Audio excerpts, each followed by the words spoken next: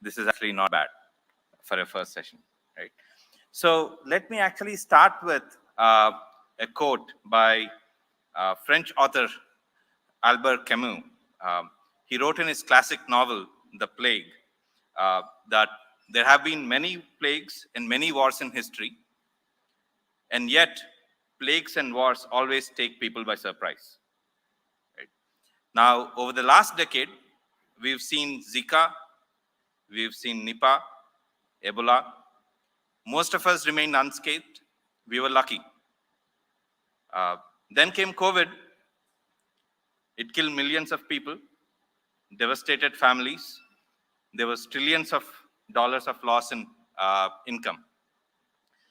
Experts still say we were somewhat lucky. Now, most of these pathogens, as we know now, had zoonotic origins, which means they entered our lives through some sort of what we call spillover events. Now, because of climate change and human activity, it's expected that we'll have 4,000, not 10, not 100, but 4,000 such spillover effects, spillover events over the next 50 years. I don't think we can count on luck anymore, right? And hence, we need a holistic approach that goes beyond just our healthcare systems or humans. And that's why our first talk of the day today is by Dr. Sindhura Ganapathy, a visiting PSA fellow in the Office of the Principal Scientific Advisor to the Government of India. He's actually working on building our national programs in One Health, focused on implementing integrated disease surveillance, disease control, I should say, pandemic preparedness that brings together human, animal, and environment sectors. Turns out, Sindhura comes from a farming family here in Shimoga, if I'm not wrong. And he's an alum of the Bengaluru Veterinary College, the Indian Veterinary Research Institute, and Penn State University, where he's also a visiting scholar at the Huck Institute. Previously, he spent a decade in global health. Over to Sindhura for the first talk of the day. Excuse me, can you present?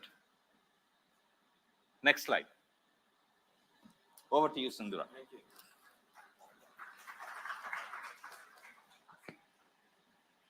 This is for next, right? This is for previous. This is for next. Yeah. That's counterintuitive. Thank you, Raghu. This is good afternoon, 5 minutes afternoon, I guess. Right. I spend my time mostly in Delhi these days, so not yet used to this.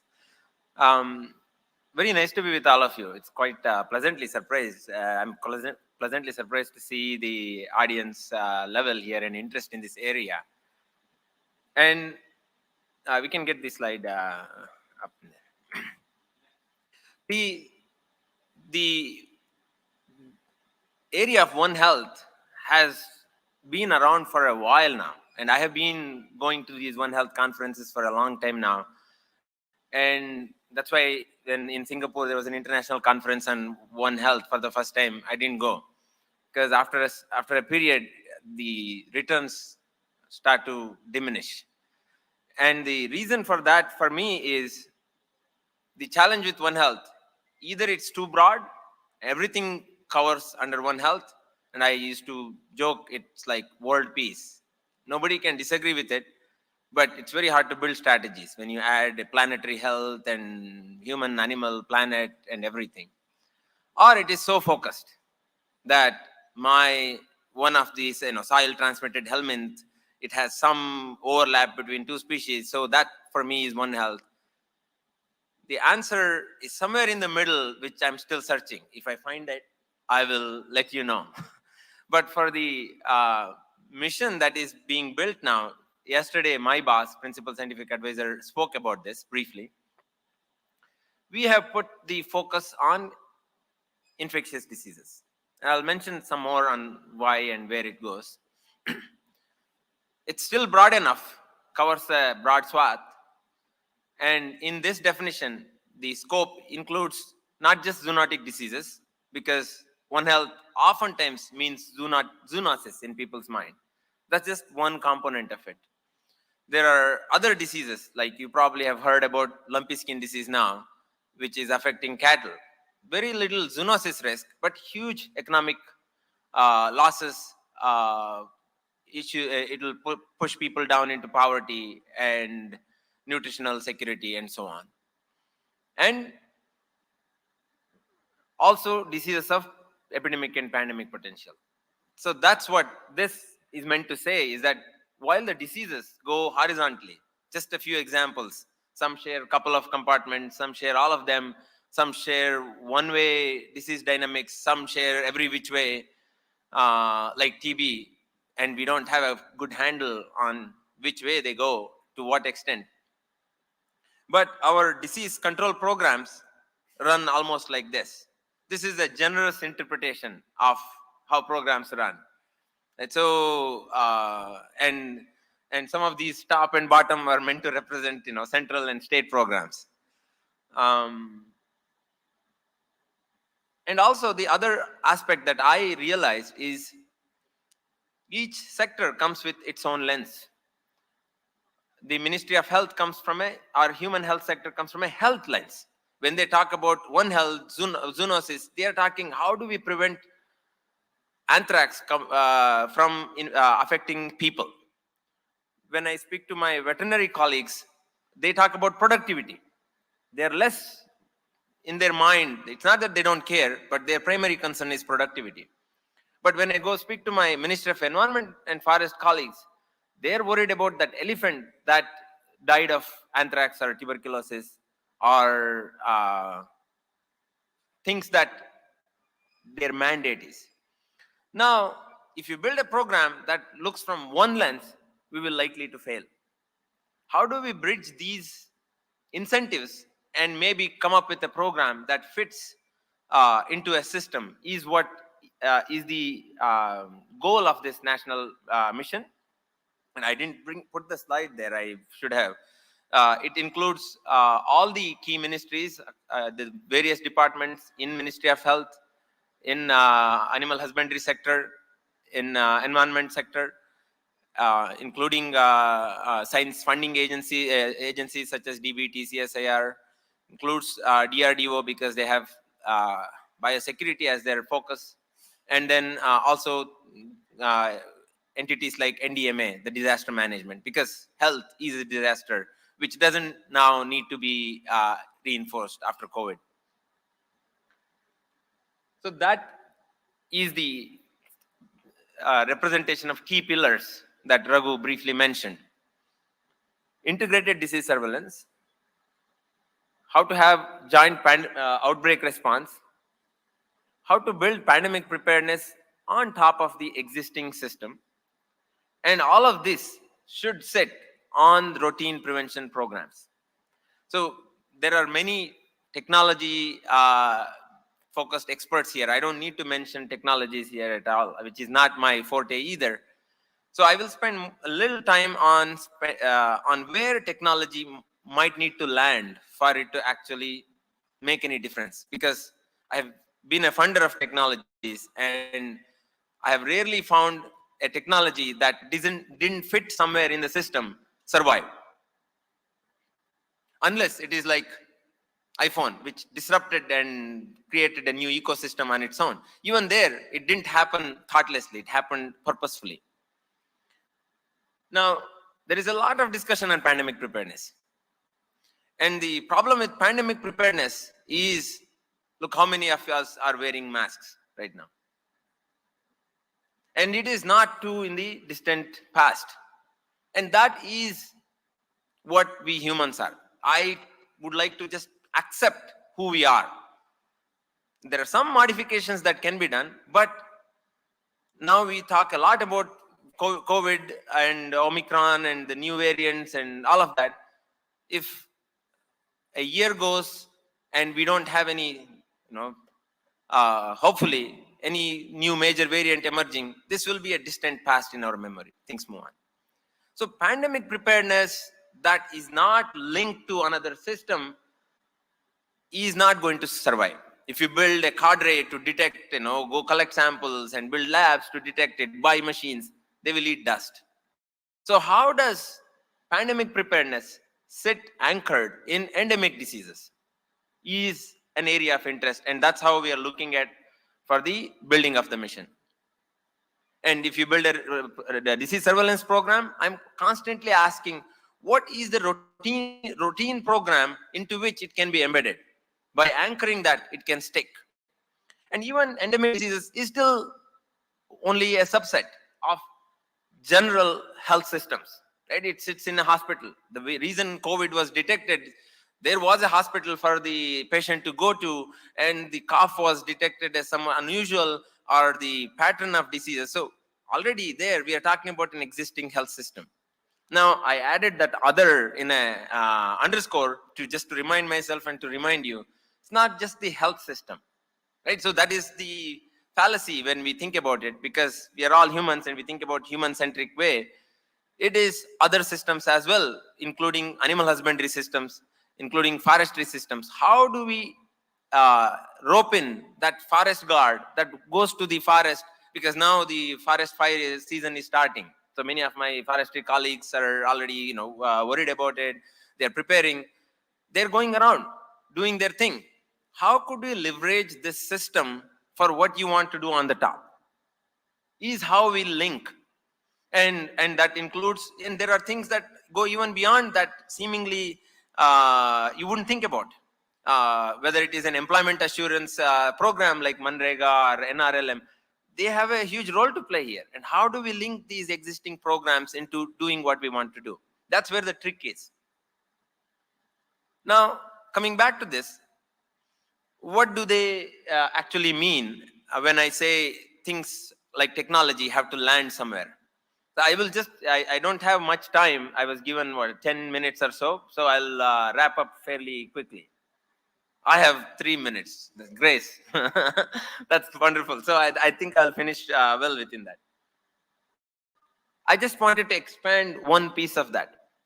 If you think about disease surveillance, what would a disease surveillance program look like? In my mind, this is my interpretation. It will hopefully become the interpretation of in some version of the overall mission as well.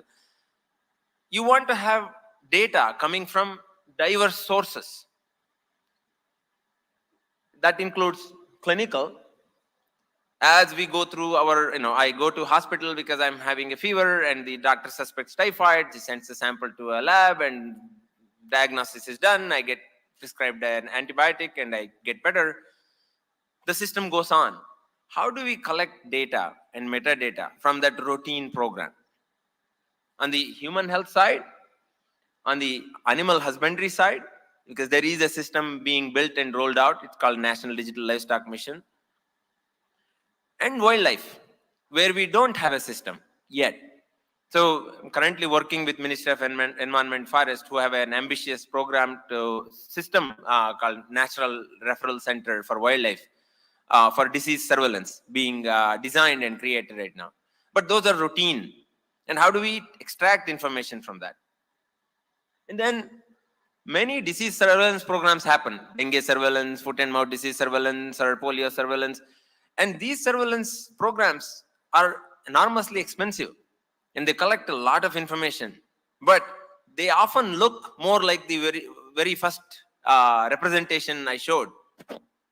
So how do we take advantage of that resources we are already spending and extract information in a way that is useful? And then the emerging, there will be a panel, distinguished panel who know a lot about this, sentinel environment-based surveillance, which I'm a big fan of. I think it has huge potential because of technological advances and because it doesn't take as much human resource and it can actually scale much easier. But we have a long way to go there before it becomes part of number 2, routine surveillance. It needs to have good method development, which diseases can be picked up in a lab. For what samples? How do you sample them? Fair bit of work done. Just because we can take some sample and we can, through deep sequencing, detect a pathogen is not yet there for it to be landing in a routine surveillance. So I would like to make it quite obvious statement so that the bridge can be crossed, because the group here is working on those methodology developments and constantly thinking about what are those places where this method can land and become part of the national program. And then non-traditional data, we hardly use those. So how do we actually integrate all of that? And I have still not figured out how to make it not look like all the information is going into a black hole, so that it is linked to immediate action. But I did want to say there are a whole bunch of lab networks, and how do we link those into a network of labs, currently a network of networks, so that it doesn't matter where the samples go. They go with standardized input, and the data goes into whatever data repository there it makes sense for the program, but we think about it from a federated data perspective. And building analytics, disease modeling capability. So India needs to deepen that capability, and it needs to be linked very closely to government programs. And right now that has not yet happened. There is a lot of scope there, because disease modeling all models are wrong, as they say, and some models are useful. And models get better and better as you run that engine. And how do we deepen that? So this is just, I can speak about this now for another 1 hour, because there is so much in each of these. And I'm also not going to expand each of the other pies of the pizza. Just wanted to give a flavor. What does it mean to have technology, and how to have it in a system that can continue to strengthen the system and advance our ability to run programs and build pandemic preparedness as we envision it when it next comes. Because if it is part of the routine program, it is less likely to be forgotten. Obviously, there are certain things we will get surprised about, but our starting point will be definitely few steps above than where we were before the COVID started. So that's the hope, and that's the goal for this. And this also has Karnataka state as one of the pilot states, and many of these components have the opportunity to be implemented here across the state in various ways, so that we can learn, because there is many learnings here, each little internal learnings that add up to a whole. Thank you so much.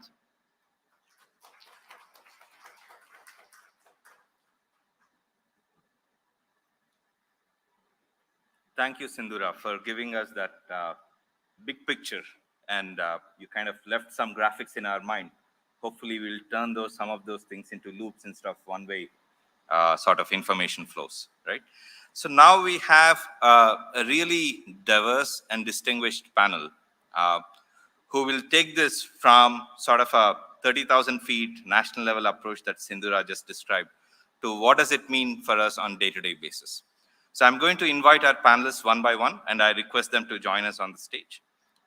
First, I would like to invite Dr. Trilok Chandra, IAS, Special Commissioner of BBMP, who has been leading Bangalore's COVID response, and to whose team all Bangalore citizens owe much gratitude for their tireless efforts over the last couple of years. Dr. Trilok Chandra, please join us on stage. Next, I would like to invite Dr. Farah Ishtiaq, Principal Scientist, Tata Institute for Genetics and Society, or the TIGS, an expert in disease ecology, evolution, and conservation biology. She has actually been heavily involved in COVID response too, especially in her genomic surveillance efforts, and now she's pushing forward with other disease areas. Welcome, Farah. Thanks for joining us. Now let me invite Dr. Parmesh of the Divecha Center for Climate Change. He's a pediatric pulmonologist who has been a tireless change maker. He's just not been an advocate, he's been a tireless change maker on air quality, environment, and health for decades, actually, as the chairman and member of many national and state committees and task forces. Thank you, Dr. Parmesh, for joining us.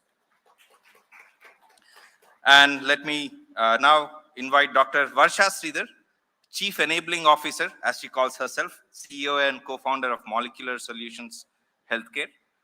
She's actually a PhD in molecular biology and microbiology from the University of Pittsburgh. But she's been really a public health practitioner and problem solver, bringing cutting edge science to the One Health approach. Thank you for joining us, Varsha.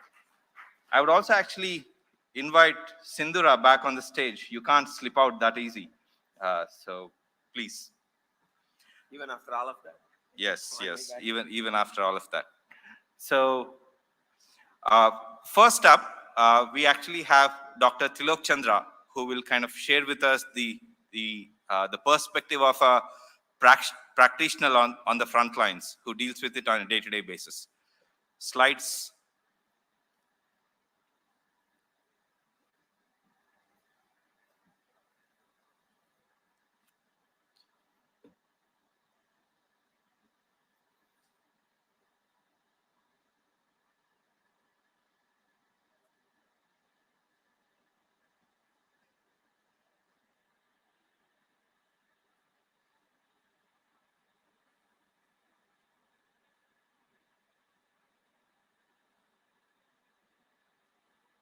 It's the same presentation, all of them in one.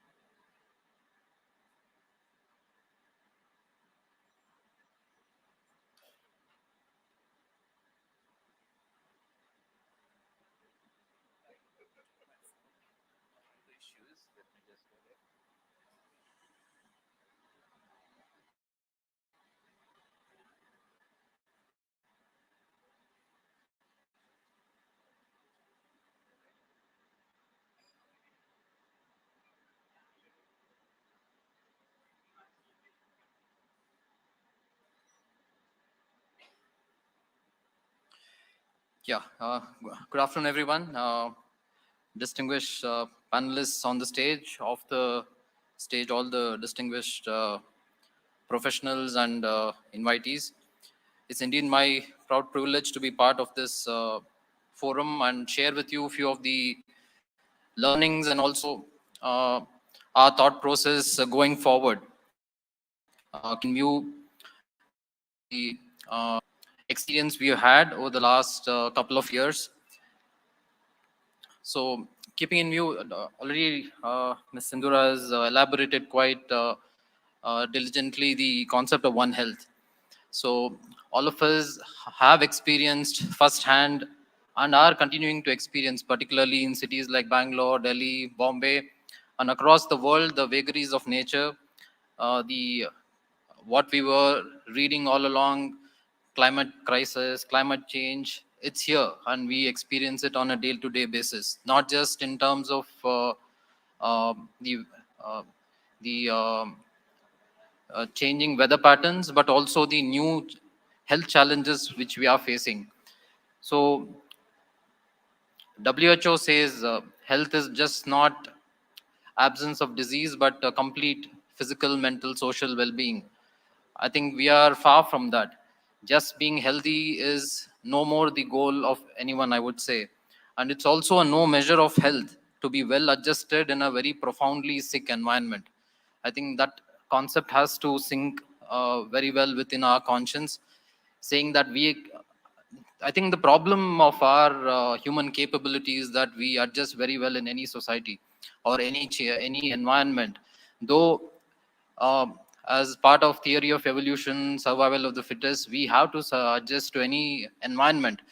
But we being the cause of the change of that environment and which profoundly affects other species, and they're just giving back to us now, and we are adjusting. So that is a very, I think, very sorry state of adjustment which we are having. So, but I think there is a tipping point where that stops. So I think One Health is a very important concept which all of us have to imbibe right from the childhood and ensure that in what way we can contribute in ensuring that everyone survives, because in everyone's survival is our survival. Next. It's not working? Next.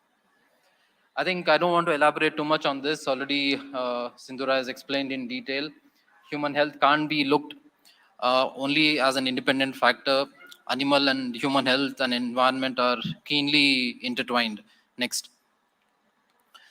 Um, in the last few years, almost 75% of the newly emerging infectious diseases are zoonotic, and 60% of infectious diseases in humans are spread from animals, not just serious diseases like what we had encountered, like COVID or Ebola, even as simple as chikungunya, dengue, and the new the veterinary borne diseases also we are facing on a day-to-day basis.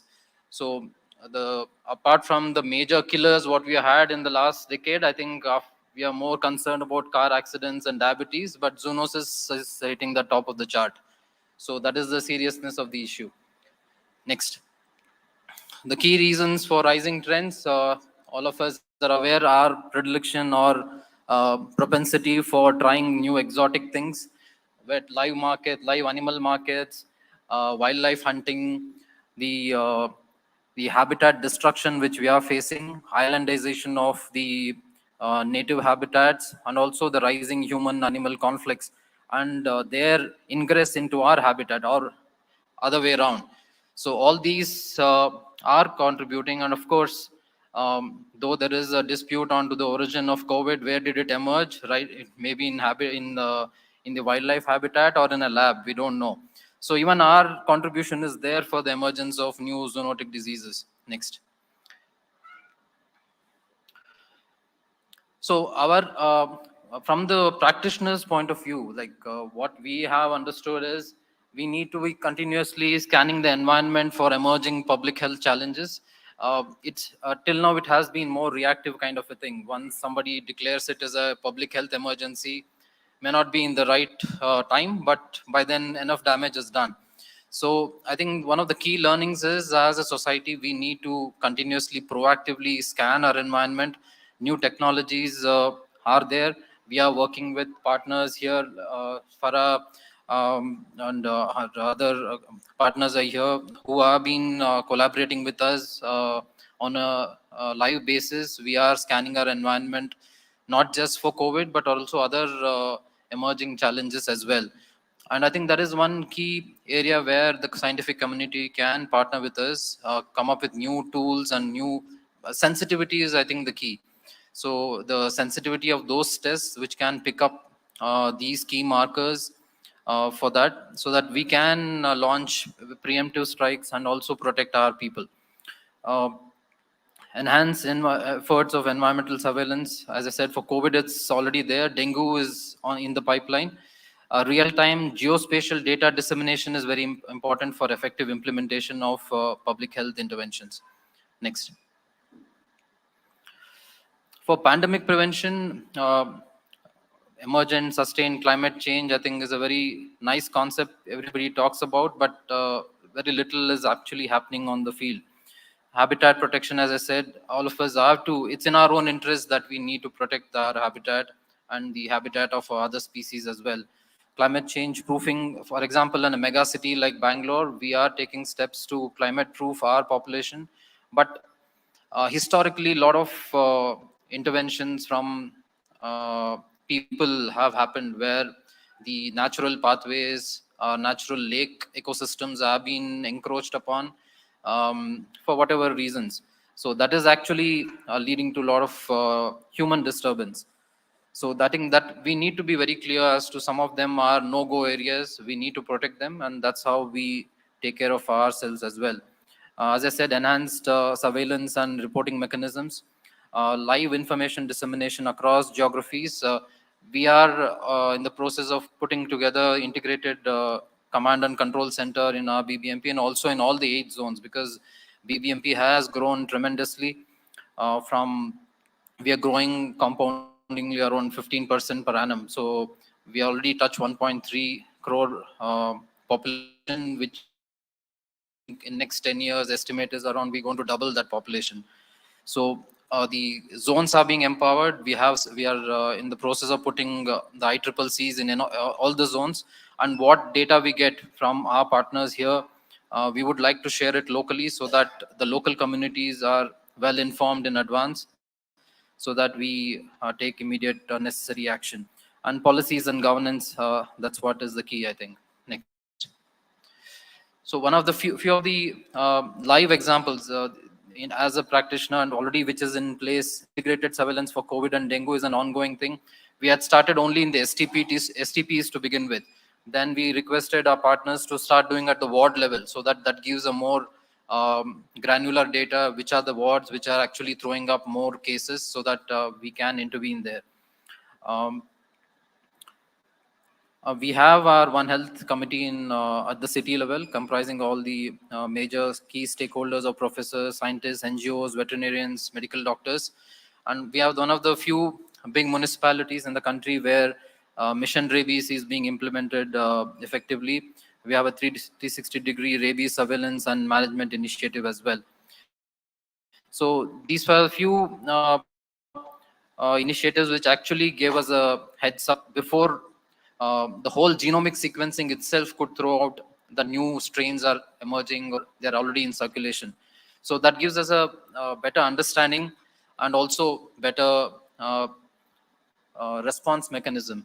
So just to sum it up, I think One Health, all of us should imbibe in our day-to-day lives, children's lives, and also as practitioners, as innovators, as scientific community, we need to engage more closely and also ensure that the cutting edge tools which are available are deployed at the community level, at the ward level. I think that's where we can catch and any disease which are emerging, and that will be the best pandemic response, I feel. So thank you for having me here. Thank you. Any questions we'll take now or later? Okay, thank you.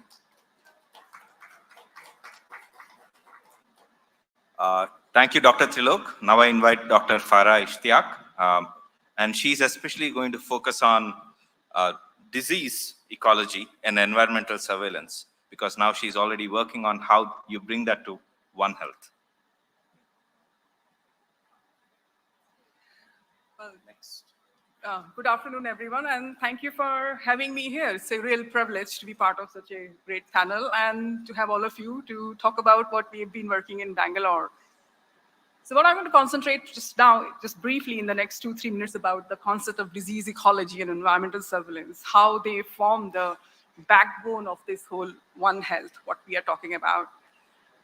So One Health, I mean, as you all heard, right? It's all, people talk about the interconnectedness between the health of humans and health of animals. But actually, environment plays a huge role in that, how you interact, how you change the ecology around that area. And when we started the surveillance aspect for the SARS-CoV-2, it was more of a firefighting mode for us, because we were already cruising through the, can I have the next slide, please? We were already cruising through the pandemic, and we had no idea like how the viral load or how the virus is cruising through the city. And that's where we started this environmental surveillance, which is the most not so sexy thing to do, because it's basically you're collecting sewage every day and looking for pathogen, what the viral load is going. But look at the potential of this whole technology. It's like a canary in the coal mine. When you detect the virus in the water, you know which parts of Bangalore might be seeing this rise or low viral load. And it needs to be done in real time. So what we've been doing is detecting the virus. We were also doing the genomic sequencing. And the most important aspect for us was to report it to the BBMP, to the health commissioner, just to understand what's happening in the city, because it doesn't matter how many clinical testing and sequencing you do, what you see in the wastewater, it's the kind of a community data. You know, not everybody is getting tested, so it involves not just the symptomatic people, but also the asymptomatic people. And now we know how it's done. And Bangalore, I must say, I'm not exaggerating, and I will not be modest about it, that the way we have done it, I think is one of the best way it can be done, not just in India, in most part of the world, because it's like a full package where you're not just doing the science aspect, you're also taking it to the policy level as well, where the information can be used in real time. And one of our goal now is to expand it for the other pathogens. So it could be any pathogens, as we call that, those not so interesting diseases like dengue, could be chikungunya, could be cholera, or could be typhoid. You can just map it across the city and you will know what's the spatial or temporal distribution of these pathogens is happening in the city. So that's the power of this work. Since I'm present here in a biotech summit, I would like to say that technology plays a huge role, because surveillance doesn't stand on its own. You can make it very sustainable and subsidized if you can come up with very nice tools. It could be mapping, it could be digitizing the data, it could be different parts of things. So if anybody out there listening and thinking out, they have some great ideas to make it more sustainable and more exciting, I'll be very happy to talk about it. Can I have next slides? So the other thing I just want to briefly touch upon is the aspect of this disease ecology, because dengue has been around for a long time, and people think SARS-CoV is the only disease which has happened through the zoonotic channel. But actually, dengue also goes back to the same level. You have these mosquitoes who used to live in the forest, and when the people started changing the habitat, they become urbanized. So there used to be sylvatic cycle of these mosquitoes. Now they have become very urbanized. It's just that we have learned to live with them. We think it's just dengue, it happens every year and we should just move on.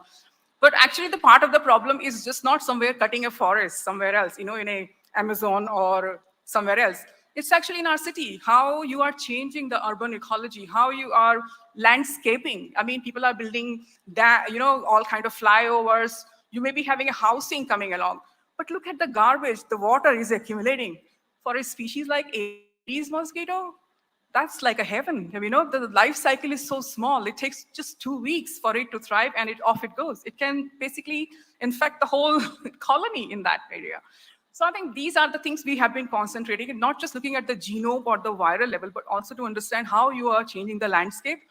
Bring in the urban planning, because One Health is just not about me and people sitting here. You need a lot of socio-economic people from economy, for people who are planning the city to be part of this network and to understand how you can make a One Health network. And I feel that Bangalore has a huge potential to show the way how it can be done. And I hope we can take it forward. Thank you. Thank you, Dr. Farah. Now I want to invite Dr. Parmesh, who I've already mentioned has been a tireless crusader for, in some sense, the One Health approach. Farah mentioned urban ecology. So he's been working on environmental pollution, air quality in urban areas for a very long time. Please.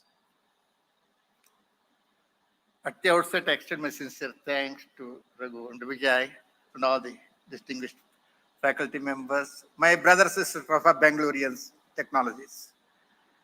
You cannot survive without breathing for 3 minutes. You cannot survive without drinking water for 3 days. You cannot survive without eating food for 3 weeks. These are all the basic essentials of our lifestyle, sustainability. All these things being hampered because of the air pollution, global warming, climate change. Not only planet is suffering, and we are all suffering directly, indirectly. Those two issues, next 3 minutes, I'm going to highlight to you. Yes, I think, next slide, please. Life existence is at stake, let alone the health. You are not going to survive if you don't act now. Why do I say that? There is a data supporting evidence is there. We are in the catastrophic stage. Our carbon dioxide is a 450 part per million as of now. We are at the peak. It will go into the next stage. If you allow the same thing going to happen, we are going to irreversibly all the living animals. Next, if it goes up to the 600 part per million, there is nobody, no life is existent in this globe. It is a fact. Do we have any proof, doctor? Yes, we have. Venus happened billions of years ago. Exactly, it happened. I think what all the scientists all over the world just say, let us maintain the carbon dioxide by 250 part per million so that our temperature can be maintained 1.5 degree by the end of this century. Mother Earth, our Mother Earth can manage about to only 3.5 billion tons per year. We produce 3 times more carbon dioxide footprint.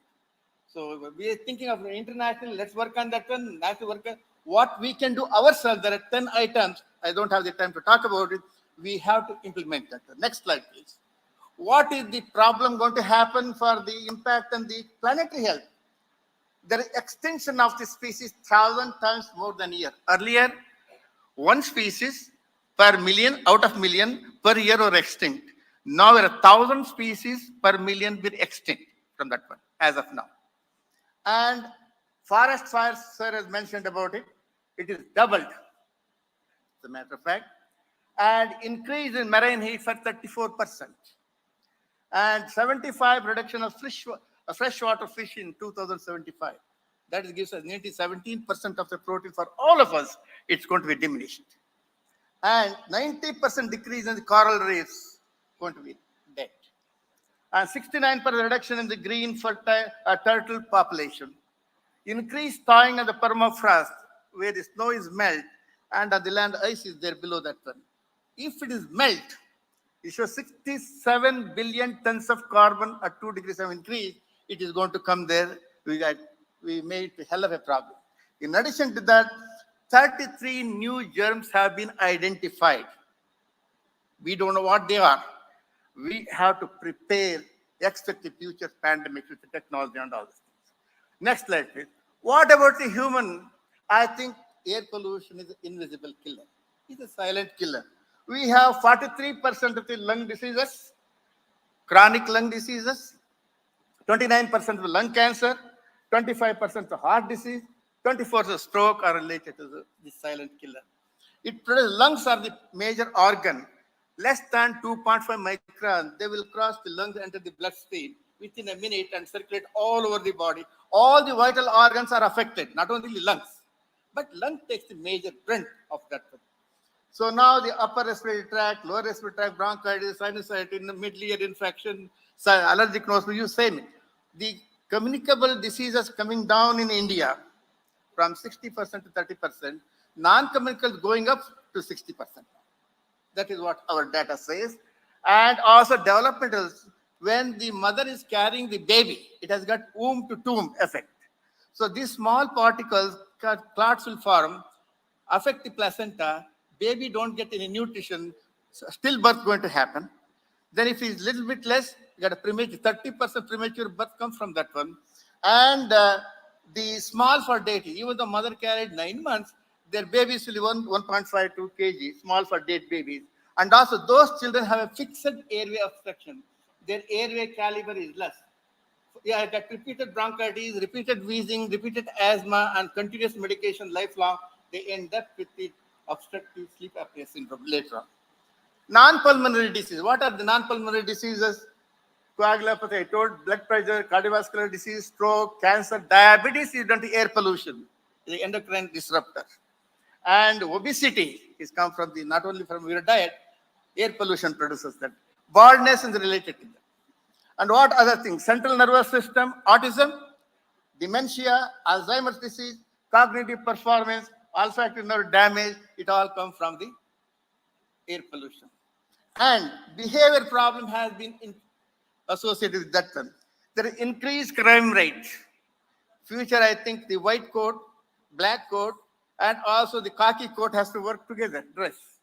Find out, I never wanted to do this crime, sir. The air pollution created me that I don't know why it happened. It's going to come there in future. I will have to find some technology how to identify those things. Impaired judgment is going to happen. And worst test scores in the polluted days. Children who get 100 to 100, if you are in a polluted atmosphere, you give the test, they take 10% less. These are all the studies have been proved. And also reduced productivity of the work. These are all the human-related issues. Next slide, please. So now, a healthy breath will always bring healthy life. Let each one teach one, plant one tree, and maintain it. It gives oxygen for 4 people. We need 500 liters of oxygen every day to sit quiet and breathe full. And also for that, how much it comes? 15,000 rupees per day. Nature is providing us. For your car, do you need oxygen for your car? Yes or no? Yes, you need oxygen.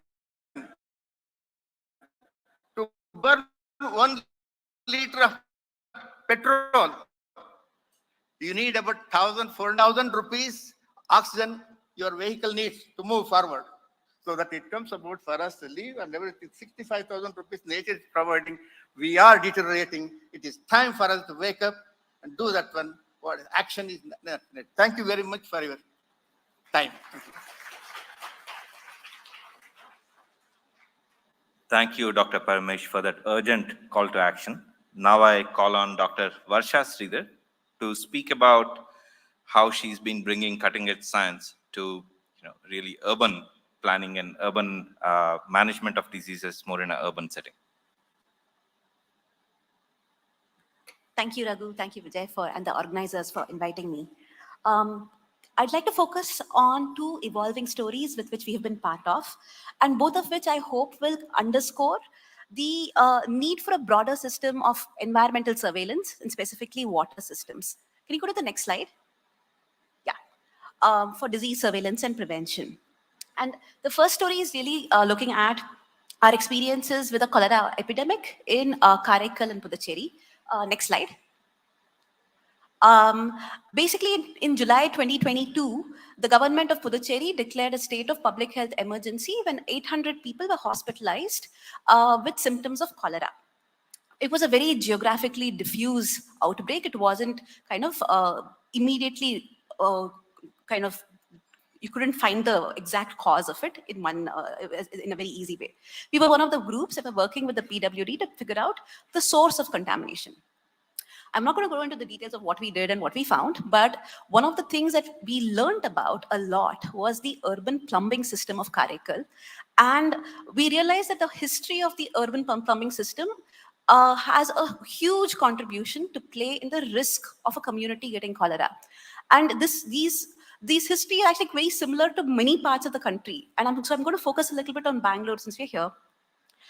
This is a map from late 1700s. This is what Bangalore looked like. The little gold, the round thing in the bottom is the fort area, Bangalore Fort. And Bangalore Fort was a colonial stronghold surrounded by the local economies and local communities. They're called pets, Chick Pet, Sultan Pet, those kind of pets. And a lot of, initially, the water to both sort of parts of Bangalore, the sort of the colonial stronghold as well as the local parts, were through the same source, which was actually Alsur Lake.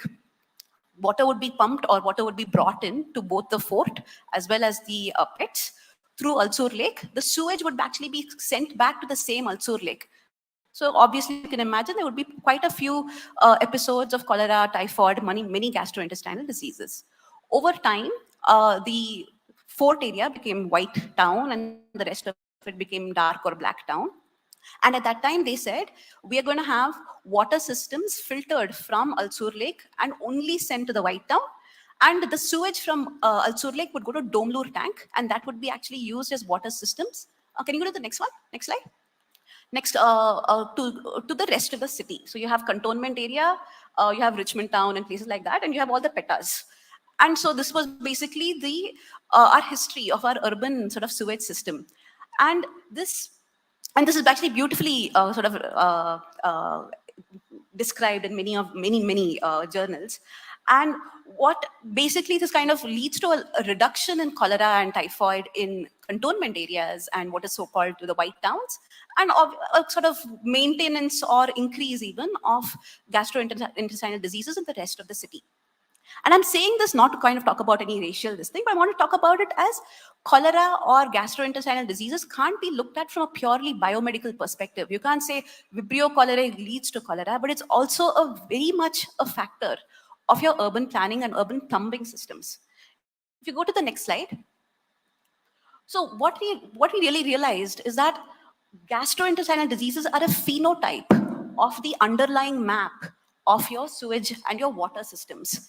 The placement and patterns of your sewage lines, especially in relation to where they are and how close they are to your drinking water systems, makes a huge difference. The patterns also, if it's a straight line versus a curvy line, because if you have a curvy line, then you have more chances of cracks, you have more chances of biofilm formation. The type of pumping, in places like Bangalore, we have continuous pumping because the demand for drinking water is so high.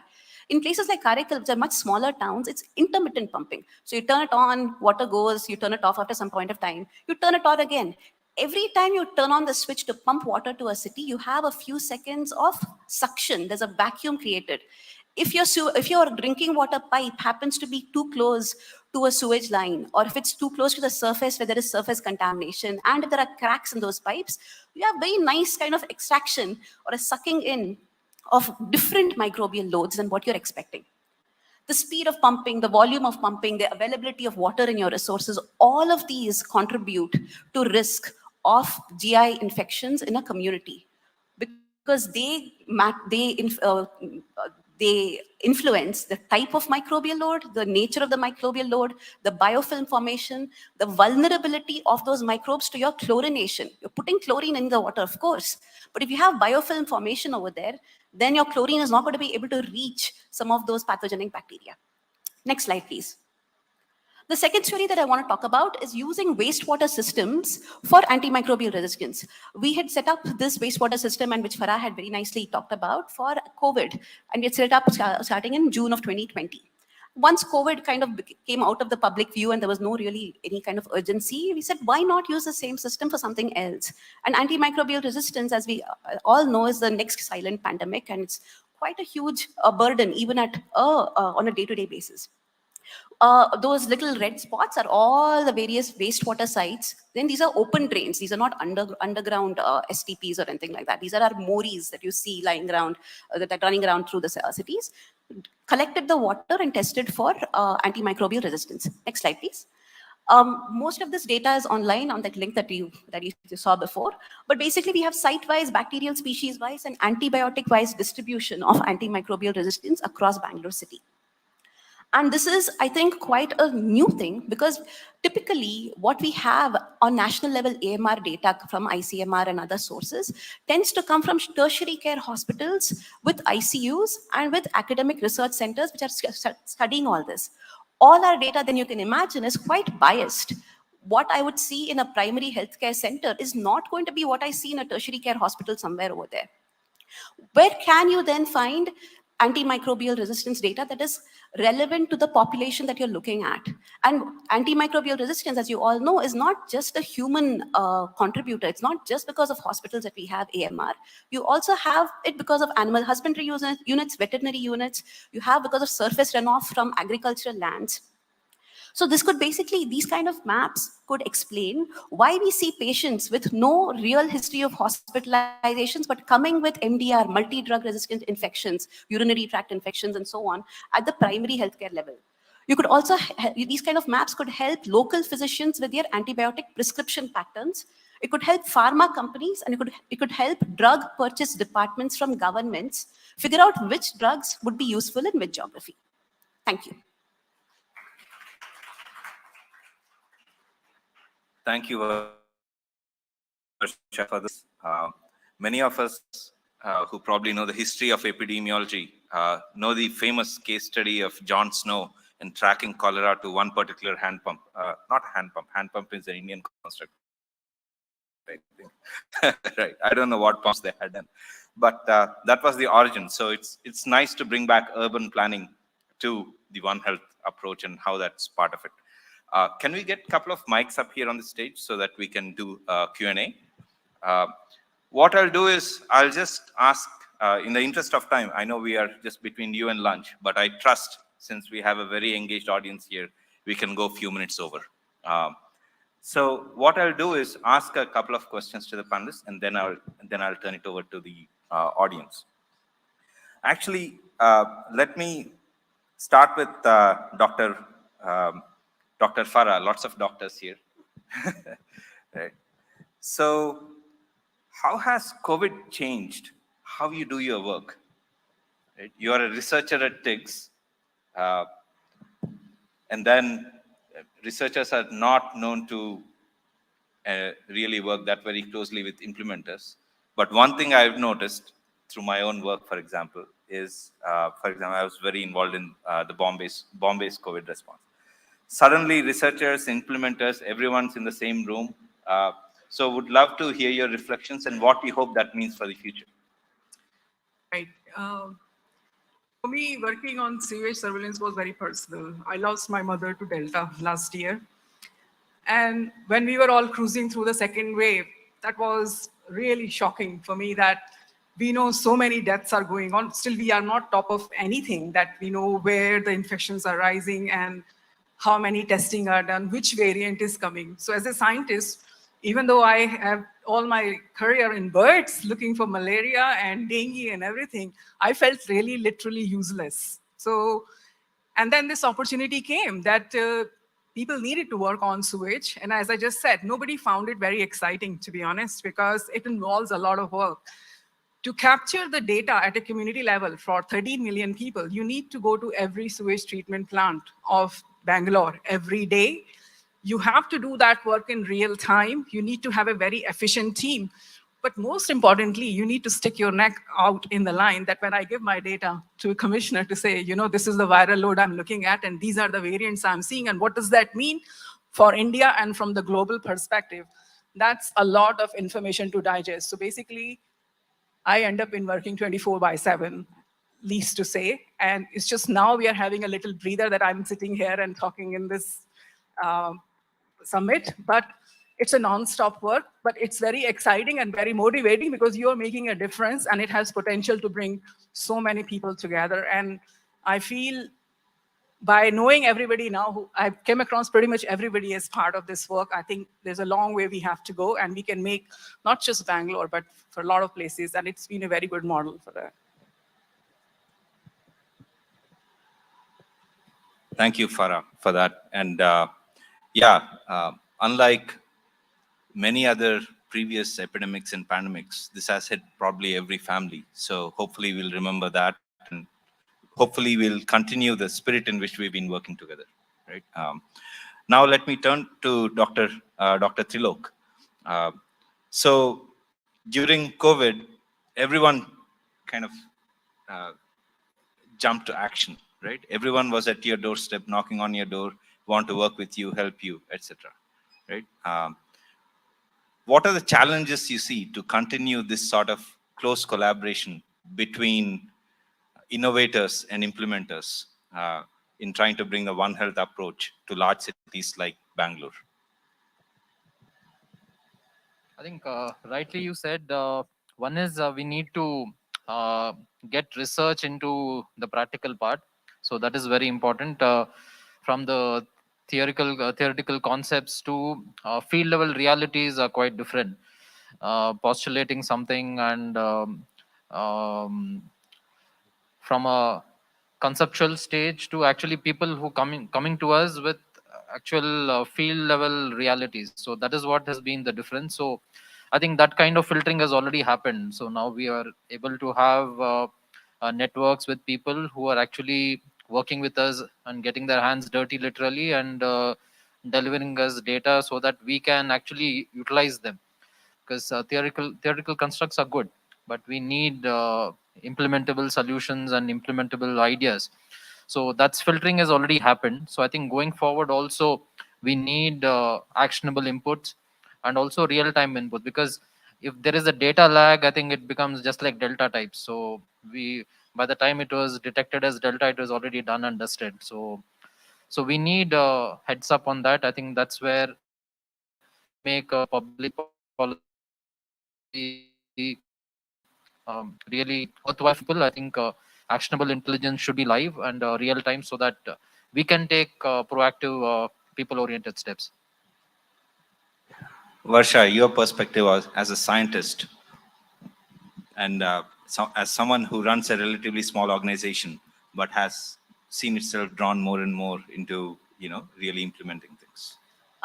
So I think the biggest learning for me is that one individual or one organization can't do anything. And I think this has been probably the lesson that all of us have learned after COVID. So coalitions have definitely opened doors for me that would not have been opened if I had gone in as an individual startup. So the coalition forming process, I mean, Indians are great at coalition forming, I think, because we're good at negotiating. But I think one of the main concerns or challenges that we faced in coalition forming is intersectoral barriers. You may have people from for-profit companies, from NGOs, from government agencies who are willing to work together, but there is so much of systemic distrust, and there is also a lot of differences in mandates. And overcoming those systemic distrusts, those differing mandates, those completely conflicting priorities, I think takes time and patience and a constant kind of willingness for honest communication. And I think those have been both learnings and challenges for us. Thank you. Now let me just ask Sindhura, from a national perspective, as you try to make all this align, what sort of really keeping you up? There probably are many things keeping you up. So we don't have that much time. Yeah. but yeah, so we would love to hear your thoughts on challenges that we really need to overcome. I think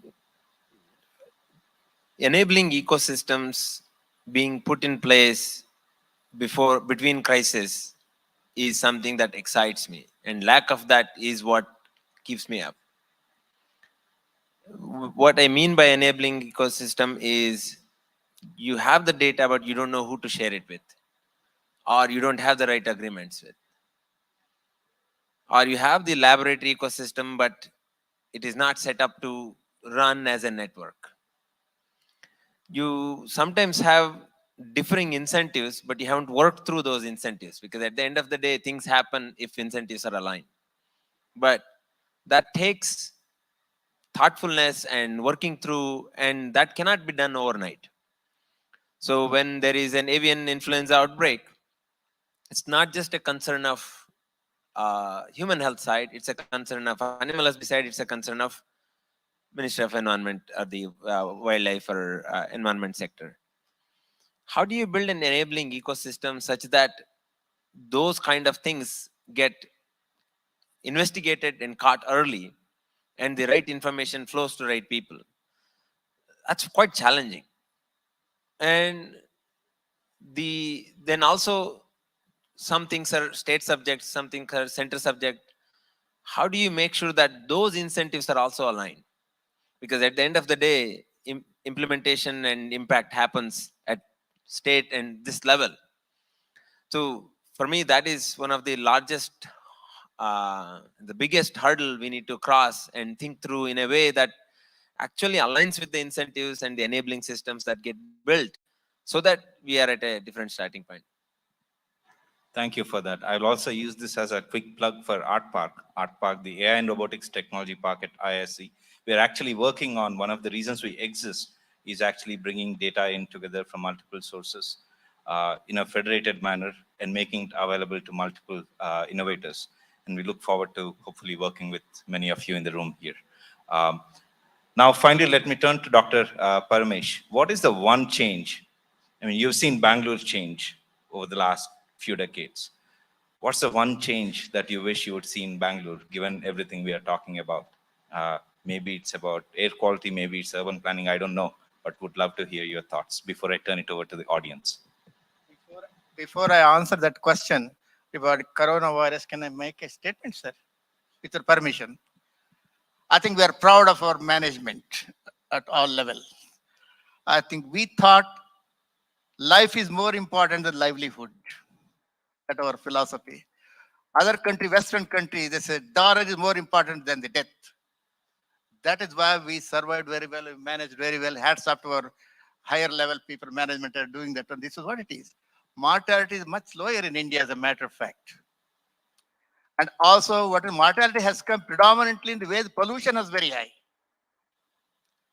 In that area, if you analyze, it is much higher there than in areas. If you compare all those things, we are proud of it. And vaccine, it would have taken 8 years, we brought in no time. We are proud of that one. And that's what been appreciated United Nations chief and also appreciated by the WHO chief. I think we are proud of that. Whatever, keeping that apart, If one word I have to state in Bangalore, I've been singing for nearly 45 years. Let us forget, try to forget their addiction to the fossil fuels. That is 95% of the pollution come from that one. So I think that's what my statement is there. Thank you. With that, over to audience. I see this gentleman here who raised his hand a while ago, and I see several hands. We will, as long as we can keep you for lunch, we'll keep taking questions.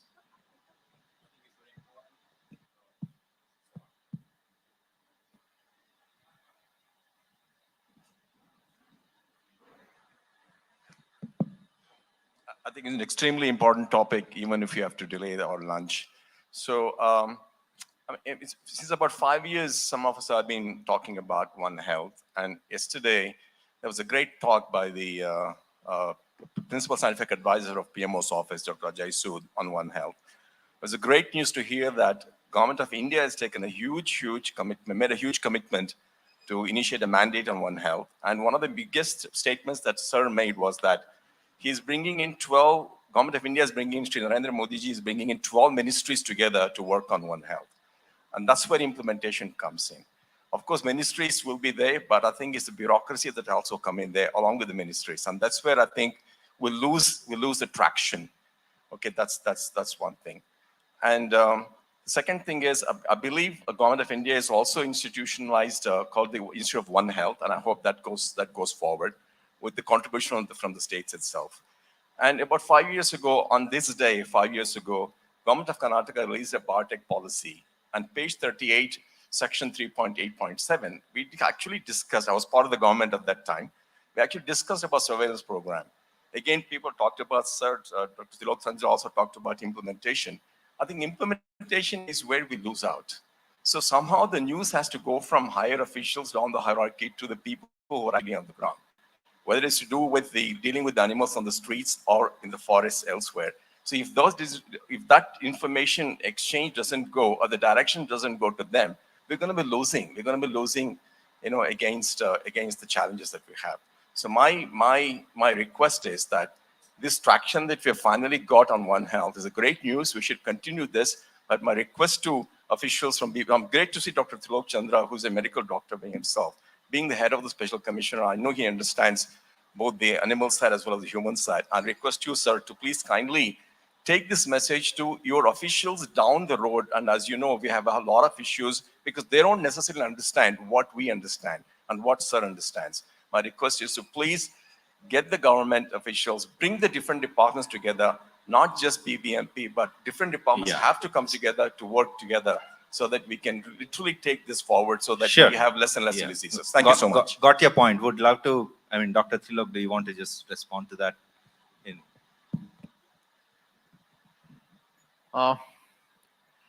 It's a valid point. I think at the field level, there have been challenges. For example, our environmental surveillance also, when we started out, we had certain challenges where the other line departments cooperating with our Varsha's team or Farah's team going and picking up samples at the ward level. So we need to iron that out. That's an ongoing work in progress, but people do fall in line. I think we have been able to deliver on that as well. But sensitizing people at the ground level is very important. That's an ongoing thing. And we should do that. There is no issue on that. Sindhura, do you want to? Okay, sure. Yeah, just a brief question, sir. I want to know what is the latest on COVID-19 currently, because a few months back, we were talking about Omicron, which is highly infectious, and then if you look around, you get an impression everything has become quite normal. Just 2 days back, we read in the newspaper that there were 10,000 cases, COVID-19 cases in China. So I want to know what COVID-19 protocols we should be adopting now. Has the government of India declared that COVID is no longer a global pandemic? Thank you. Yeah, I don't know who wants to take this question. You want to take this question? Do you want to take this question?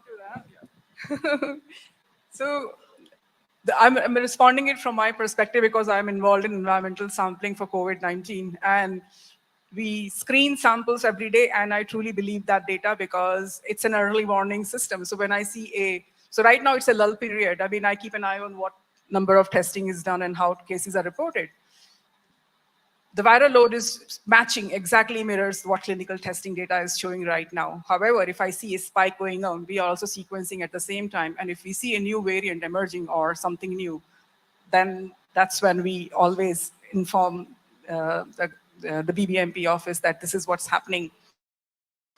But with respect to China, I just want to say that they followed a zero COVID policy. So the rise in 10,000 cases is not a surprise. You're not letting people getting exposed to the virus, so they're not getting any immunity development. So that's a different ballgame. So I think we have got enough herd immunity by now. So yeah.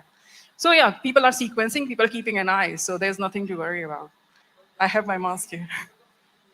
Sorry? I think you should be following what the commissioner is doing. You should be wearing a mask right now.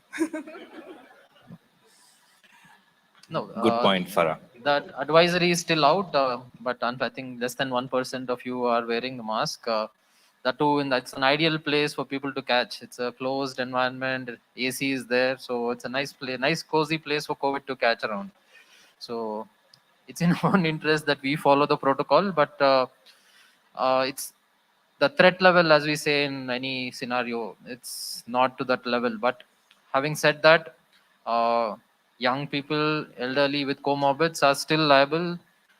We are still getting around 30-40 cases per day in the city. But clinical understanding is that people with comorbidities and immunocompromised individuals will still get into serious issues. So, and people who have still not taken their booster shot, please do that. So, and still follow the masking wherever possible. Thank you. I'm Barinder Sethi. My question is specifically to Dr. Tilok and Singh.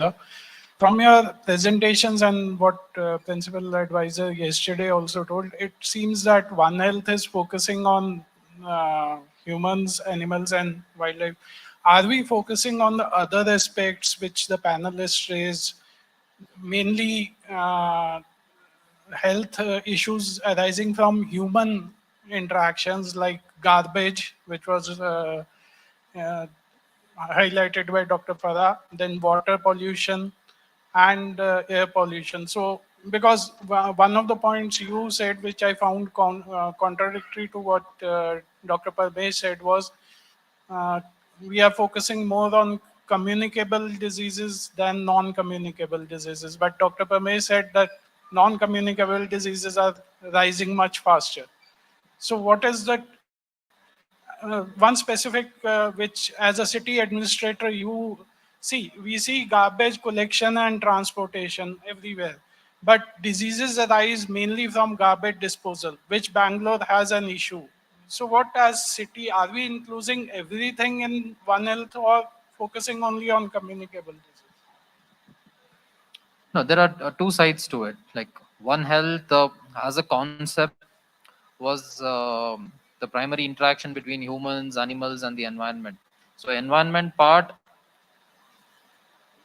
as I said in my opening remarks as well, in what way humans are contributing to environmental degradation. So environmental degradation covers scientific disposal of solid waste, the air pollution, and we are part of that problem. So having said that,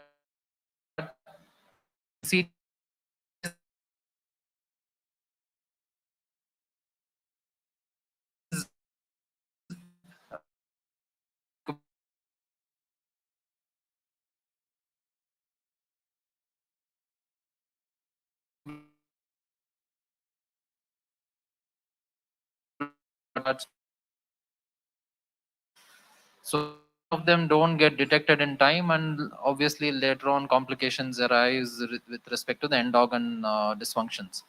So we are establishing around 243 primary the sub-centers, the number clinics, which are probably in end of the year we will be launching them. The primary focus is on NCDs, so that early detection and primary prevention is it's the foundation of public health. So that is a goal which we are working on, and it's on top of the agenda. But we, as One Health concept, it's about the live interaction between the interacting organisms. So that was the context in which we spoke about communicable diseases. All right. So One question. we are actually at at 1:17 already. I don't know who has the mic right now. I'll probably have to let that. Hello. No, that person already had the mic. Sorry. Yeah, just a small question. So, so I work at a private equity company, a venture capital firm. So obviously, I come from the more innovations and startup lens. So one thing which we've observed over the last couple of years is a rise in the number of startups in the whole diagnostic space, because that's something that I also saw in Dr. Farah's, the presentation, that the diagnosis was done by RT-PCR, right? And one thing which you've seen is a lot of alternatives coming in. From a One Health perspective, what are you people seeing in the whole early diagnosis and alternatives to RT-PCR? Because RT-PCR, as we all know, has its own issues, from cost to TAT and the other stuff. So what's happening in the whole innovation space in the early diagnosis of infectious disease? Maybe Varsha, if you can take that question. And point of collection or point of care is, I think, as you might well know, is a very thriving investment space. There's plenty. There's CRISPR-Cas, there's LAMP, there's RT-LAMP, there's lots of things. In terms of One Health, in terms of environmental testing, that sense of urgency is obviously not there. You can collect the samples, you can take it to a central facility, and you can this thing. I think one of the things that that will be a challenge to scale such kind of surveillance measures is you have to have such labs within the government system where it is both scalable, it doesn't require too much of labor, and it definitely has to be cost effective. RT-PCR at this point of time, while it works for diagnostics and especially in terms of these kind of pandemic situations where you have enough of a market, molecular diagnostics as such does not have a market outside of pandemic situations unless you have a niche market. And I'm sure Vijay Chandru, okay, who's not here, will probably have some things to say about that. But I think that is probably where we have to kind of go. How do you scale something? How do you keep it sustainable when there is an off, when there is a lull period, when nobody really cares about COVID RT-PCRs anymore, right? You have 1 million labs now that have been set up specifically for RT-PCR. What do you do with them? And so I think that is where the point of care things which actually can give you an answer which changes clinical decision making at that point will work. For environmental surveillance, we'll have to figure out collection, more of logistics, less of testing, would be my personal opinion. so really keep it brief, that, and then I saw. Raghu, 1 second. What you're saying is very important, particularly what he spoke about NCDs as well. See, right now, for example, diabetes, we have only an invasive test right now. We need to prick a person to get his blood sugar level, and that is a major deterrent where people don't come forward on a regular basis for getting their blood sugar levels. I think many of the startups are here. I think that would be a breakthrough one if you're able to get a non-invasive blood sugar test diagnostic. So I think non-invasive interventions are, I think, very key for public health interventions. So on a mass scale, on a very rapid diagnosis, we had pulse oximeters. Why we could, particularly during second wave, why we could do the triaging very quickly was that that's one of the very quick tests to know how bad this person is. So all the NCDs particularly, if we have non-invasive tools, I think that would be a real game changer. My question is to all the researchers. And after that, we had a hand raised up here earlier, so that will be the last question. The panelists are going to be around, so what we are going to do is, after these two questions, we are going to end this. So my question is, are we ready for next pandemic if it comes? Okay, because we have seen a lot of chaos during COVID, because we are not prepared at that time, and due to short beds and vaccine, everything. As a researcher, you guys have seen lots of patterns by understanding the patterns. Are we ready if any kind of pandemic hits again? Are we ready as a researcher at the patterns you guys have understood? So I think that's a really difficult question to answer, and you know that too, right? What the pandemic has done is brought diverse stakeholders together, We already and know. we are working on that. So I'm going to take that as a rhetorical question and move on to the next question. Raghu, I just wanted to congratulate. Very enlightening panel. Learned a lot. One quick question, and I may be directing it to Sindhura sir. Over the last couple of months, a lot of discussion on antibody-enhanced disease, and the primary reason is the vaccine that we are currently deputing is the one which is the D614G, the first version, whereas the version, I think it is at iPhone 14, the COVID. So we are not catching up with it, and I think this seems to be going in towards an endemicity. What the future would look like for, I understand data collation, One Health, collecting data, but on the other side of actually deputing solutions, what do you think would be the preparation we would need? Is your question specific to COVID? Generic, I think, to COVID as an example, because I think we are right now seeing that in the next couple of years, we may be looking like a flu kind of vaccine that we may have to develop.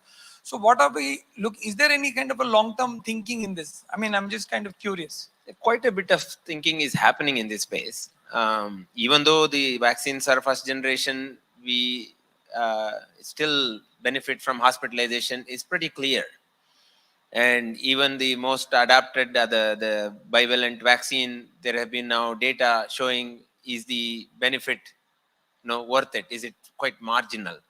So the story is still unfolding. It's too soon to say how we would adapt towards the endemicity, because we are still not out of the pandemic, because there is still a chance that something may come which might surprise us.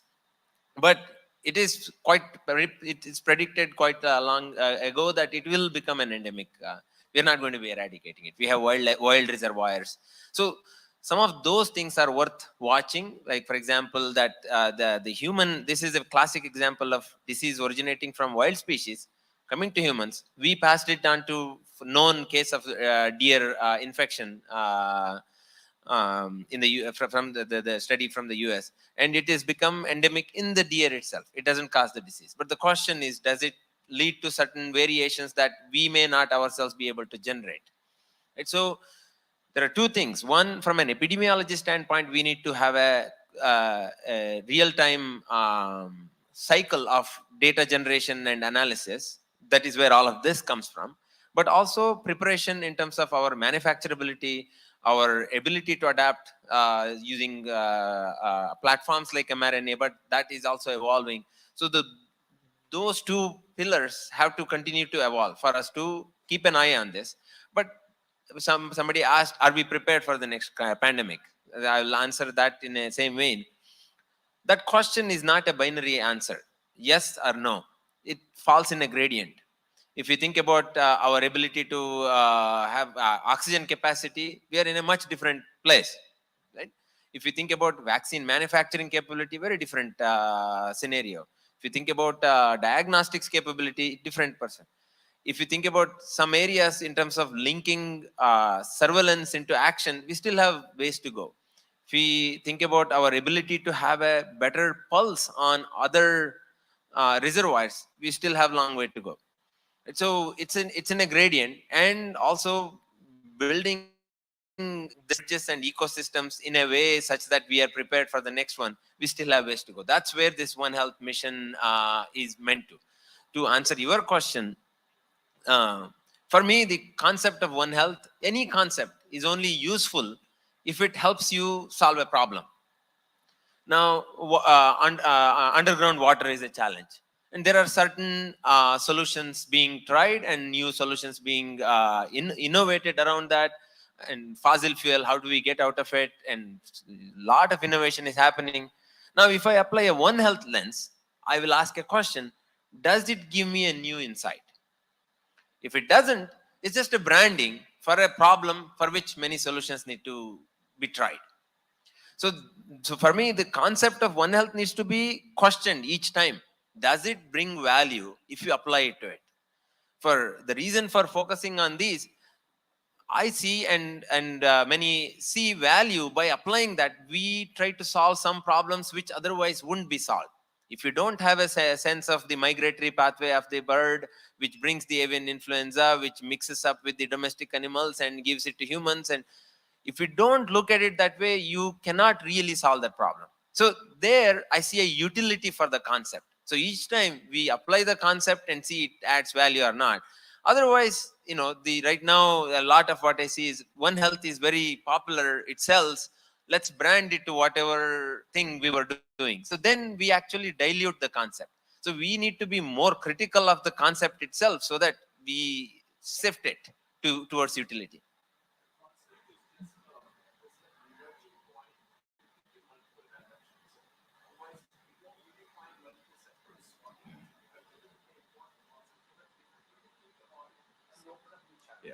Thanks. With that, we are going to actually wrap this up.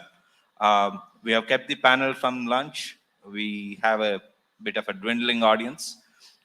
First, I want to really thank for the in-depth discussion, the diversity of viewpoints, and really very diverse expertise. The final point seems to be One Health is all going to be about collaborations between life sciences, data sciences, and technologists with the implementers, with the policymakers. Let's make it happen. Hopefully we'll start reaping the benefits of a new kind of a wave of pandemic prevention, so to say. And it's just not about pandemics, it's about health, One Health. Thank you.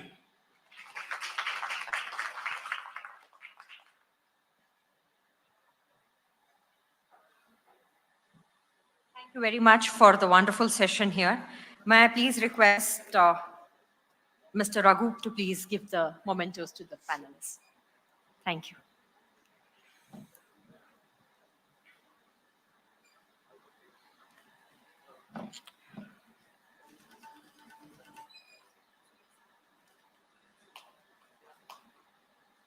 A round of applause, everyone.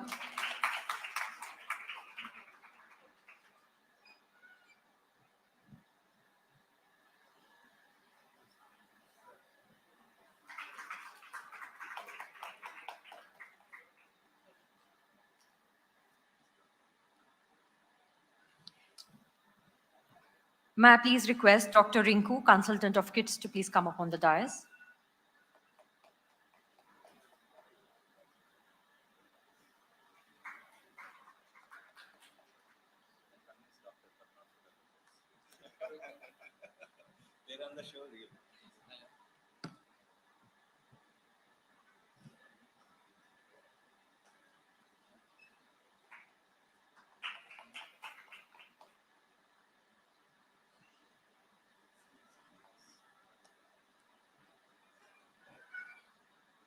Dr. Rinku, if you could please give the memento to Mr. Raghu, sorry.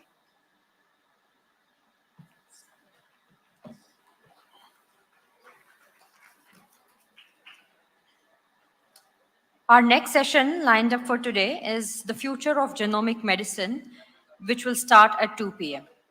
Thank you.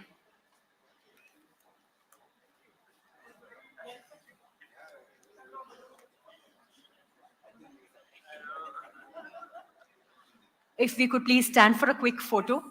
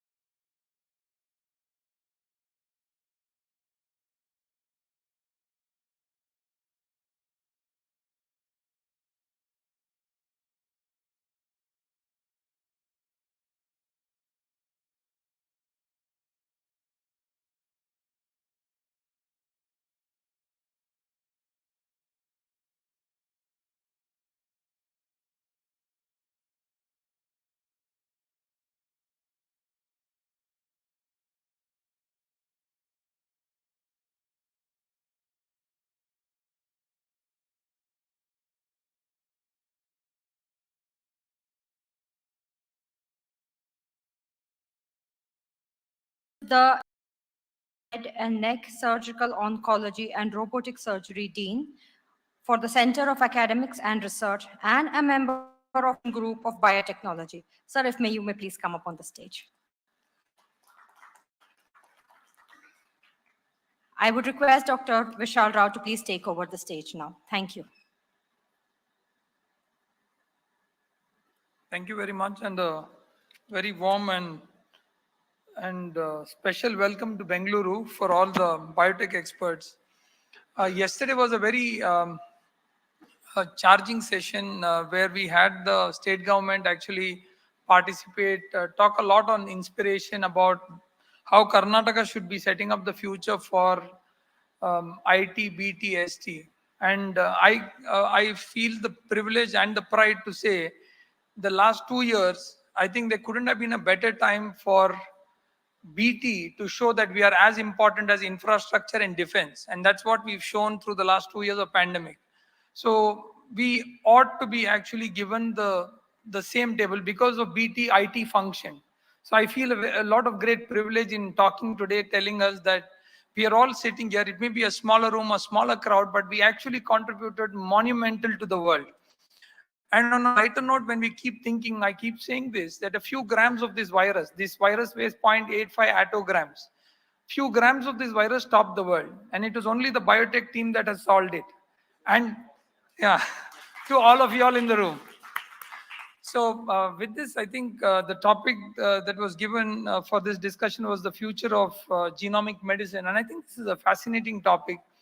My job is to collate and bring to you 3 fascinating experts who are doing something very thought-provoking in this area, something worthy that this panel should leave you thinking.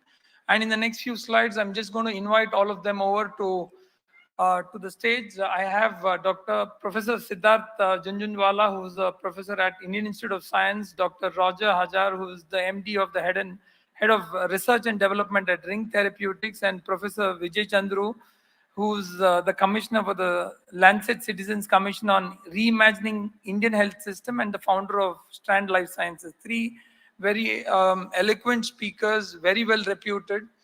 I'm just going to, before calling all of them on stage, give you a little brief introduction of each one of them so that you're all charged up on whom you're going to be listening to today. I'm going to start with Vijay Chandru. Professor Vijay Chandru is the organizing chairman of the conference for us to know first. He's also now the commissioner at the Lancet Citizens Commission on Reimagining Health in India's Health System. So it's a very relevant topic for us to pick his brains today on a lot of tough questions. He's a faculty at Indian Institute of Science, the founder of Strand Life Sciences, and also does a lot of non-for-profit work, again, and working with Art Park and others. Dr. Roger Hajar is currently the head of R&D at the flagship pioneering Ring Therapeutics. During my interaction with him, I think, and reading more about him, he's been doing some very interesting work in the area of very focused cardiac gene therapy, validating number of molecular targets, and has created the first man-in-gene therapy trials for patients in heart failure. And after that has founded several biotech companies for gene therapy. So we are truly looking into the future with Roger. And Siddharth is here with us. He does another dimension of this work. He's working at the Center for Biosystems, Science and Engineering at IISc. And his focus has been on looking at a lot of work in the area of immunoengineering. So we have 3 diverse perspectives that we're going to get to hear, and I'm here to curate and cull all of them out and maybe give good time to all of you to interact and pose relevant questions in this. So I would invite all of you to please come over on the stage, sir. Thank you very much. Thank you for agreeing to be a part of the panel. So we will be starting the panel with a simple format. We will have each of the speakers speak for about 5 minutes to 10 minutes each. And thereafter, I will moderate the panel with some broader questions, which is for the audience to kind of discuss, ponder upon, and maybe debate on later on. So Roger, if I may invite you, if you can come over to the dais and open the... Thank you. It's a real pleasure to be here, and I think that hearing many of the promising technologies are coming out from this area, and obviously India overall, the future really looks very bright for genomics medicine, at least in India. So what I wanted to do today is, if I can have my slides up, is tell you a little bit about the work that we do in cardiac gene therapy. And I think you can approach genomics medicine in two different directions. One direction is you basically start your work as a gene therapy expert or a genomics expert, and you focus on different areas to make the vectors better, the route administration better. And then there is a different pathway, which is the one that I took, and that is really being a clinician and specifically being a cardiologist. I had to basically I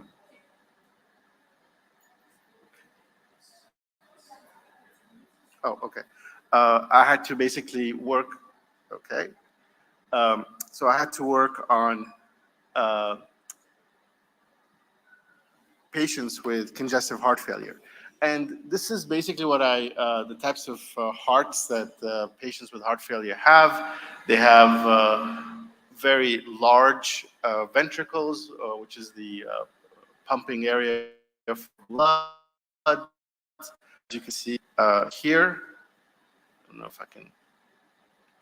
No, okay.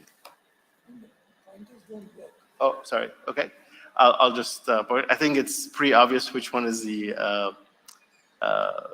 dilated heart with heart failure, and which one is the normal heart. So these hearts are very massive, and patients who have heart failure are miserable.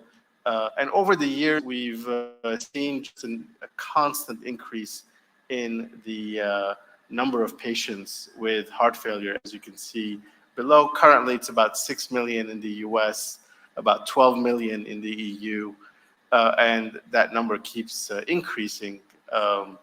And heart failure, like many diseases such as cancer, is very progressive and still has a very high mortality, close to 60% at 5 years once you're diagnosed. So there's a big unmet need, and that's where I came from in terms of the heart failure world.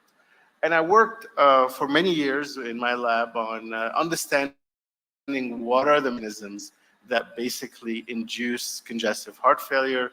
This is just a quick snapshot of a normal myocardium, so normal ventricle, cardiac cells that are there. And there's an injury that happens. It could be coronary disease, such as a heart attack, genetic predisposition, viruses, even the coronavirus can cause injury and damage to the heart, as we heard, and multiple other reasons to get heart failure. And you end up with this very kind of diverse structure, which has dead cells, fibrosis that's coming in, and mainly dysfunctional cardiac cells. The cardiac cells just don't work well. Now, one of the nice things about the heart is that when you understand the single cell, you can understand the whole ventricle, because that's a reflection of how the whole heart works. And everything starts with excitation, contraction, coupling, where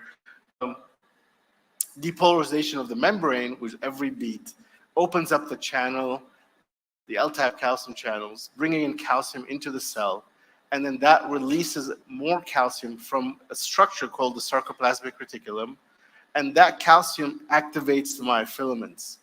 And during the activation, that's when pressure is generated, and then shortening of the cells so that the blood can be pumped out.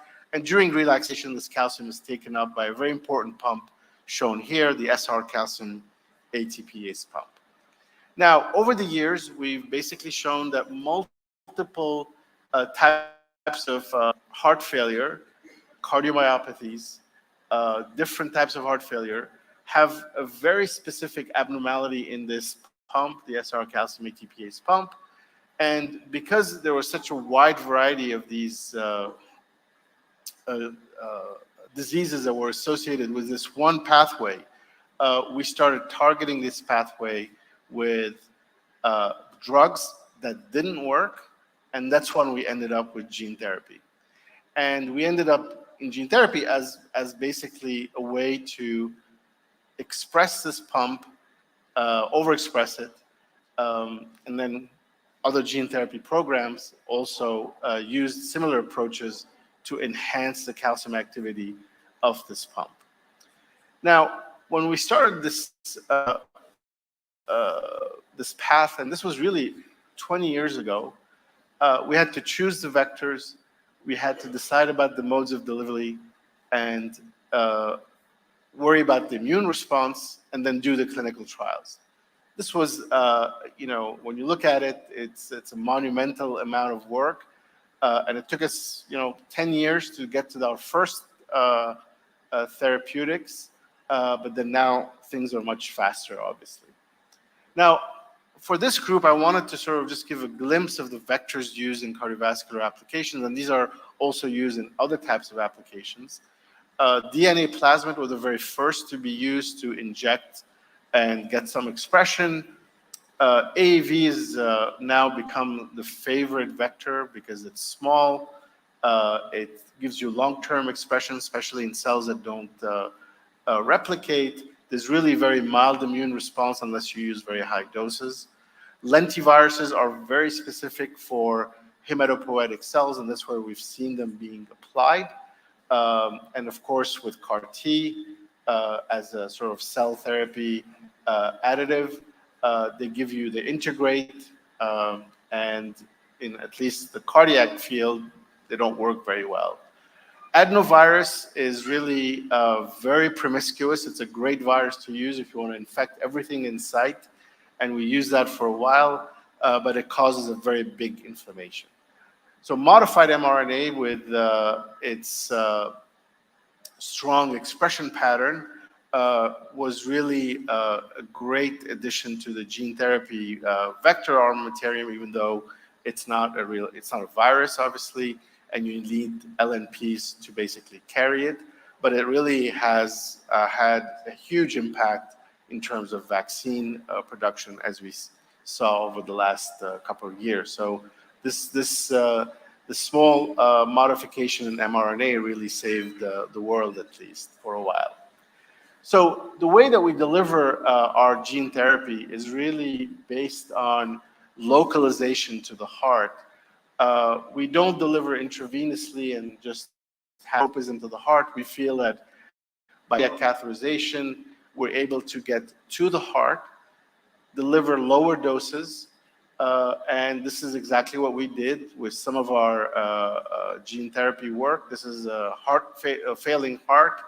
We're engaging the coronary arteries, which feeds blood to the heart, and you can see the red blood cells, white blood cells, and of course the green is the AV vector that we're delivering. And these vectors infect the cardiac cells, as shown here, and then they produce the mRNA after the single-stranded DNA becomes double-stranded in the nucleus, and then you make the protein that you're targeting. So in this case, it was this specific pump that basically improved the cardiac cells' function. So we're not obviously sitting on just one AV vector or lentiviruses. There are now other vector platforms, and one of them is these anelloviruses, which are very specific commensal viruses that seem to have a lot of the, or overcome a lot of the limitations that we have in gene therapy in terms of needing very high doses. They're much more potent. They have tropism because there's about 6,000 of these commensal viruses in us. They're episomal, which is nice for certain applications. And specifically, the immune profile, as shown in this video, is that they do not have neutralization with antecedent or inherent antibodies. So that allows redosing, which is not possible with AAV vectors because of the production of neutralizing antibodies once you deliver it. So Clearly, the gene therapy field is expanding. We have more vectors. We're designing even novel capsids for AAV, and that's all being integrated into novel clinical therapies that are coming down the line. Now, the limitation of gene therapy is really the high cost of production and manufacturing. And that's one thing that's been inherent across the field, whether it's AAV or lentiviruses, which are the two approved therapies. It's very labor intensive. Currently approved therapies like Luxturna, Zolgensma, and the Bluebird lentiviruses are really out of reach to most patients, about 1 to 2 million treatment. So the question is there an opportunity for India to come in and solve some of these problems? And we feel that that is the case with a large talent pool. Obviously, the establishment of a supply chain from raw material, from nucleic acids to the different types of raw material that are needed is absolutely necessary. And of course, there's a large patient population and established tertiary centers, which can basically kickstart any type of clinical therapy. So gene therapy is on the sort of verge of getting multiple now with hemophilia, with multiple therapies that are going to come to the market. And I think that it looks, the pricing looks really scary, but at the end of the day, it's just a vector with a transgene in it. And that's the way to look at it. And that's should be looked at as an opportunity for cheaper therapies. Thank you very much. Thank you, Roger. It was a wonderful presentation, and you showed us how to put good viruses to good use. We've all been troubled by viruses for 2 years, so this is a very optimistic start.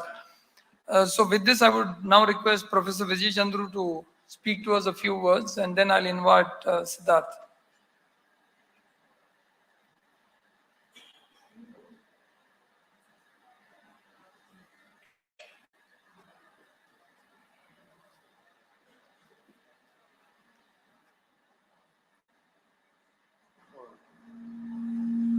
Actually, we can go in the reverse order. It's fine. Let's Siddharth go ahead.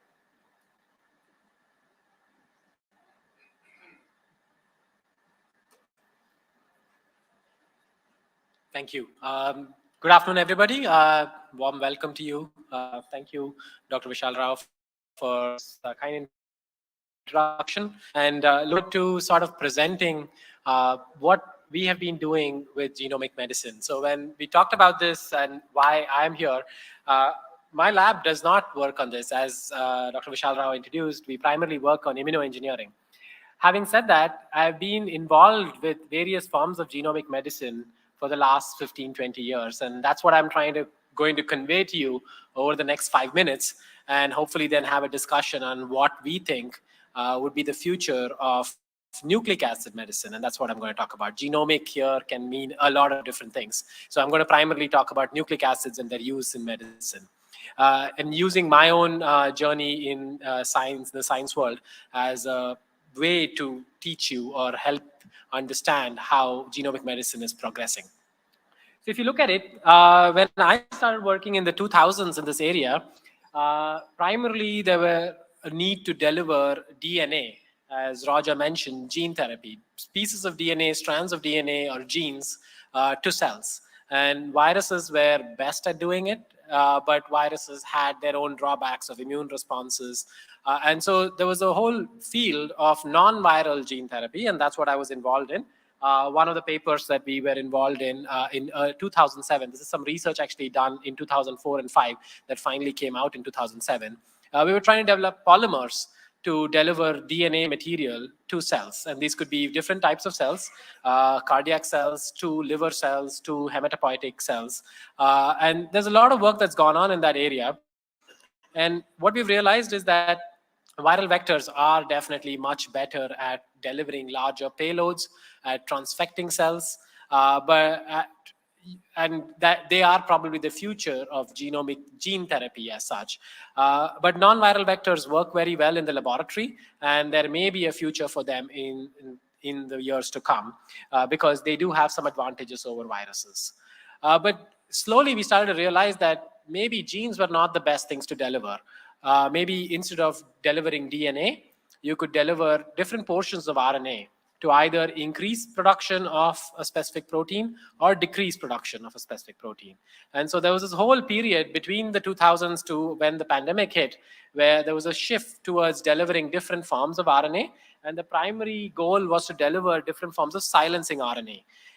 This was the late 2000s, early 2010s. We were still very early stages of mRNA delivery, and most of us, when Moderna was founded, we were debating how mRNA delivery would ever get to the clinic, how we might ever do this in humans. And of course, all of us have been proved wrong with the pandemic and how Pfizer and Moderna got the mRNA delivery systems to work. But for a long time, majority of the work in delivering RNA was done with silencing RNA, siRNA primarily, but other forms of microRNA also. And here's a paper that I was involved in trying to deliver siRNA to endothelial cells, to immune cells, and to liver cells. And there's a large body of work that actually was used from this particular data set to delivering mRNA. So the liposome formulations that we currently use for mRNA delivery are actually optimized for siRNA delivery, for microRNA delivery, right? So they were a very good model system, and they still exist in the clinic, and in fact are some of the most stable forms of nucleic acid delivery.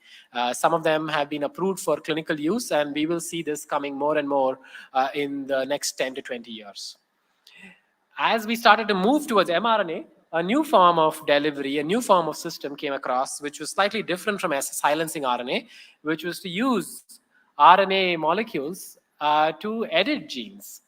Right? This was a complementary system to gene therapy, where you don't try to really bring in a whole new gene, but edit a dysfunctional gene, right? And so there's a big push for now delivering guide RNA and the CRISPR proteins. There was some work that I was involved in trying to develop the first animal models to be able to assess whether we could do whole organism CRISPR-Cas9 based delivery and modulation of DNA molecules or RNA molecules in human cells and in mouse cells and many other animals. And so we've sort of meandered across various forms of genomic medicine, as you can see here. We started with trying to do gene therapy, and Roger will talk to you much more about how much success that has received in the clinic. Then we sort of transitioned into trying to do RNA delivery, and then trying to combine that using RNA to modify DNA. And I don't need to put a slide here to say what the last 2 years have brought us, which is how to deliver mRNA, how to really produce proteins, right? That's the idea of gene therapy usually, to produce proteins. And if you can do that using mRNA, which doesn't integrate with the genome, which can be, as Roger pointed out in his slides, has quite a high amount of flexibility in terms of the type of mRNA we can deliver, and it has great efficiency. Why not use that, right? So I'll leave you with this slide, and this is what I'd like to discuss in the discussion session. Basically, we're looking at delivering DNA, we're looking at delivering mRNA, we're delivering other types of RNA, which could be for guide RNA for CRISPR-Cas9 or silencing RNA for various forms of delivery. And you know, as we start to understand RNA systems better with long non-coding RNA and other short strands of RNA, we might want to deliver those pieces of RNA, and all of it, you will see, requires delivery mechanisms, and that's what I have been working on, and I'm happy to talk to you more about what are the delivery mechanisms that may be the future of nucleic acid delivery and nucleic acid medicine. Thank you very much for your time, and I'm happy to take questions.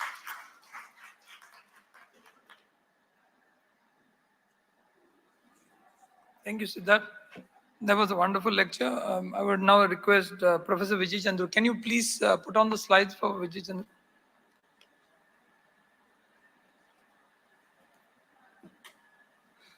Right, as many of you know, I was not on the program, and I'm actually standing in for Dr. Arun Shastri, who is going to talk about some work extraordinary work that has been happening on Duchenne muscular dystrophy. There we go. Thank you. Yeah. So yesterday morning, around 10:30 during the inaugural session, we got this devastating news that this young man, Karanvir Singh Anand, had breathed his last. He passed away. And sorry, Karanvir is almost like a child to all of us. For about 10 years, we've watched extraordinary innovation that has happened. You see his parents, Ravdeep Singh and Movin, and I think the entire community at ABLE, with the government, we have been involved in seeing this move forward. So just to actually also check my emotions and also get everyone to think about the human side of all this technology that we discuss. I would like to take a moment of silence, not just to grieve for the family, Anand, but also for all the children and genetic disease that we have lost and we continue to lose until these scientists and gentlemen actually bring us solutions that will work. So let's just observe some silence.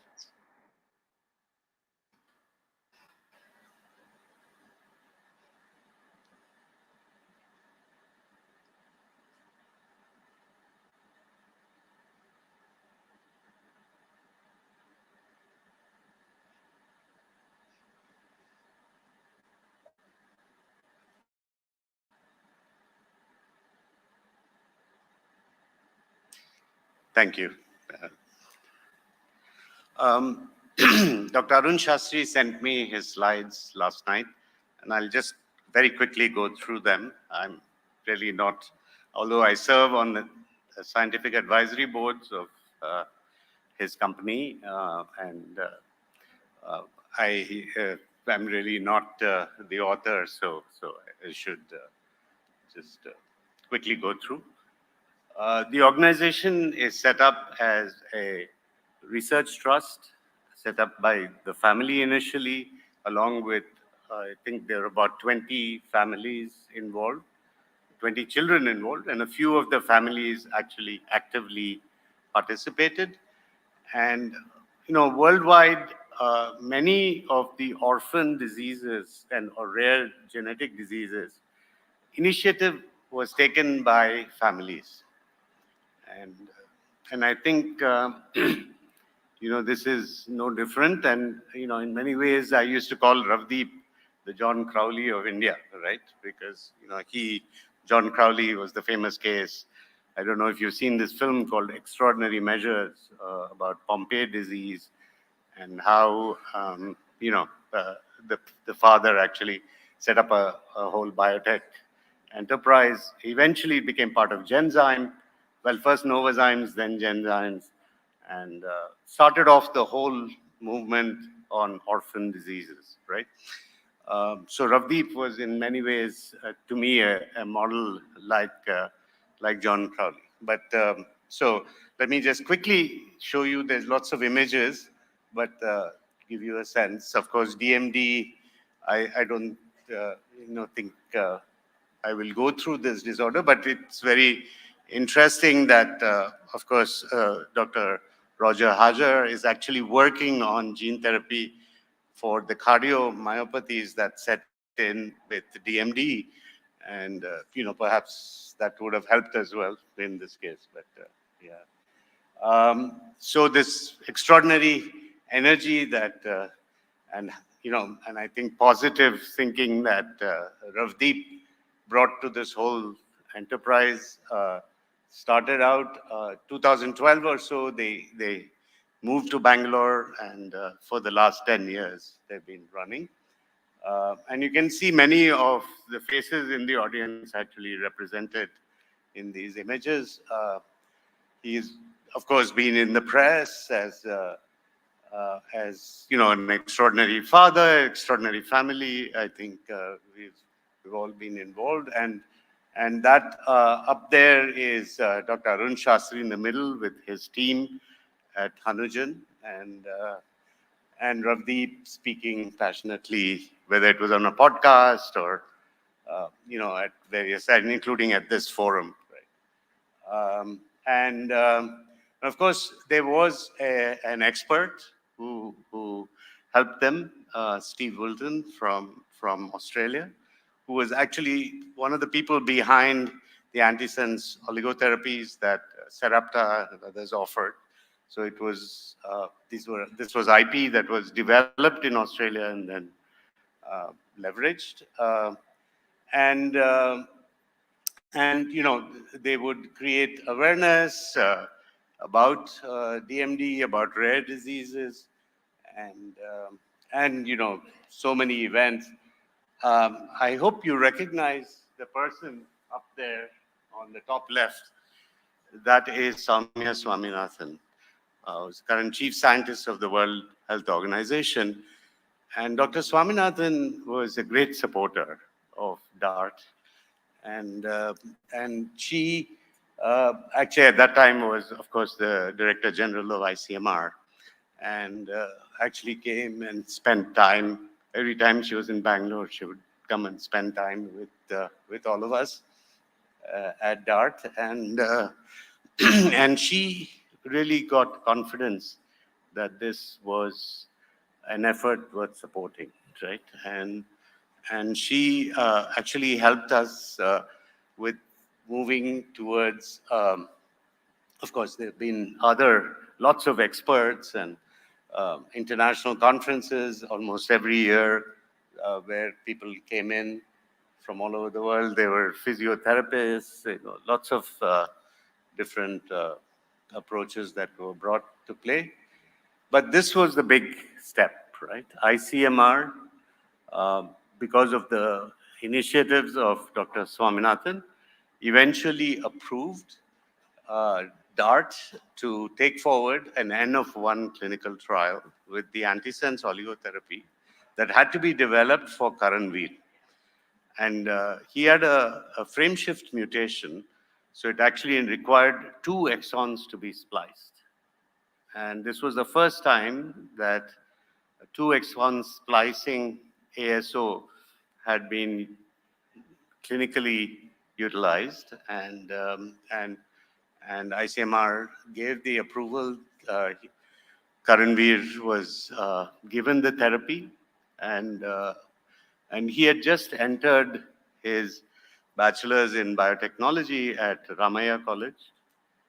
He had graduated as the head boy of Delhi Public School in Hebbal, and then gone on to college, and he studied biotechnology. And in fact, whenever we used to talk to him about his college, he would say, you know, I'm going to work on curing other rare diseases because my father has already cured me.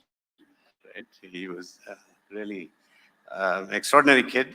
And so, you know, this was a big event for all of us. And then, you know, it's of course also required to take it forward. We needed to set up a GMP facility, and this has been done, you know, on New BL Road.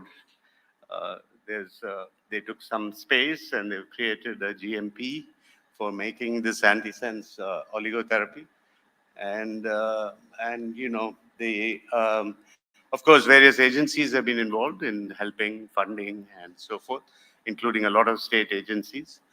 And then, you know, the approvals came from DCGI and the CDESCO to take trials forward. The pandemic has obviously slowed things down, but I think the trials are on. They have approvals to I think, for over 100 cohort size. So they've started signing up various hospitals and so on.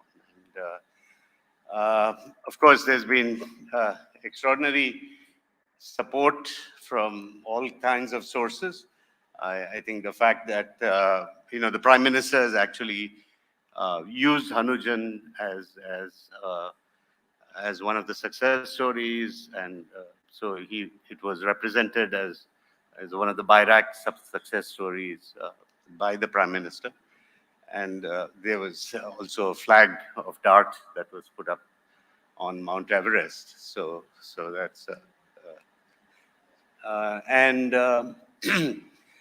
of course, this is the appeal from them that there are children waiting to get access, and we need to support more work in this direction. So there's been lots of recognition, awards, and so forth. And as I said, many organizations involved. So, I think we really need, as a society, to think hard about how we work. As Roger said, it's expensive now, but there are very exciting new technologies, there are new delivery technologies, there's new ideas from gene editing, there's new commensal viruses, viral vectors that can be used. So I think we just need to make this happen. So that's all.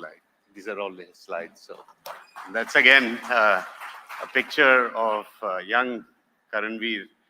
He was a maniac about cricket, and of course he could play till the DMD symptoms set in. But it was, yeah. So, thank you.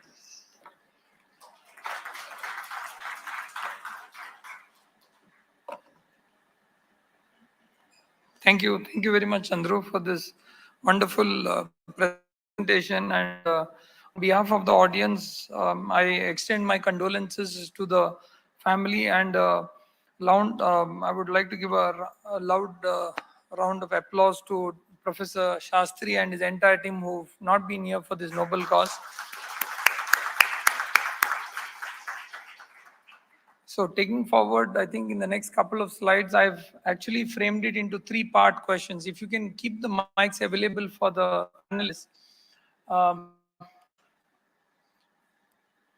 What I've tried to put in this panel is trying to connect what all three of them individually spoke about. And I think I would say what finally Chandru summed up with was a very beautiful aspect of what we are all sitting here for, that the goal of all this education of ours is that knowledge that we acquire that is able to help somebody and make a difference.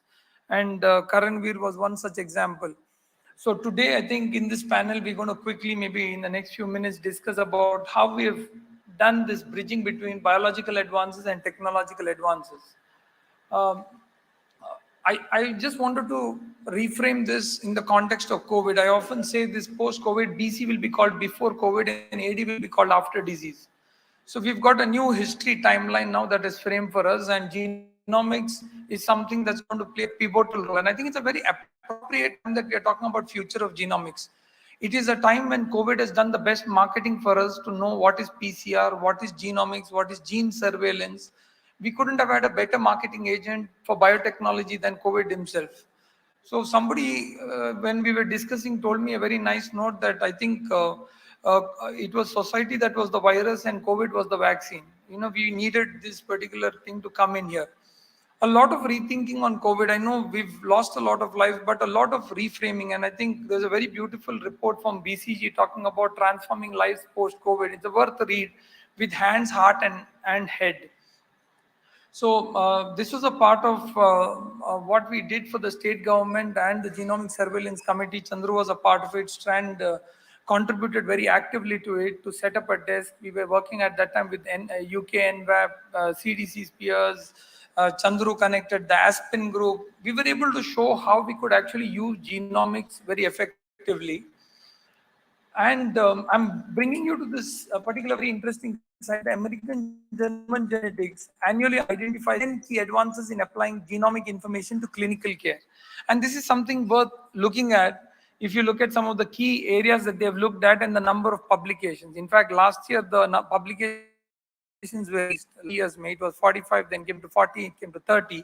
But they've been looking at curating important topics and understanding which are the most relevant areas in which there is going to be potential for genomic information to be used for clinical care. And I think this is something worth for us to take a much closer look at, because this is going to be the future focus for all of us to work on, and which is what the three panelists are going to be talking about. Look at the timeline of genomics from Watson and Crick. I've just pulled it till when they looked at the GWAS to link genomics to diseases. I think a lot of work has been done through these entire efforts.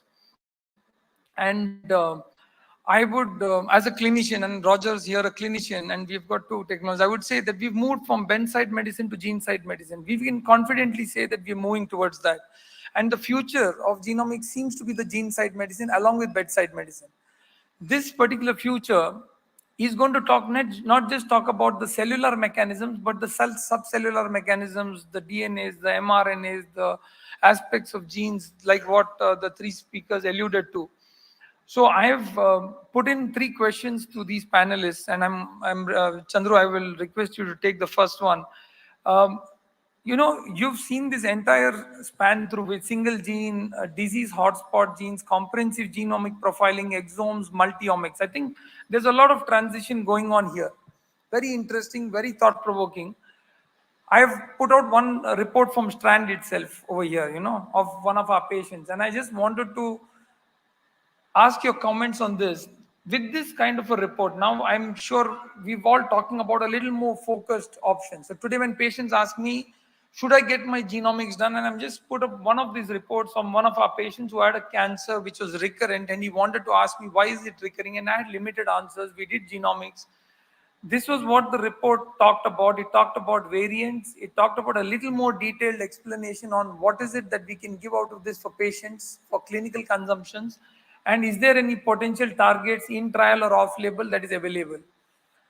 I'm going to open this up with this question to Chandru on this slide, saying we're talking about a lot of potentials. Where do you see this going? I know we are at a very important cusp of science, and we can't let this go today. So I'll open it up to you.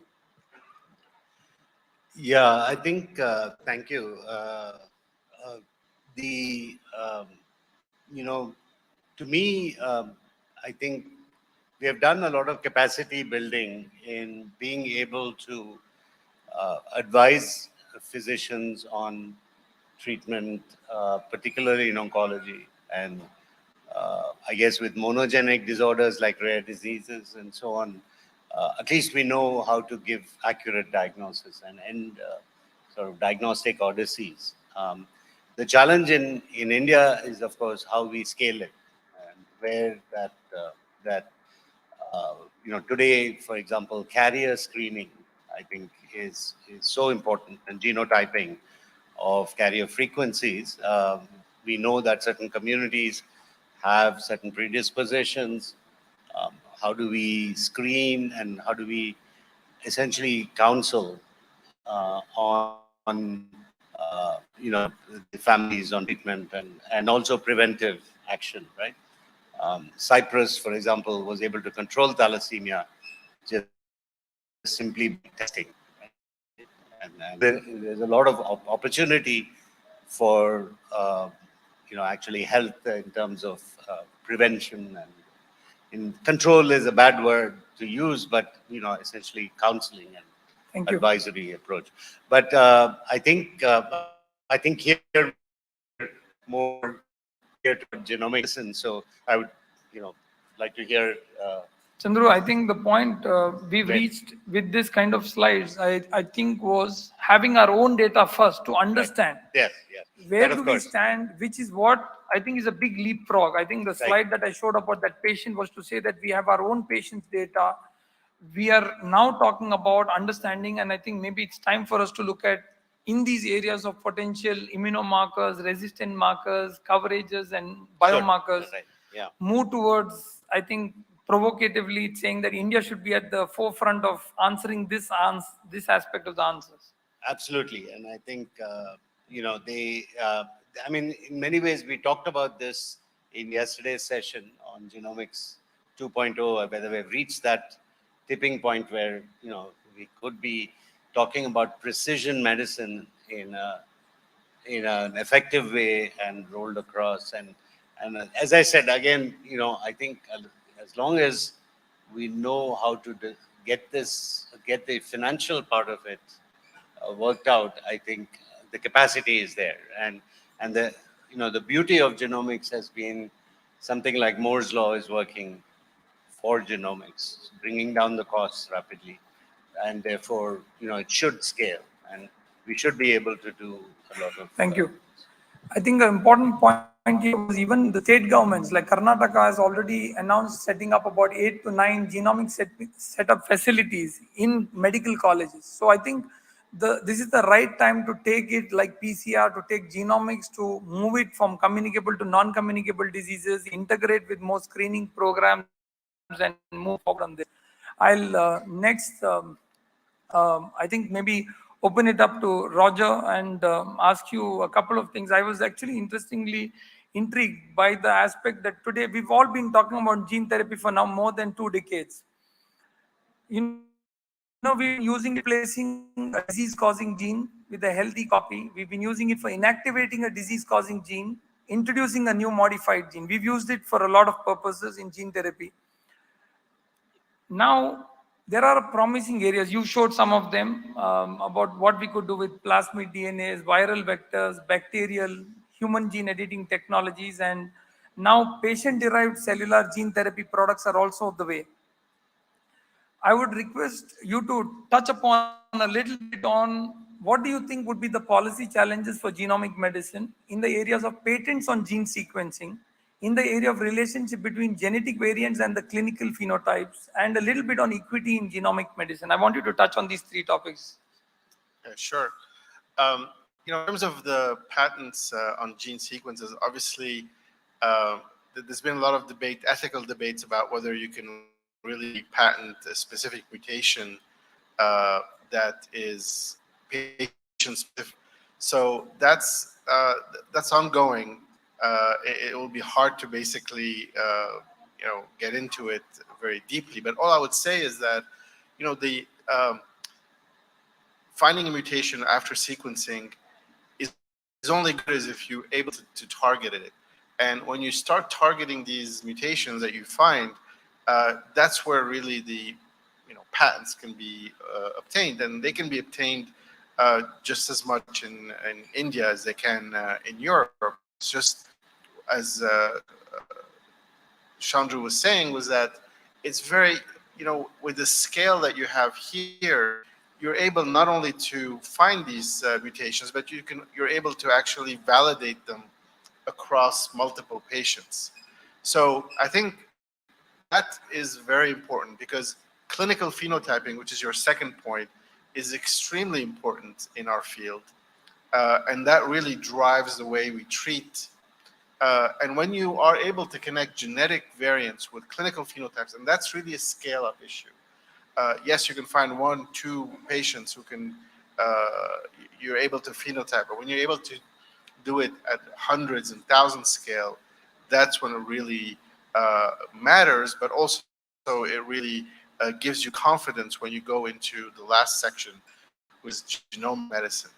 Now, as I said, genomic medicine at this point is unequivocal, because it's really not available for a majority of patients. So how would you do that? There's so much promise in it. And the way you do that is basically you have to put in your mindset that, the price tags that in the US and Europe are somewhat artificial, because they depend on, as I mentioned, the workforce, they depend on the raw material. So you have to think of it as an end-to-end product here. You can't say, I want to make vectors, or I want to make cells, CAR T cells, for example, but import everything from outside. That's not going to work. What you really need is to think about, okay, what can we do to basically cover the whole spectrum from A to Z, and that's going to be how you're going to reduce the cost and make it available and equitable for the majority of patients.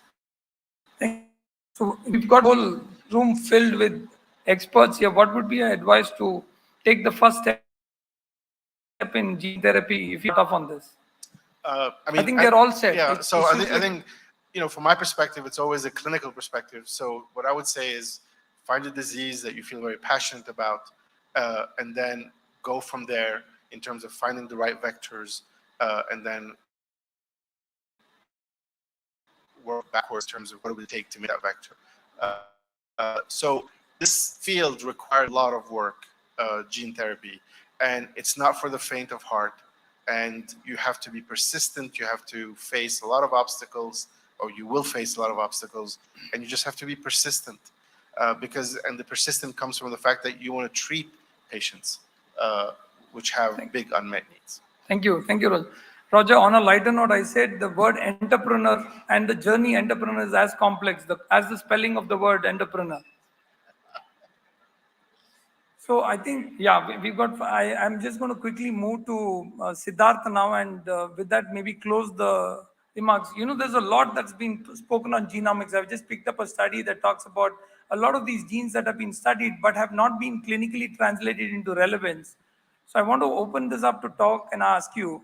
This was one of our papers that we had published in a high impact journal called ITNM staging, where I is immune, T is T cell, N is neutrophils, and M is macrophages. And this was accepted. And I said we need to rethink, because we're only talking about cancer in terms of size.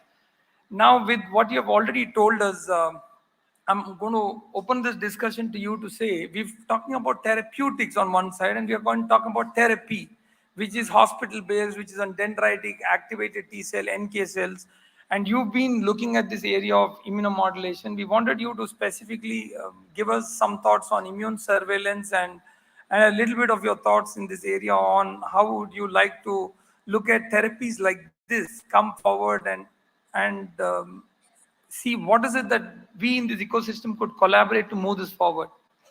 Yeah, thank you. It's a great question, and I think very relevant question today. We are starting to recognize, especially for tumors, oncology, but also for many other diseases, that the immune system plays a pivotal role. And because of the immune system, each disease within a space of each individual is different, right? So the same tumor in one individual is very different from the tumor in another individual. And this is largely to do with some genetic differences in the tumor, but I think a large amount of it is to do with the type of immune cells that are present. So immunotherapy in various forms is going to be the future for a large number of diseases, especially for cancer, but also for for metabolic diseases, cardiac inflammation, diabetes, and associated disease. In that aspect, I think CAR T cells have really paved the way in various integrating genomic medicine with cell therapy, with immunology, and coming up with something that is very complex, highly expensive, but showing the way forward for cancers that were not considered treatable in the past. And we now have 2 CAR T cell companies within India trying to reduce the cost and actually being successful at doing it to a large extent, right? And there are many more. It may not be 2 anymore. It may be many, many more. And tomorrow there's a session on that. Yeah. So I think that's where we are looking at the CAR T cell therapy paving the way for all the other therapies that will come in.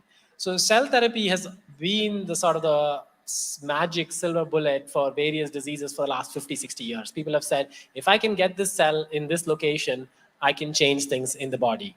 But doing that is very complex and very expensive. And with CAR T cell therapy, among other therapies, we're starting to see that it's possible. It need not be that expensive, and the complexities have been solved one at a time. And so now we start to see that dendritic cells can potentially be used as vaccines. So there's anti-cancer vaccines that are coming up. There's also gene therapy as part of that is coming up with what Roger talked about. And what we are seeing is a move towards complex therapies that will address complex challenges. And I think that's what I want to end with. many of these diseases are not simple diseases. They have many different aspects of cellular and tissue level responses that are unique for each individual of the disease. So finding one single therapy, a single small molecule that will cure many individuals doesn't seem to be the way forward. While the small molecules do help, they start the treatment process. But I think we're going to get towards complex treatments that have been well thought out and hopefully are safe as we go through clinical trials and show clinical efficacy and safety. Thank you. And I think an important point that I wanted to add to what Siddharth said was, I think this is going to be led by genomics again, because the genomic typing of it will also translate into the proteomics of it, the metabolomics of it, and that will help us get the right biomarkers. And I think that's where a lot of our focus has to be in the future. So I think with this, we'll open it up for some questions from the audience.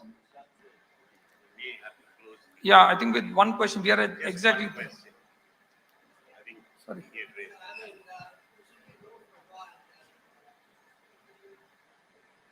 Yeah, I've been in pharma industry for nearly 30 years. Worked for J&J, Wyatt in the US. In fact, we published in 2010 the first white paper. Pharma companies came together on pharmacogenomics. I was one of the co-authors on it. At that time itself, we recognized genotype of drug metabolism, enzymes, and drug transport doesn't correlate with the phenotype. One of the things people find that these subjects versus the disease subjects, disease patients have a lot of inflammation and other things are going, they downregulate the genome expression. People have to consider that in genotyping, phenotyping. Thank you. Yeah, thank you. So we'll wrap up this session. Maybe you can interact with the panelists after this session with your specific queries. Thank you very much, Roger, Chandru, and Siddharth. Thank you very much. I want to recognize Dr. Manish Diwan, sir, is sitting there. Hello, sir. He's contributed very significantly to our Make in India initiatives. I think we need to have a round of applause for all the efforts you have done. Thank you, sir.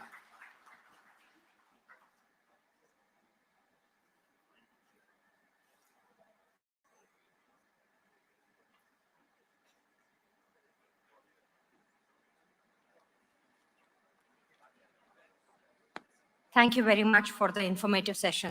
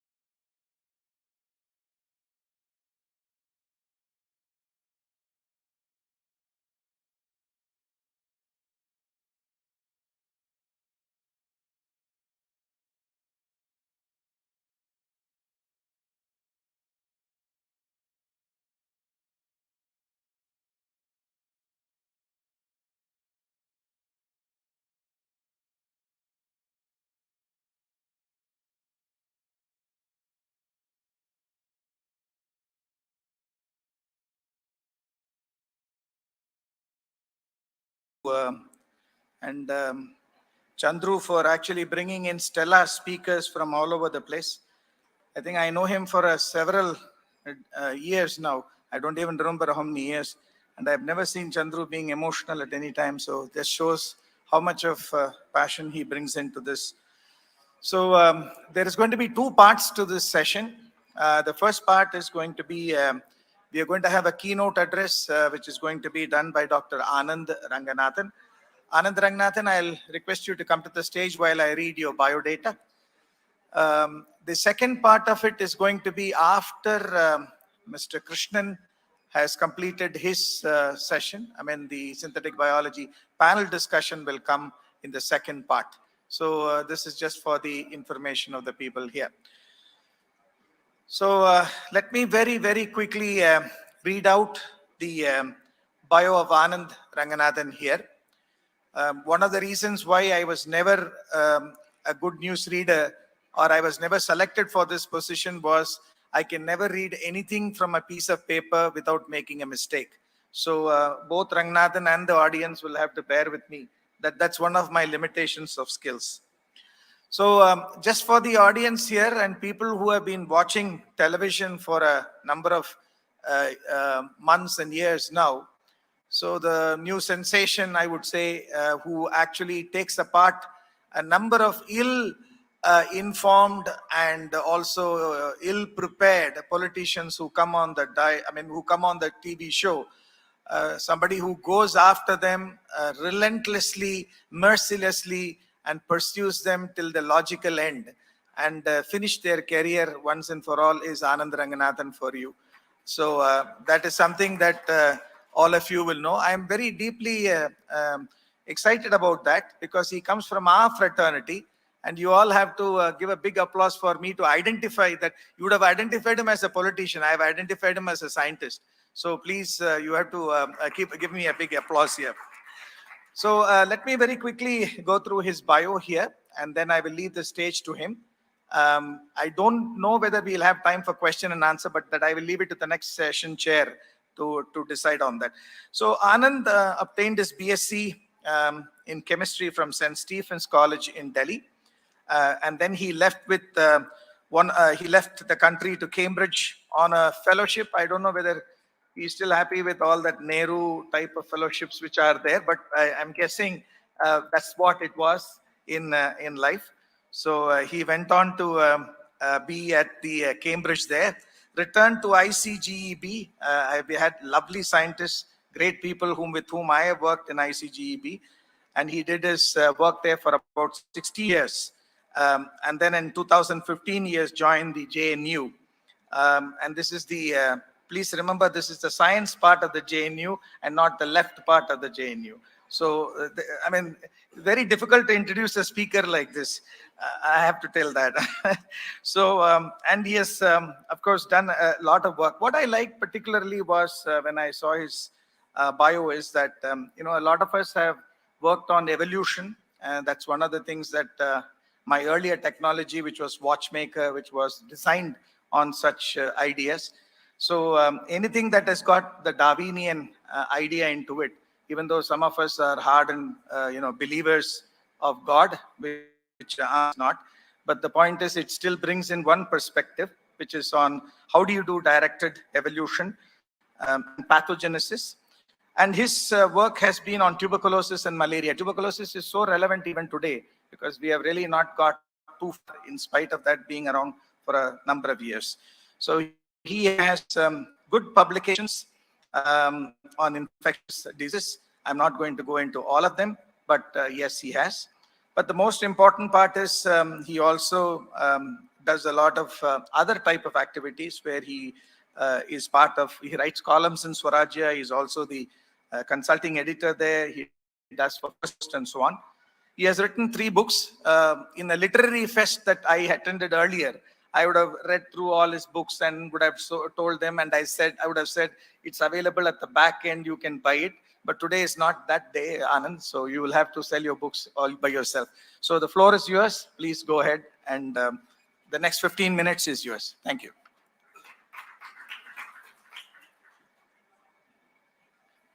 Thank you very much, Murali, and for the organizers of this amazing event to invited me and this marvelous audience. A room full. Last time I saw so many people was at a dharna in JNU, and they were demanding Azadi. But I think I'm, as Murali had advised me rightly so, that this is going to be strictly science, nothing political about it. And you know what I say, do not mix science, because then all you would end up with is political science. I want to discuss what our laboratory has been doing for the last 15 odd years. Can I have a click, please? Thank you. No, I think the film is not running. I think there is an ES.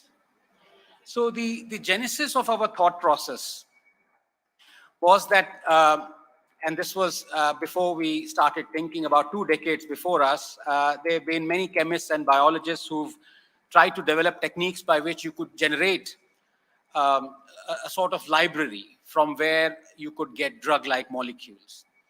And to be very honest with you, uniformly there's been failure. Combinatorial chemistry is just one example of how to the extent of what the failure has been. On the other side, there's been tremendous success that has gone on unreported, unheralded, unrecognized for billions of years. Mother Nature has been creating molecules that still constitute 70% of the kind of drugs that we take. Only about 25% of the drugs are artificial drugs.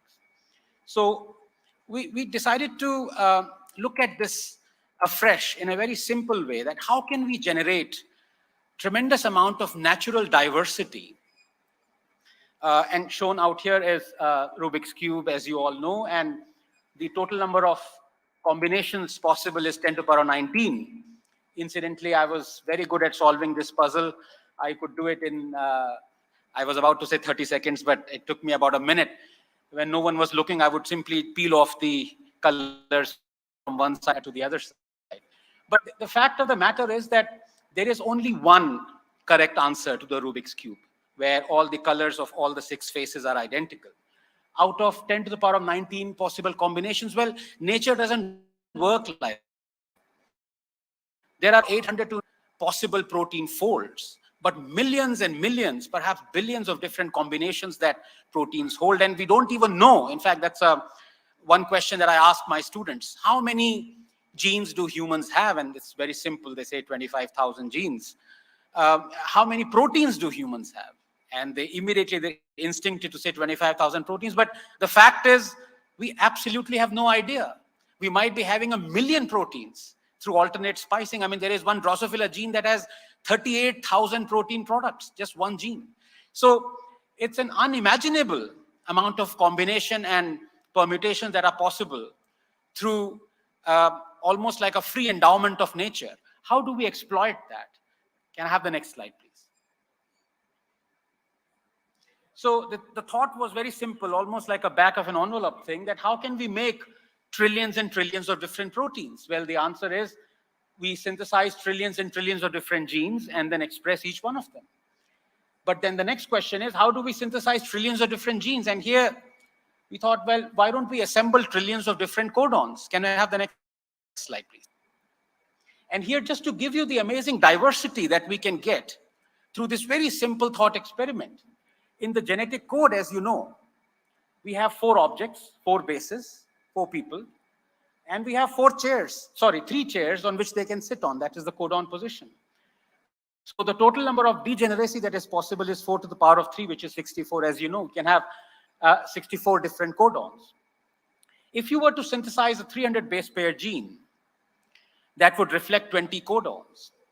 And you would have then correspondingly 300 by 3, so 100 codon positions, and each of those amino acids could be reflected on those 20 odd chairs. The total number of different genes or permutation and combination possible is greater than the number of particles there are in the universe. So this is the tremendous amount of diversity that one can generate. And we thought, why don't we simply assemble these codons? Next slide, please. To cut a very long story short, it's not very easy because the melting temperature of a codon is actually sub-zero. So at the temperature at which you would ligate these brick-like codons, you would simply not be able to make a DNA fragment. So we decided on the next best thing, which was, why don't we assemble a dicodon? So instead of 3 bases, you would have 6 bases, where the first 3 bases would, ATG, for example, would be an exact complement of the next 3 bases. So you would have this oligonucleotide, a DNA strand, single-strand DNA. And because the first 3 are complement of the next 3, when you cool it down in a test tube, can you have the next click, please? It would simply find its own because there is complementarity. So you would have a double-stranded DNA dicodon brick. So we chose judiciously, next slide, please, a set of 14, next click, please. 14 judiciously chosen dicodons that reflect the diversity that we have in, let us say, E. coli, the codon usage. And they would be expressing all 20 known amino acids in the combination, and that was important, in the combination that the bacteria, for example, E. coli uses. So if you were to tabulate the proteins that E. coli makes and then find out what are the kind of codons that E. coli uses, i.e. amino acids, you would find out that 30% of the amino acids of every E. coli protein combined are actually hydrophobic in nature. 30%, 10% are acidic, 10% are basic. So you don't want to make a protein that doesn't reflect the natural diversity. You don't want 100% hydrophobic protein. I mean, that it would be obviously impossible for you to make it function. So can I have the next slide, please? So these 14 dicodons, the assembly was very simple. Next click, please. You would have a start codon and a stop codon in the vector that previous panelists talked about. And in this test tube, you would bung in these 14 dicodons. And the moment you put in the ligase, these 14 dicodons would come together in trillions and trillions of various combinations and would fit inside, slot inside this gene that you would then express, and you would get the individual protein. Next slide, next click, please. And of course, we, to cut a very long story short, we decided that once we get this very unique DNA fragment that would code for a very unique protein that may fold into a drug-like molecule, we need to amplify that. So we developed ways by which we could actually amplify each and every codon shuffled, we called it, codon shuffled DNA fragment we got. Next click, please. And we did a lot of bioinformatics analysis, and this is something called Hecht binary patterning.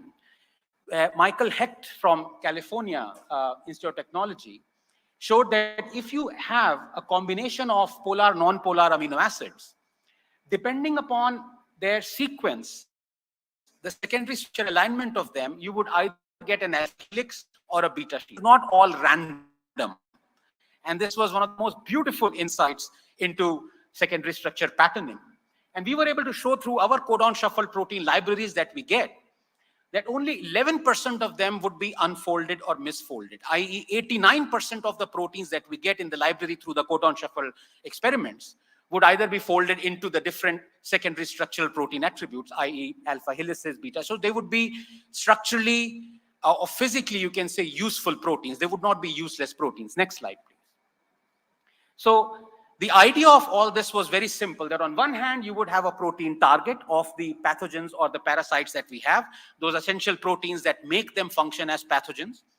And on the other hand, you would have this library of de novo constructed dicodon proteins and peptides. Next click, please.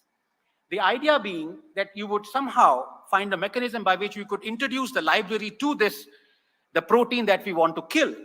And one amongst that trillions and trillions of proteins would actually fit into and incapacitate this enzyme that we want to be incapacitated and thereby kill either Mycobacterium tuberculosis or Plasmodium falciparum. Next click, please. And how do we make this library meet with the demon protein? We decided we would use what is called the E. coli 2 hybrid system. Next click, please. This is a very simple, next click, please. You're going too fast, I think. If you go one slide previous, please. Yeah. One slide previous, and then click. Now click. Okay, it's supposed to be a film. I don't know. Go back. Go back again, please. Go back again. Now click very slowly, please.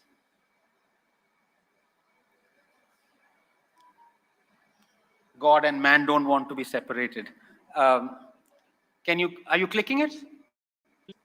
Go forward, please. Yeah, now wait, please. Yes. So you have this red protein to which you would attach a library member, and you have the blue protein to which you would attach your target. And if one amongst those trillions and trillions of your green library members were to bind to this pink protein, which is your target, it would alter the gene expression. Next slide, please. Next click, please. And it would reflect phenotypically into a blue-colored colony. Next click, please.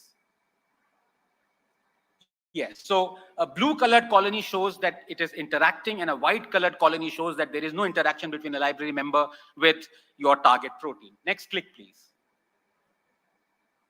White colony non-interacting, blue colony interacting. Next click, please. Right, so then we figured out that we need to revise our whole system, because over the last 70, 80 years, what every pharma industry person or scientist have been doing is to look at the enzymes of pathogens and parasites and try and kill them. That is how all the antibiotics work. But the problem is the very rapid emergence of resistance, because these bugs are much more cleverer than us. I mean, we are made up of bugs. There are 110 trillion bacteria that make us. So if we think that we are cleverer than them, no, they are cleverer. So in fact, within 5 years, there was resistance to penicillin that came just when the World War ended through rampant use. And we've seen how almost any new introduced antibiotic, very rapidly the bacteria that is supposed to be killed by that antibiotic develops resistance to it. And there is not a single antibiotic known to man that doesn't have a resistant strain. Not only bacteria, but parasites as well. There is widespread artemisinin resistance now that is spreading from East Asia and is gone into India and slowly would move westward to Africa, which is the real danger. Chloroquine resistance is absolutely rampant. Tuberculosis resistant strains are so well known that now there's something called, there were XDRs, there is MDR, multiple drug resistance, then there was XDR, then there was XXDR. There was supposed to be triple XDR, but because of triple X, they did not name it as triple XDR. Then Dr. Udadia discovered, much to the ire of our not present government, the previous government, something which he called the TDR, totally drug-resistant tuberculosis from the slums of Dharavi. That strain was resistant to all 12 first-line anti-tubercular drugs. So is there a point, we have a new drug called bedelacquine, is there a point in developing more and more antibiotics that would only target the enzyme that are, or the proteins that are present in the pathogen? We decided to change tack and combat this scourge of resistance by looking at the human proteins that actually help the bacteria or the parasites to establish infection. And increasing research over the past 10 years, especially through gene silencing and other methodologies, have shown that indeed all pathogens without fail take the help of 100-odd human proteins, or sometimes 150 in the case of HIV. In the case of tuberculosis, there are about 210 proteins. And you can rank them. And they use these because they've developed along with us for billion years. They use human proteins to establish infection. So we decided if we were to attack those human proteins, there is no chance that the bacteria will be able to gain resistance towards them, because the bacteria cannot control the human protein, cannot induce mutations in those human proteins. So click, please. The idea being that you would have two human proteins that are naturally interacting, and you would introduce this library of codon shuffled molecules in this sack of trillions and trillions and trillions of different library members. Next click, please. With the hope that one amongst them is able to disrupt this wild-type human-host interaction and thereby kill the host protein that is helping, or you can call it the jacent protein, that is helping the pathogen or the parasite establish infection. Next slide, please. This is just to give you one slide that we've unearthed this codon shuffled molecule called M5, and we were able to show that this is binding to the human ICAM1 protein in the case of tuberculosis in the macrophages, and it is preventing the invasion of MTB by as much as 70%. In the case of malaria, because there is no ICAM1 on the red blood cells, but there is ICAM4, which is almost identical immunoglobulin pattern to ICAM1, our M5 was actually binding to that and preventing the invasion of the malaria parasite by as much as 85 to 90%. Next slide, please.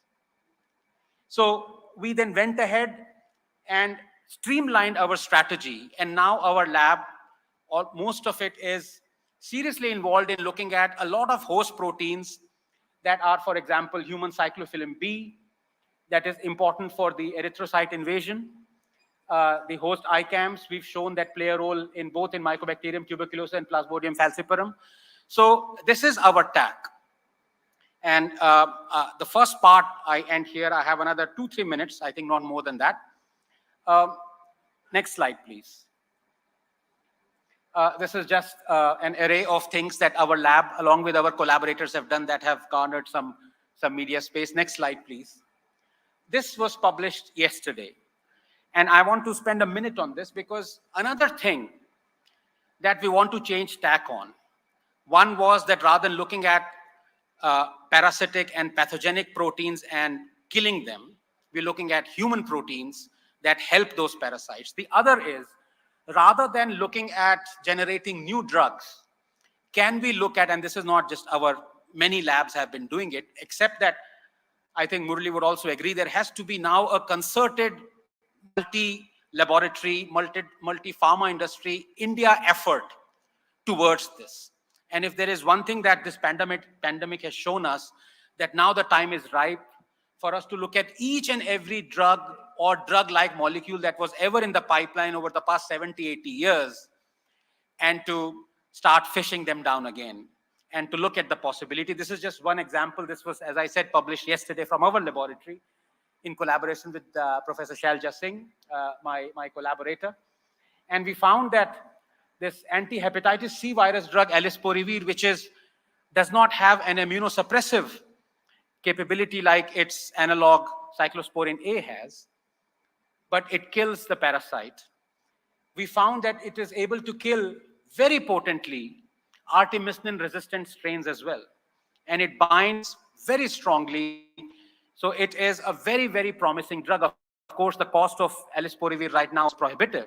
But as an example, and I can give you half a dozen other examples that we are currently working on. So these are our laboratories and our collaborators' current 2 strategies to look at the human proteins that help so that the bacteria or the pathogens will not be able to develop resistance and thereby render the new drugs useless.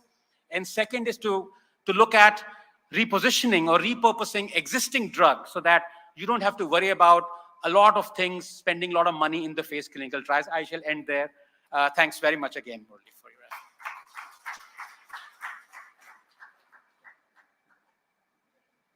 Thank you, Ranganathan. I think we are really running short of time. One question from anybody in the audience to him, if there is any question, please. If not, I am guessing that we have agreed with him, which is very rare. It doesn't happen at all. Okay, so I now invite the next chair to be here, and please, you can go ahead with the...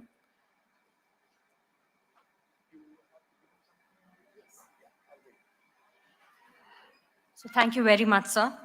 May I please request Dr. Murali to give away the memento to Dr. Anand Ranganathan.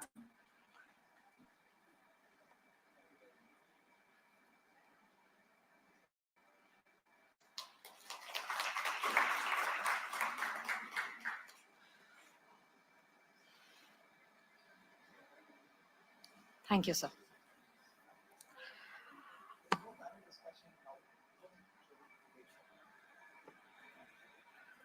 Our next session for today is about the bioenergy and renewable biochemicals under bioindustrial boost to bioeconomy. On this note, may I please request Dr. G.S. Krishnan to please come up on the dais. This is bioenergy. Okay. Okay. Okay. Krishna, yes. Okay.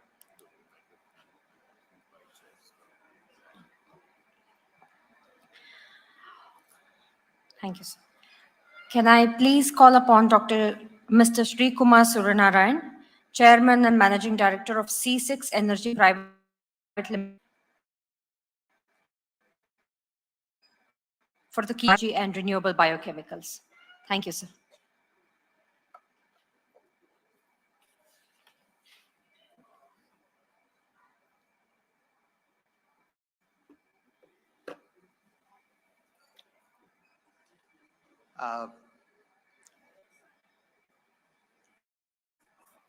Could you start the first slide, please? So while we're waiting for the slides to come on, we have, following my talk, we'll have a panel discussion with some really leading experts in this field. And what I was thinking I would do is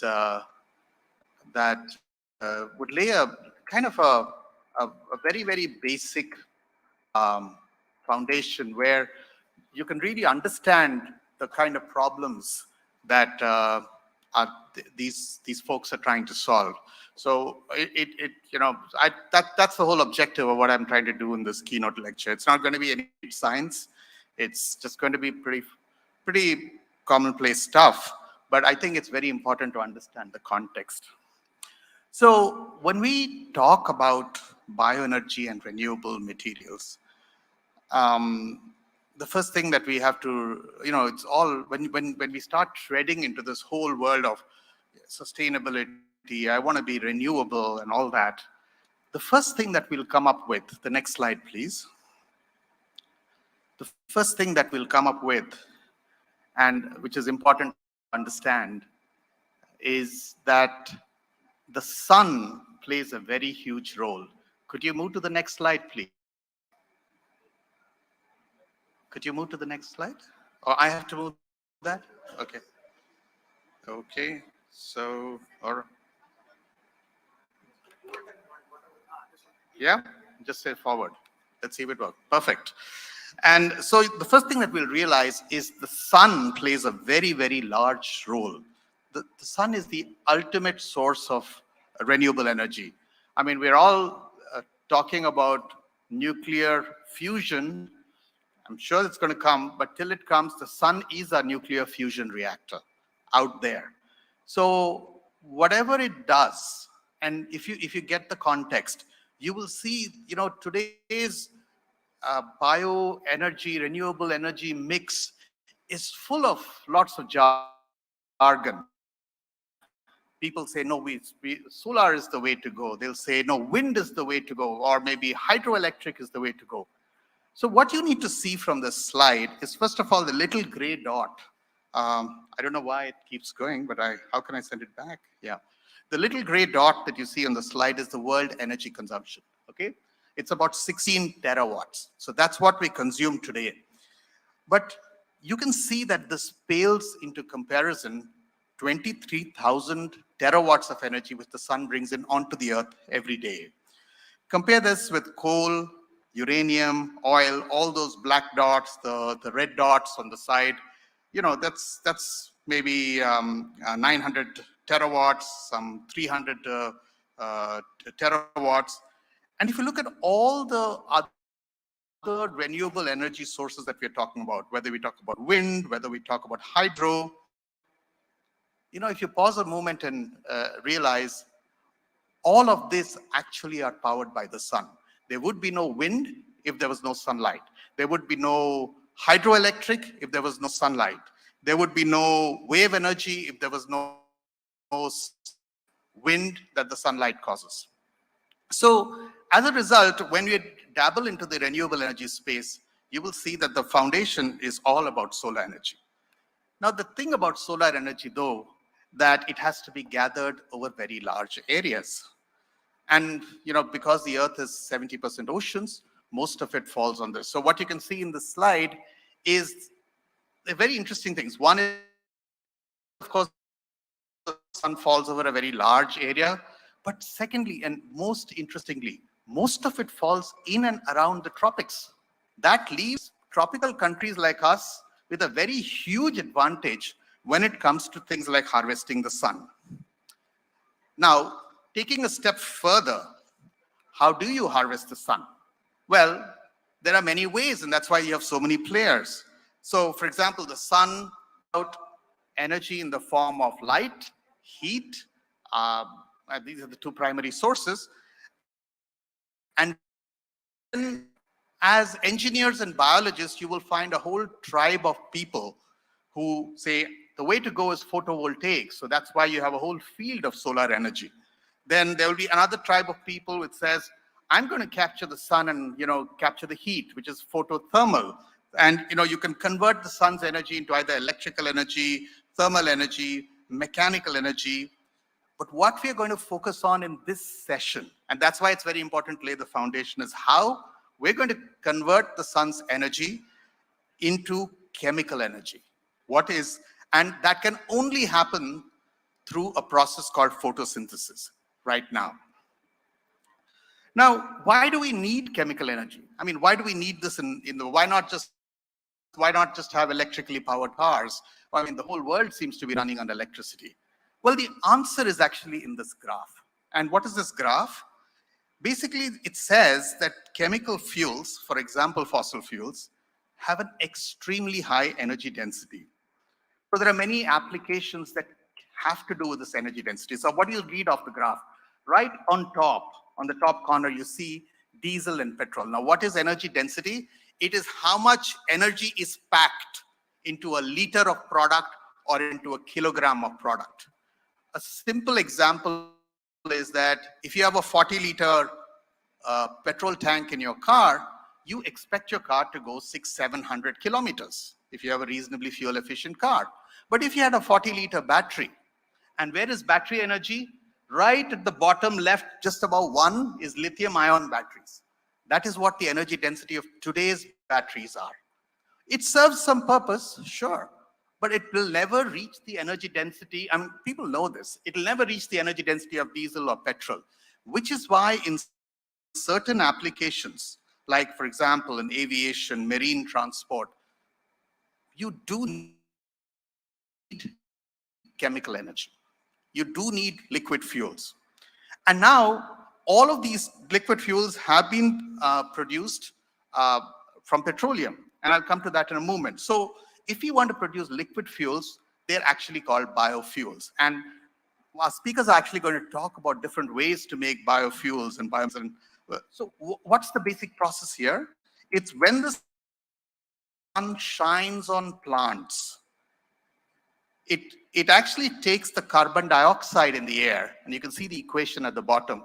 It takes the carbon dioxide in the air, the water that you irrigate it with, and pastes it together. In the chemical bonds of carbon dioxide and water are pasted together, the sun's energy is stored in those chemical bonds. And that is exactly what the plants do for you. Naturally, you can see immediately that plants equals agriculture, and therefore you talk about large areas of energy collection. This is really what it's all about. Now, if we go for what's the advantage of doing biofuels? So why does it all come into this whole business of climate change? Now, we all hear about atmospheric CO2. And what this diagram actually illustrates is what we call a balanced short-term cycle of carbon dioxide with an unbalanced long-term cycle. Now think about it for a moment. In this drawing, you see at the bottom left-hand corner, you see the fossil fuels. Where did the fossil fuels come from? That is the source of all of our petroleum. Well, they also came from plants, but they came from plants millions of years ago. So those plants got buried into the ground, and then they trapped all the carbon dioxide, the equation that I had on the previous slide, and so all that got trapped into the atmosphere. Now, what have human beings been doing in the early 1900s? We've been drilling holes in the ground to pull out the soil. There is a lot of old sunlight that is locked up in the soil. That is what is powering our world today. 16 terawatts, the little gray dot that I showed you. But the overhead that comes with that is that you can extract the energy from the chemical bonds of this fossil fuel, but the price that is being paid is that you're putting back into the atmosphere the carbon dioxide from 1 million years ago, which is the whole reason that you're keeping on increasing the carbon dioxide concentration in the atmosphere. And what is the price of doing that? Carbon dioxide is like a one-way mirror. What does that mean? It allows the heat or light of the sun to come in. But in the night, when the earth tries to cool off, it emits the heat in a much longer wavelength. And carbon dioxide is opaque to that wavelength. So it's transparent in one direction. And guess what's going to happen? Global warming. As you increase more carbon dioxide in the atmosphere, that's really what happens. Now, what do plants do and what do biofuels do? They have a short-term balanced cycle. If you look at the drawing, if you grow a plant today, agriculture, you are trapping today's carbon dioxide. Tomorrow, if you use the technologies that our speakers are going to talk about, you will be releasing the same carbon dioxide in a couple of weeks, months from now. Essentially, in this whole process, the only variable that you're using is the sun's energy and keeping the carbon dioxide levels in the atmosphere constant. This is the crux of why biofuels make sense. Energy density and the fact that they're carbon neutral. So that's really the most important thing to remember. Then you can ask, hey, what are the different ways? Remember, the sun falls over large areas. What are the different ways that we can pick it up? Well, the gentlemen who are going to come down, one of them is going to talk about how you can grow biomass, whether it's, say, sugarcane or rice or ethanol. How are you going to convert that into biofuel? Because it's all collecting solar energy over land. Another one of these gentlemen is going to talk about, well, we've got places on land where crops don't grow because it's either too arid, like a desert. Why don't we grow some kind of different plants? They're called microalgae. So they're going to see how you can grow microalgae, convert that into biofuel and biomaterials. And then there is another gentleman here who says, oh, most of the energy is falling on the oceans. Why don't we pick up this energy on the oceans? So he's going to talk about how you can grow seaweed in large quantities over the oceans and pick up the energy. We need all approaches to solve this problem. But the story doesn't stop just with fueling our cars and our aeroplanes and our ships. Because today what petroleum does is not just produce fuel like what you see on the left-hand side. Today's refineries take petroleum and convert it into almost every imaginable product, from the textiles that you wear, the drugs, vitamins, bandages, paint, cosmetics, toys, you name it. How are we going to replace all that with electricity in a sustainable way? Now, that's really worth thinking about. So the other thing that's going to be really important is, just like our petroleum refineries, we do have the concept of biorefineries, and I'm certainly hoping that our speakers will touch upon that, where just like you take oil on the left-hand side and go to fuel, chemical products, and materials, it is very possible to take biomass of any kind and convert it to fuel, chemical products, biomaterials. The steps in the middle are a little different. They involve sophisticated biotechnology, synthetic biology even perhaps.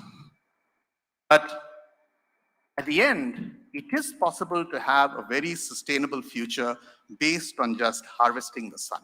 So with that, I'll just stop. If there are questions, I can answer them. But otherwise, I will hand it over to Mohan to really conduct the rest of the session. Thank you very much.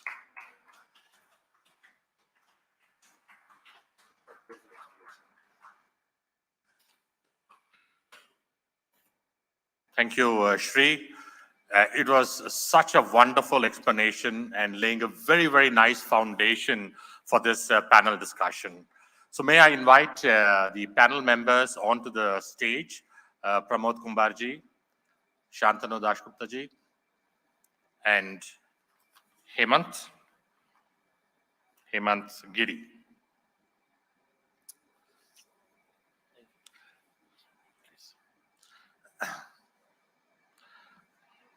I think with a very nice explanation in terms of what's the problem that we want to solve and what are the different paths that are available, I think it's very, very clear that we also need to understand the approaches towards these different science, different streams, and how all of these sort of converge. And it just goes to show that there is no one path, there is one solution, but all paths are open, all paths are relevant. Now, what we'll do today is, this is a very end panel, and I'll just give a round of introduction to all of them, our fellow panel members. Dr. Pramod Kumbar is the president and the CTO of Praj Industries, and he's been pioneering and driving a lot of the biofuels, 1G, 2G, and a lot more on that space. But for today, the focus will be on biofuels. Dr. Shantanu Dasguptaji is the Senior Vice President, Head of Algae to Oil and Synthetic Biology R&D at Reliance Industries. Again, working on some cutting-edge technologies. He comes with many, many years of experience into this field. So just before this, he was saying that he is into 40 years of biology. Now, you can also guess the amount of experience that we are having on the panel. Then Hemant Giri is the Senior Manager for R&D, C6 Energy, and working on the algae side. Now, with Shri sort of doing an excellent job, I think we can sort of move straight into the sessions, and then we can have some engaging conversations and Q&A. So I'd like to invite Dr. Pramod to come on stage and then talk a little bit about biofuels and what is it that we are doing. At the outset, while the presentation is about to come, I also think that it is an extremely proud moment that India is leading a lot of the decarbonizing efforts. The focus and the impetus towards experimenting on different technologies is also extremely high. The Prime Minister also inaugurated the first 2G facility in Panipat a few months back on August 15th. It just goes to show that there is local engineering technology combining with biotechnology is also a great moment for establishing Indian technology presence on the world stage. I will ask Pramod to talk more about this and also share his experience. Thank you, Mohan. So what I will talk about today is Sri did my job very simple. He talked about everything that I wanted to cover as an introduction. So let me go, I will not touch much upon what he talked about, but what we are doing at Praj in terms of biofuels and biochemicals, both sides.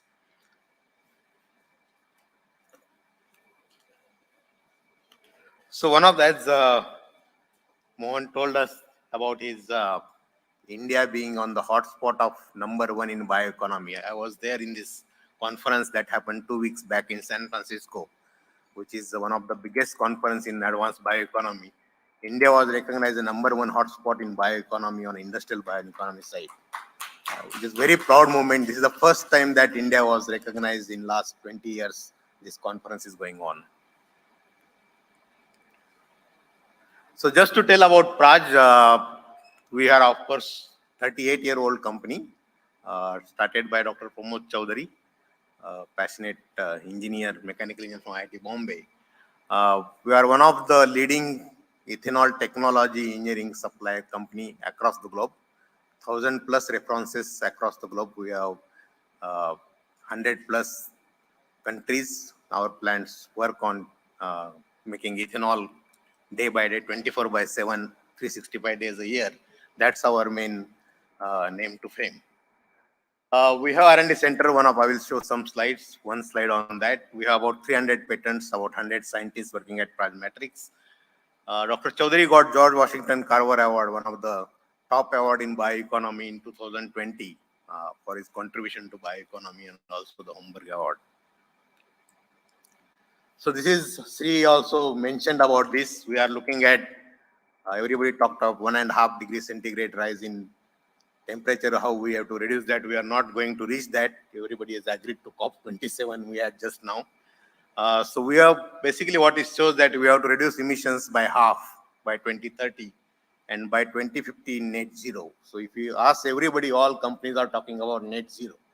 And that's the reason why we are going towards that.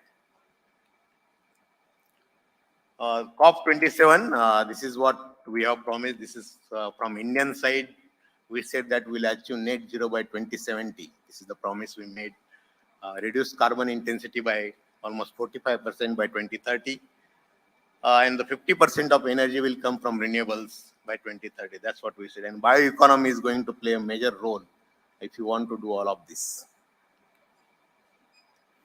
So this is about Praj and overall biofuel, and I will talk more about bioethanol, which is, of course, has been used starting from long years. Ford's first car was run on ethanol, Ford car. So this is the original sugar refinery that is the interest of mainly for Indian people. We started with making sugar because that's what it was meant to be made. And ethanol came as a secondary product from that sugar complex. It was never called as a refinery, sugar refinery, it was called as a sugar complex.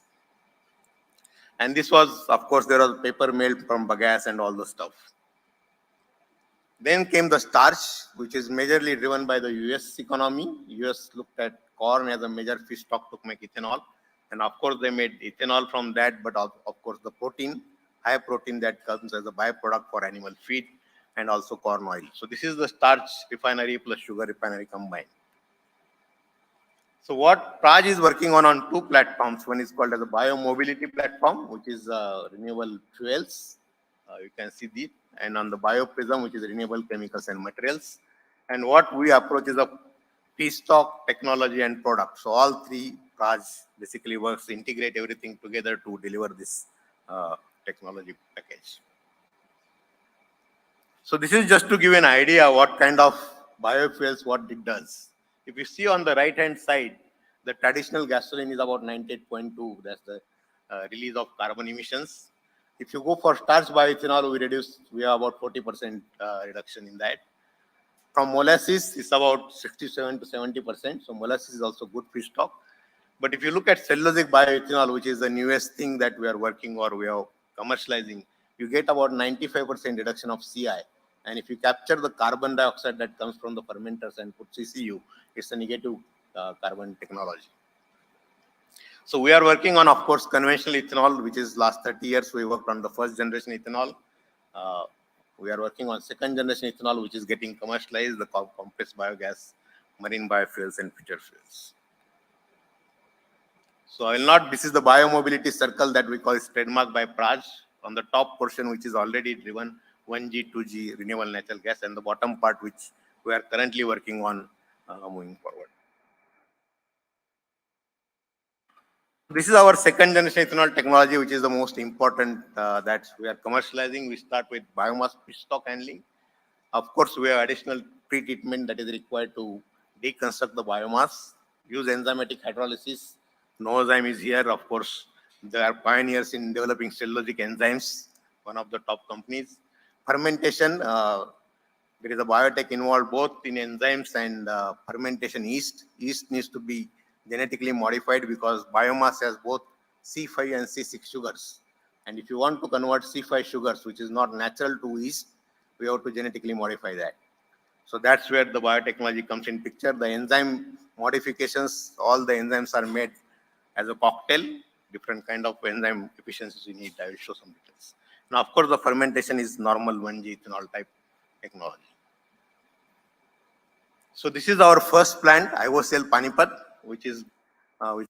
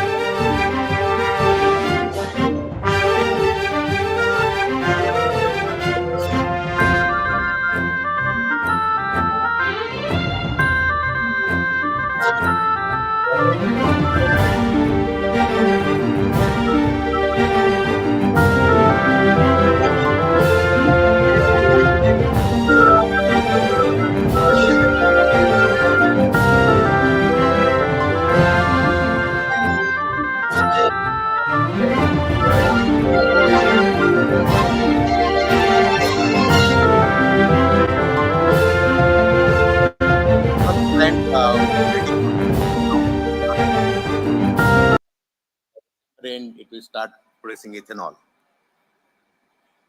So this is the location. I will not, it will produce about 100,000 liters of ethanol per day, 400 tons of rice straw every day coming to this plant. Of course, we are building 2 more plants. Where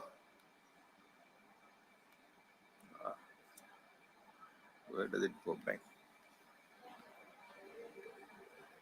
So we are building 2 more plants which are on the construction stage. One is for BPCL in Bargarh, Orissa, and another one for HPCL in Bathinda. So all these 2 plants will come for commissioning next year. So we are the first company in the world probably building 3 plants simultaneously for Fuji ethanol. And I must thank Indian government, OMCs, supporting this whole effort. So on going from the biofuels, we talked about biomaterials, and this is one of the most important thing we are working on as a next step going from biofuels, what we need to do next. Biofuels is about sustainability, carbon intensity reduction. Bioplastics or biomaterials about reducing the litter or plastic problem that everywhere you see. And you must have heard that recently government banned the single-use plastics. And the alternatives that we are working on 2 technologies. One is called as polylactic acid and the other one is called as polyhydroxyalkanoates. So the polylactic acid technology has been there. There are 2 commercial plants working in the world. One is called NatureWorks in US, another is Total Corbion in Thailand. These are the only 2 plants that make commercially polylactic acid. Currently, it is completely sold out. There is no polylactic acid. If you go and ask for polylactic acid, you will not get in the market. So this is the plant that we are working on today. I will show you some slides on that. And the polyhydroxyalkanoate is the only biodegradable plastic that is available. The other technologies are ready for commercializing. Biobitumen, of course, is the byproduct of our lignin. So this is what Sri talked about. What is the advanced biorefinery complex, what we say. So you take a feedstock starting from either molasses, which is a low carbon feedstock, agri residues, and you make this polylactic acid, polyhydroxyalkanoates, biofuel, biobutadiene, these things. So this is our pilot plant, which is being built in Pune for the biopolymers, both polylactic acid and polyhydroxyalkanoate. This is our own investment. We haven't taken any government funding till now for all our R&D projects. To bolster what we do in biopolymers, application development forms most important part. And that's why we sponsored a Biopolymers Center, Innovation Center at Institute of Chemical Technology. We sponsored this last month. We signed an MOU. We will be spending about 5 crore rupees on this center, building this biopolymer center. So this is the advanced biorefinery. You start with alcohols, we can make biofuels, biochemicals. That's what we talked about. This is the schematic. That's what we hope to have one day, starting from biomass, going up to biofuels, sustainable aviation fuel, and bioplastics. This is our dream that we hope one day we'll achieve that as a project. This is some about R&D center of Praj, about 8,000 square feet of laboratory and pilot plants. We have about 300 patents and about 90 scientists in this center. Of course, these are the GHG reductions targets, what we talk about, employment creation, part of the biorefinery thing. So thank you for your attention.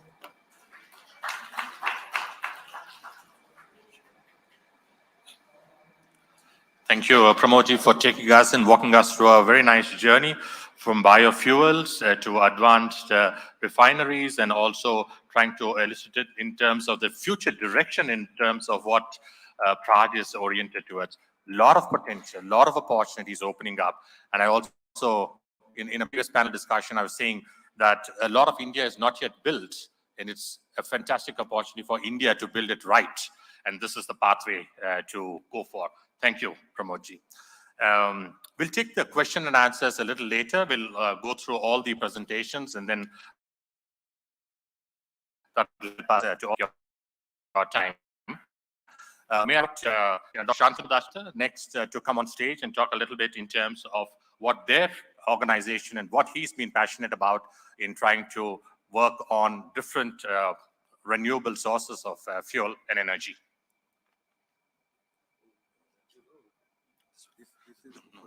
This one is for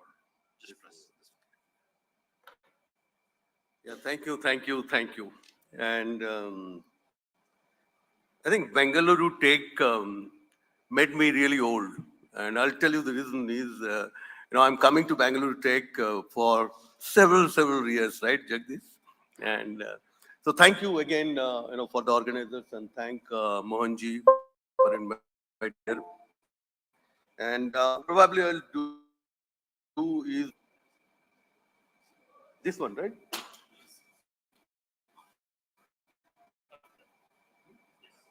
It's not moving, right? Yo, this one, okay. You have to give me 30 seconds extra. Huh? Okay.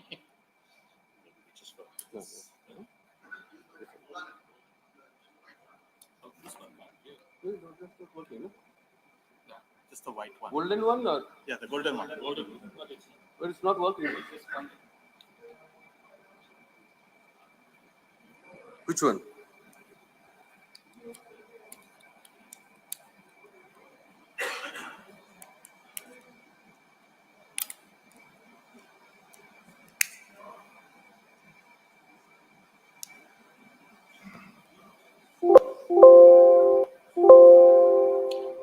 Okay. This is the next. ये नीचे हाँ, ये नीचे तो मेरा तो mood ही चला गया हाँ? कितना प्रिपेयर करके आया था बस anyway, so let's go to the next one. So well, I mean, I don't have to tell you, what bioeconomy contributes, and bioeconomy contributed nearly 2.6% of our GDP in 2021, and by 2025, I think the projected number for bioeconomy is around 150 billion, and of course the majority share for the bioeconomy are from biopharma, and followed by bioindustrials. It's going to be around 30%, but it's not really about impacting our economy. A major chunk, for example, of bioindustrial initiatives are there to support the well-beings of this planet, and also helping us to manage climate change more effectively. And for this audience, I don't, I think almost all of you know that, what is the threat of climate change, and all know that different ways we are creating different sustainable technologies to handle this challenge, and I don't want to waste any further bites towards it. But of course, quoting our chairman, who very nicely articulated that the days of our prosperity through fossil fuel at the cost of our planet is over. We must transition from old energy to new and renewable energy. He also recognized early enough, that the options for sustainable technologies are going to be actually a combination, and one of the most attractive options, as Sri was saying at the beginning in his keynote, one of the most attractive options could be most efficiently leveraging photosynthesis. And converting it to raw material and then produce energy, renewable energy, materials, food, feed, nutrition. And what I'm going to do in next few minutes, very quickly tell you that what we are doing at our R&D to convert CO2 to different molecules, but today I don't have scope to talk about all different molecules, but little bit on energy.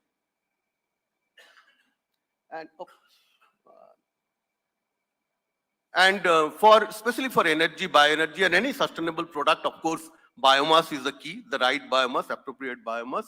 And you probably had seen this slide, many times earlier.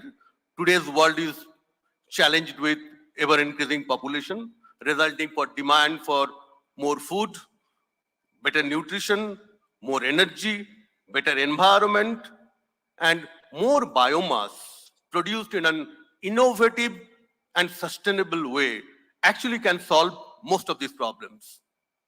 And what we did is we have chosen algae and microalgae.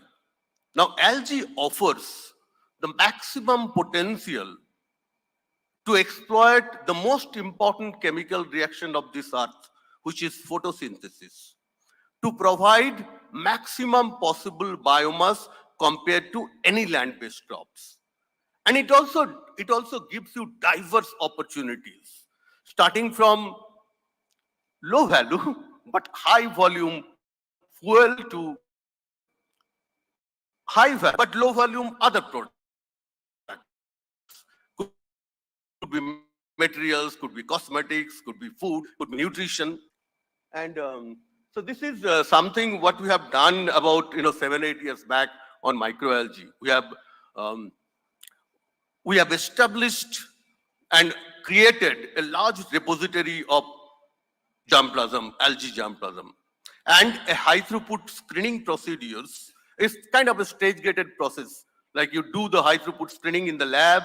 Okay, we use all pond simulator and then screen them. So one of the challenge, and some people here probably worked on plant, and you know that for living organisms, whatever result you get in the lab, okay, you bring them outside, it doesn't translate. So we thought that we have to screen them outdoor. So we have screened them at different scales of ponds. Okay, we call in square meter, 1 square meter, 10 square meter, 50 square meter, up to 2.5 acre of pond to get handful of strains which are resilient and productive enough to give you the product what you are looking at. And in this particular case, I'm talking about fuel. So we have established an end-to-end algae technology platform in Jamnagar, close to our refinery. It's an 100-acre algae facilities. And this facility is supported by, of course, biology and biotechnology. Agronomy is like, growing algae in pond is like agriculture. You have agronomy, you have crop production. And then one of the biggest challenge when you work with microalgae in the pond, it's like a dilute green solution. So getting that biomass from the water, handling that much water is always a challenge. So you have to have optimum harvesting technology, and then finally converting that biomass to oil, to drop in crude. And the process what we use, I have one slide. If I have time, I'll tell you. It's called hydrothermal liquefaction. And very interestingly, all our process in algae is completely sustainable. We do not even a single drop of fresh water, even in the only. So that means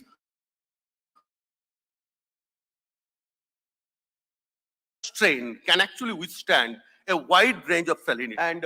And we have optimized the cultivation power, to cultivate, to move that water, you need power, right? To optimize that, we optimized, recycle the water, recycle CO2, recycle all the nutrition. And so what is next? I think Sri would be asking that question. We have established that it's wonderfully grown, going in outdoor, we are one of the best. But to make it for fuel, we have to go to the next scale, right? So next scale, what we planned is we need to have some demo unit. And each of the demo units has to be around 500 acre. So, and then you have n number of those units. Each unit 500 acres. So we have done all our TEM and techno-economic analysis, and we know what are the places, what are the kind of water sources and CO2 you must have to have that kind of facility. As the minimum area what you are looking at for any fuel opportunity is at least 10,000 acres. So do I have a time for a 1-minute video? Sure. How do I run this? If I press, it will run. Oh.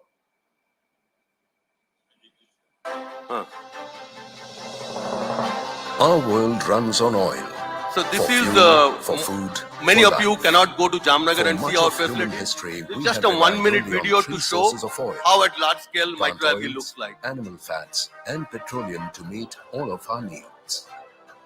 Reliance has found a fourth This source is the in the algae form growing of here. a billion-year-old organism, which grows 20 to 30 times faster than food crops and holds the key to solving the world's energy problem sustainably.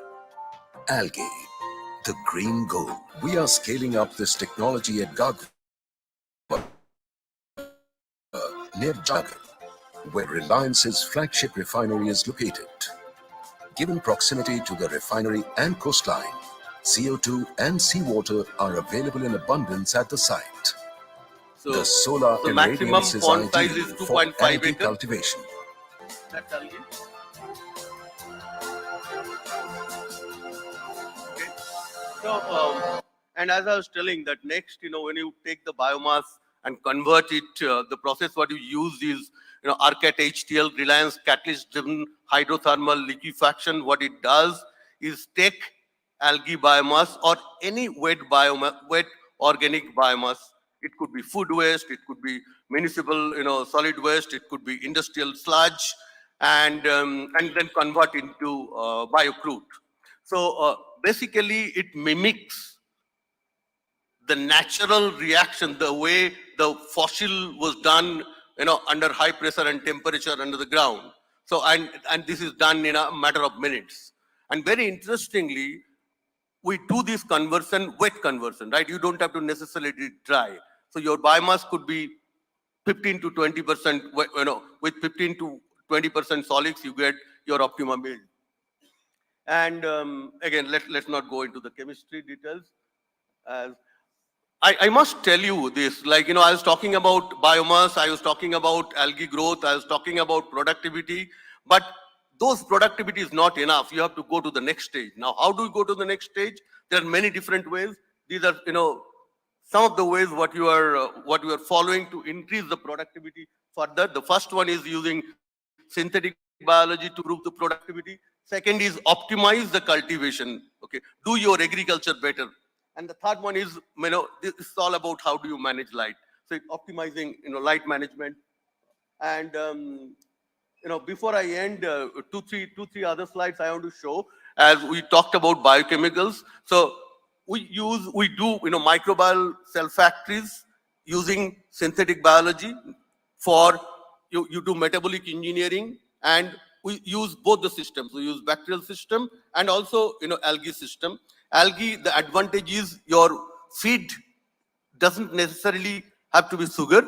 You feed CO2, you feed sunlight, and you produce whatever molecule you want to use.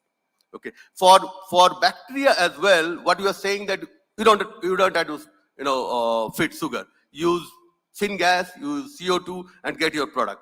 But it's not just about synthetic biology. See, you told at the beginning, but I didn't get a chance to talk that what we are doing is actually following a biorefinery process in algae. So you take food from algae, you take protein, you take feed, you take nutrition, you take material like nanocellulose. We produce nanocellulose, and we are going to planning to commercialize most of the things what is coming from biorefinery. And this is one example of using synthetic biology to. So this is Dr. Saab, is a little different than your ethanol. So what we have done, we have used synthetic biology. We have used two enzymes in algae, and those two enzymes actually makes the alcohol, takes the sun energy, and you can see the alcohol there. And this is another material what we have produced in the lab. Okay, and finally, this one is very interesting, and this is just we have done in the lab, and we didn't file the IP yet, so I can't tell you about the material in details. But this I'm calling this as a stretchable. Okay, so you can actually take this material and you can stretch, and you see what you are doing is mimicking the nature. Okay, you know in the insect when they jump, okay, they have certain proteins, right? So use those kind of proteins to make your material as a stretchable material. I think I would end here. So this is the team, all biologists, engineers, so together. Thank you very much. Thank you. Sorry. So very insightful. So many new possibilities. And that is the beauty of biotech and science. We're running short of time. Let me invite Hemant on stage.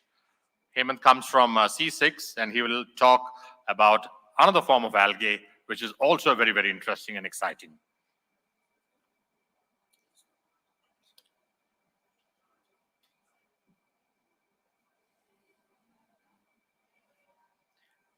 Good afternoon, everyone. It's such a exciting experience here at the Bengaluru Tech Summit to be a part of this eminent panel. And thank you for setting the context for my talk as well.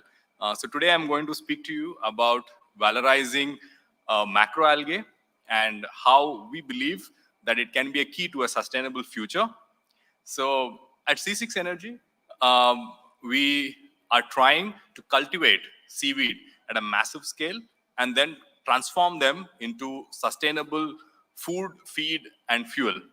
So just to give you a little bit of a background, C6 Energy started out from IIT Madras, which is also my alma mater and also Shree's alma mater, in 2010.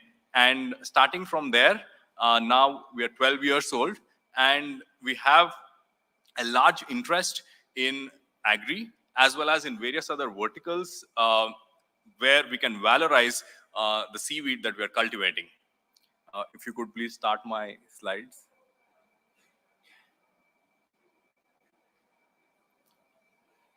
Yeah, thank you.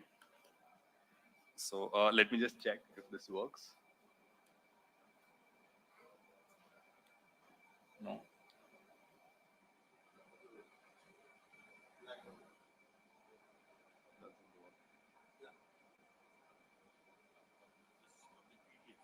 Yeah. Okay.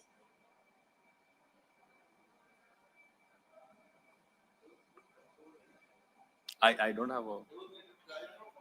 Yeah, I did. Okay, sure. Yes. Okay. So sorry about that, a little bit of delay with the presentation. So once it's up, then we can resume our conversation. Yeah. Thanks.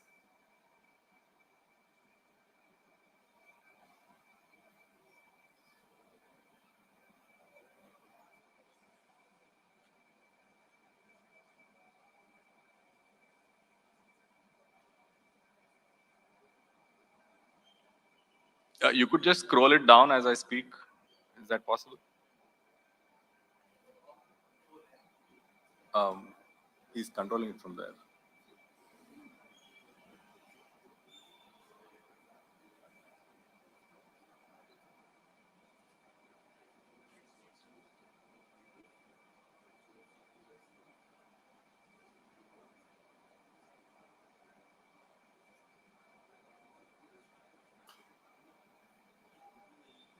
Yeah.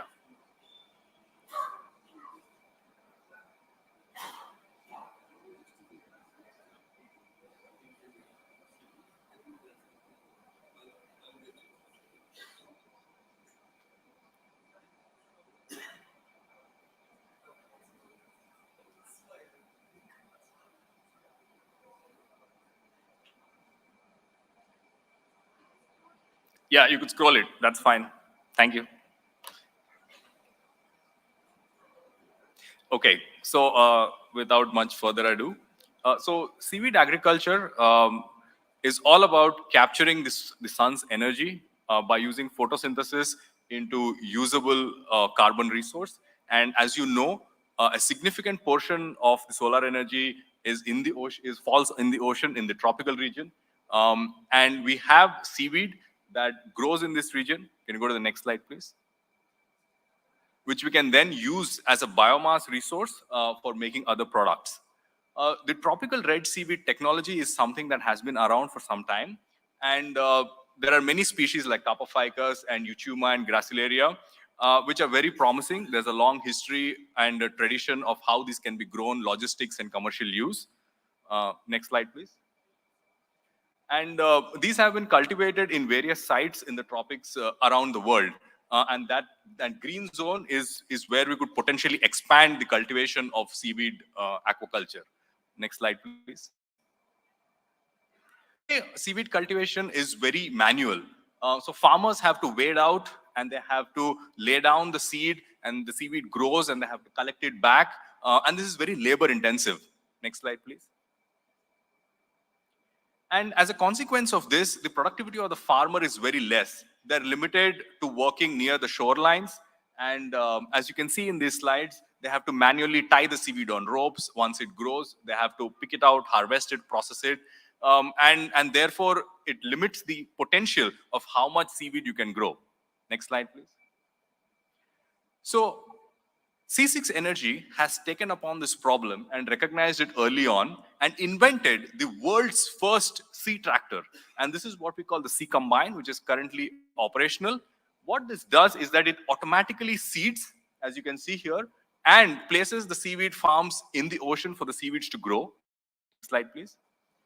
So these are the farms that you can see in Bali, in Indonesia, where you have the seaweed that's been laid out like tracks, and the Sea Combine goes over these ladder-like structures to service these farms. Next slide, please. Once the seaweed grows, as you can see, the seaweed's grown out of that tube net kind of a structure. There is a rotary cutter which cuts the seaweed that has grown excessively and then uses that to reseed the next line, whereas the seaweed that's present inside the tube net is valorized into various products. And that's the Sea Combine in action right there. And all of these processes can be done in an automated way on the Sea Combine.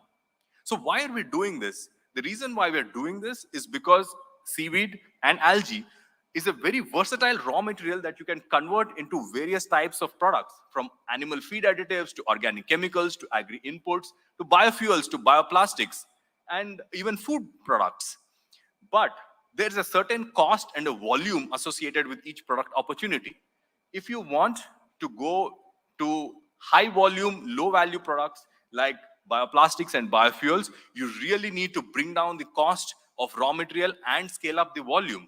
And this is what the Sea Combine makes possible by mechanized farming of seaweed in the open ocean. Next slide, please. So recently, we closed our Series B funding of $18.5 million, and we're very happy to have BASF Venture Capital and Aquaspark on this journey with us. Next slide, please. So today I'm going to speak to you about making biomaterials from seaweed. So the interesting thing about seaweed is that you get the biopolymer for free. You don't have to break it down into sugars and make it into something else.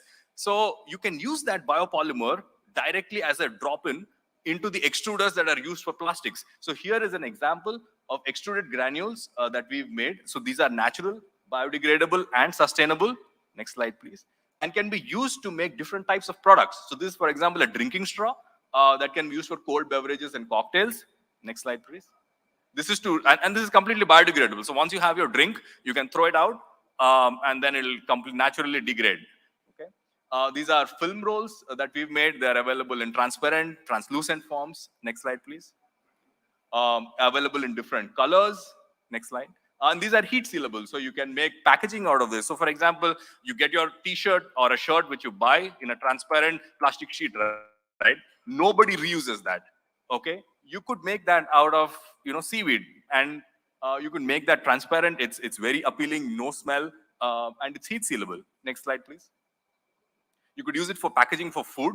It's printable, so you could have 100-gram, 200-gram packaging. Today, with all the 10-minute and 5-minute deliveries, you could have packaging options which will allow you to get groceries to your home in bags that are biodegradable. So every time you get these grocery bags, there's a lot of packaging, right?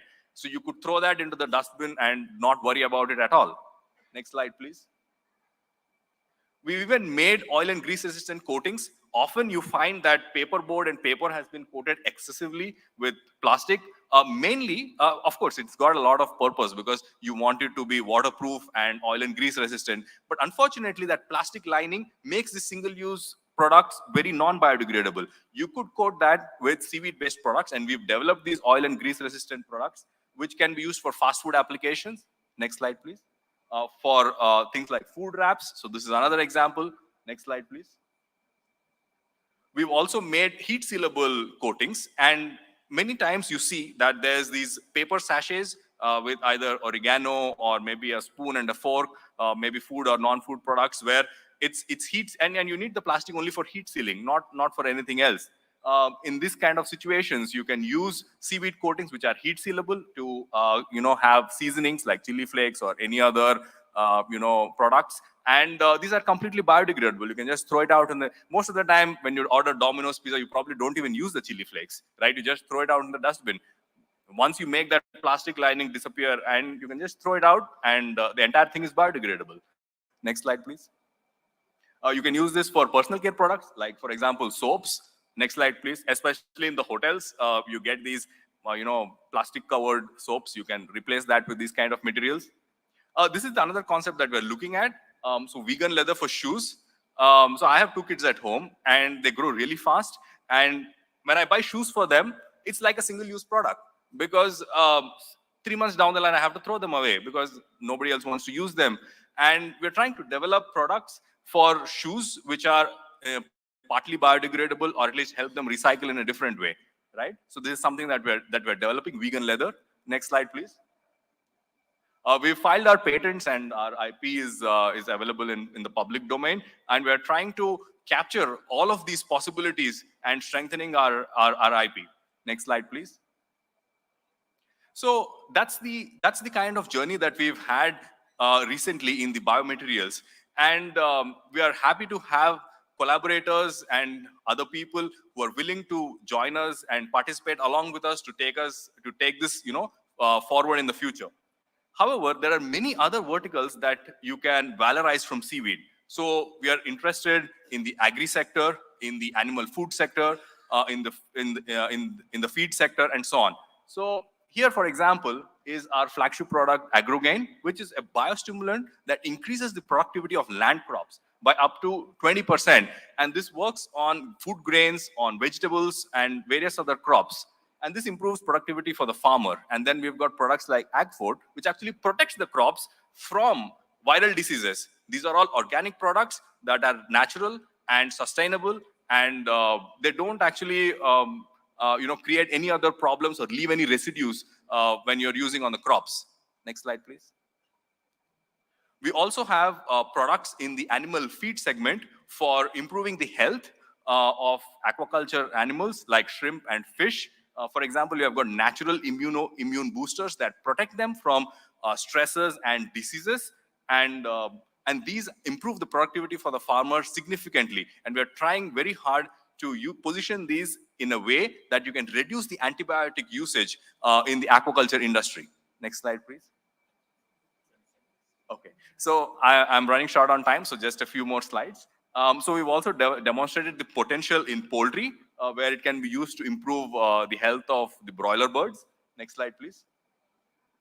In the food ingredients segment, we're using seaweed to make various types of texturizers like carrageenans and seaweed fibers, which are natural and healthy alternatives. More on that I can discuss later. Next slide, please. And the holy grail, renewable crude oil from seaweed. So the main aspect about making crude oil is hydrothermal liquefaction, and that's something that's been solved to a large extent. The main issue is the availability of biomass at a scale and at a cost that works to make crude oil made this way economically viable. Next slide, please. So it turns out that if you can use a machine like the Sea Combine, you can access deep sea for seaweed cultivation. So now you're not limited to the coastline. And if you calculate, and you only need about 120,000 square kilometers, that's less than 2/3 the area of Karnataka in the open ocean to meet India's biofuel needs if you can cultivate that much seaweed. And this is something that we've scientifically verified and published. Next slide, please. So this has come out recently, and you can find it in this publication. Next slide, please.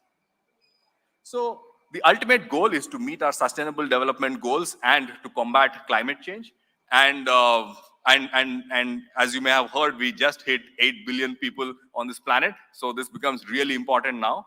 Next slide, please. So I'll leave you with this slide on the awards and media attention that C6 has received. And thank you very much for your time and for your attention. And thank you for having me here. Thank you. So very insightful. so many elements and angles into consumer products and how technology can come into play. I'm sure they can actually take it through for a full day session. That is the knowledge and the power of the panels. For want of time, I will allow one question from the audience. There are two hands, or maybe two. We take two questions. Yes.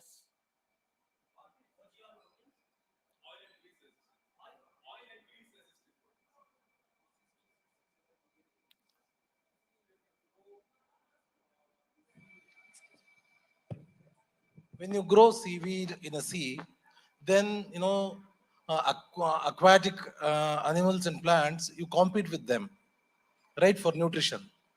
If you grow this seaweed, what about the nutrition depletion that you do and its impact on the fish and fishing communities? That's one thing. And the second thing is most of the coastal is also as contaminated as any other water bodies, and it also comes with its own baggage like heavy metals and other things. So what are the products that you said? Of course I must appreciate all your efforts, but how about the heavy metals and cleaning those things? Basically you're concentrating the heavy metals, if at all, if it is there in the zone that you're growing. Well, that's a question for him. And you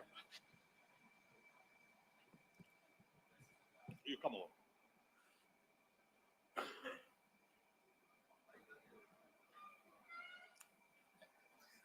Thank you for those two questions. And as you rightly pointed out, the ecological impact is something that we need to take into account, because history is littered with technologies where ecological impact has been considered subsequent to subsequent to the success of a product. So in this particular case, what we've done is that when we cultivate seaweed, it's very important to choose the species, right? So you choose species that is already endemic to a particular geography. It is something that naturally grows in those waters, right? These are not species that have been introduced in any way. That's first point. The second thing is that by using the Sea Combine technology, you can access areas in the open ocean where nutrients are abundantly available and where you can grow them in a very sustainable and a synergistic way. In fact, a lot of times there are many fish that come and they try to build, they try to have their home in the middle of the seaweed. Sometimes we pay what we call fish tax because some of these animals actually like eating the seaweed, so it's food for them. Okay, so we actually lose some of our product as a consequence of these animals consuming them. So it's a very integrated way of growing, and seaweed has a positive effect on the ecosystem. While on one hand, you're actually sucking up nutrients, the way we are doing it is to put those nutrients back. So when you do I didn't get a chance to explain that, but the nutrients that you use for, let's say, making crude oil from seaweed, you actually get a stream of nutrients that you can put back into the ocean. So that way you complete the cycle on that. So there's no excessive nutrients that are being sucking out, right? So I hope that answers your first question. On your second question, you're absolutely right about heavy metals. One thing is that seaweed... do it in 10 seconds. Okay. So the short answer is that one, seaweed don't necessarily pick up all the heavy metals. Okay. So all of them don't get concentrated. The second part of the answer is that in the processes that we do to valorize our products, we make sure that we meet all the regulatory specifications by having steps to remove these heavy metals. So we have innovative technologies to do that. Okay. Thank you. I think we've clearly run out of time. Thanks a lot for a very, very effective discussion. There are questions. I would encourage you to take it bilaterally outside, but clearly fantastic discussion. Thanks a lot for bringing in a lot of insights. I'll actually say that there are many problems in the world. There are also answers out in the ecosystem. A lot of complex problems, nature has the simple solutions. It's about looking deep, looking within, and I'm sure we can find the answers. And here is technology, science, everything coming together to solve a lot of the problems that we will face. Thank you very much for a very, very patient hearing.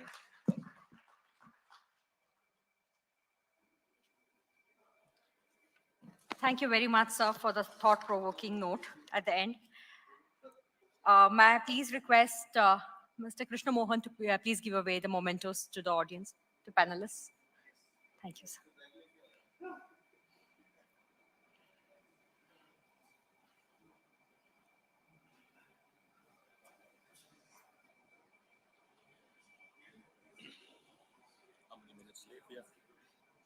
That's okay, sir. We are done anyway.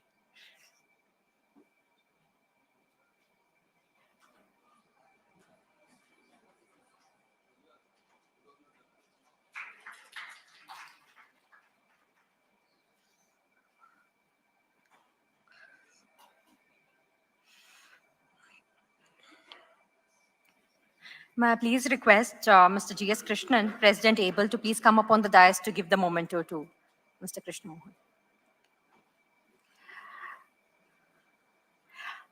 I would also request Mr. Surnarayana to please come up, Sri Kumar, sorry, to please come up on the dais. I'm sorry, sir.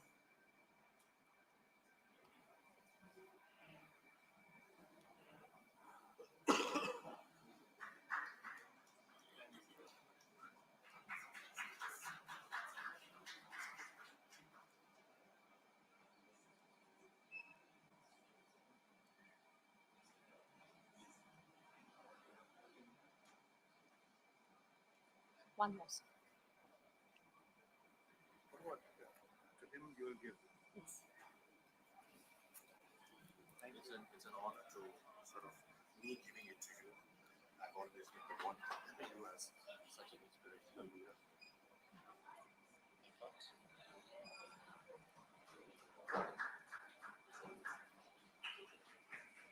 A round of applause from the audience. This is much appreciated.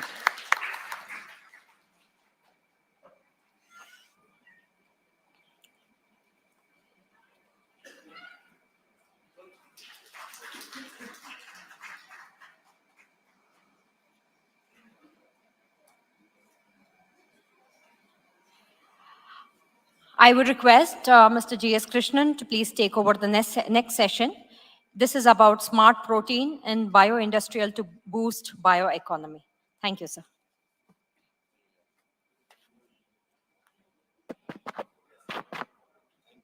Thank you, dear. Thanks so much.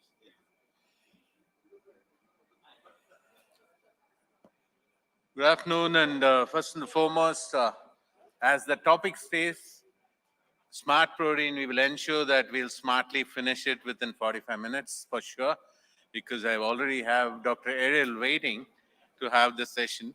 Let me invite on stage our panelists. Of course, we have already Dr. Bhatt. Thanks for having you. Please. Dr. Manish Diwan, Sir Subramani Ramchandrappa, Mr. Varun Deshpande, please come out to the stage, guys.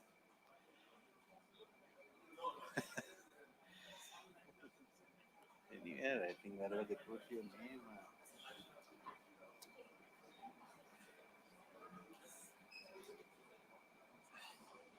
Can you guys also provide 2 mics in this table?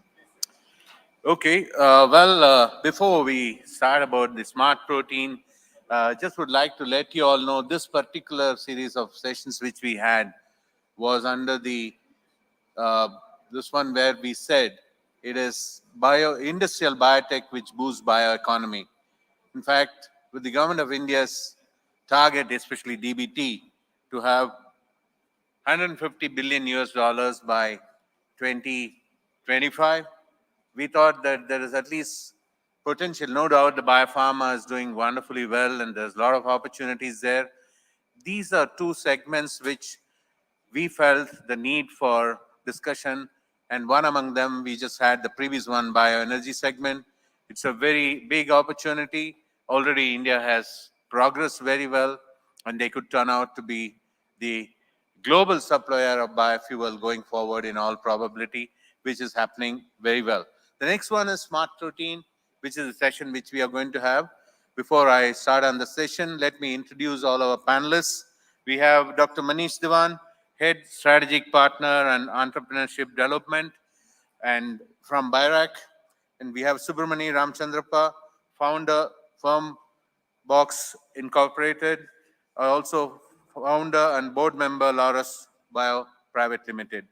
We also have Professor Bharti Salimat, Director, Sanora Biotech Private Limited. Thank you for having Mr. Varun Deshpande, Managing Director, Good Food Institute. Thank you all for joining, and sorry for this delay. In fact, I was telling them we will probably have the session about an hour before. We are 1 hour late. It's okay. But still, smart protein is more smarter, something which I think you will all find it very interesting.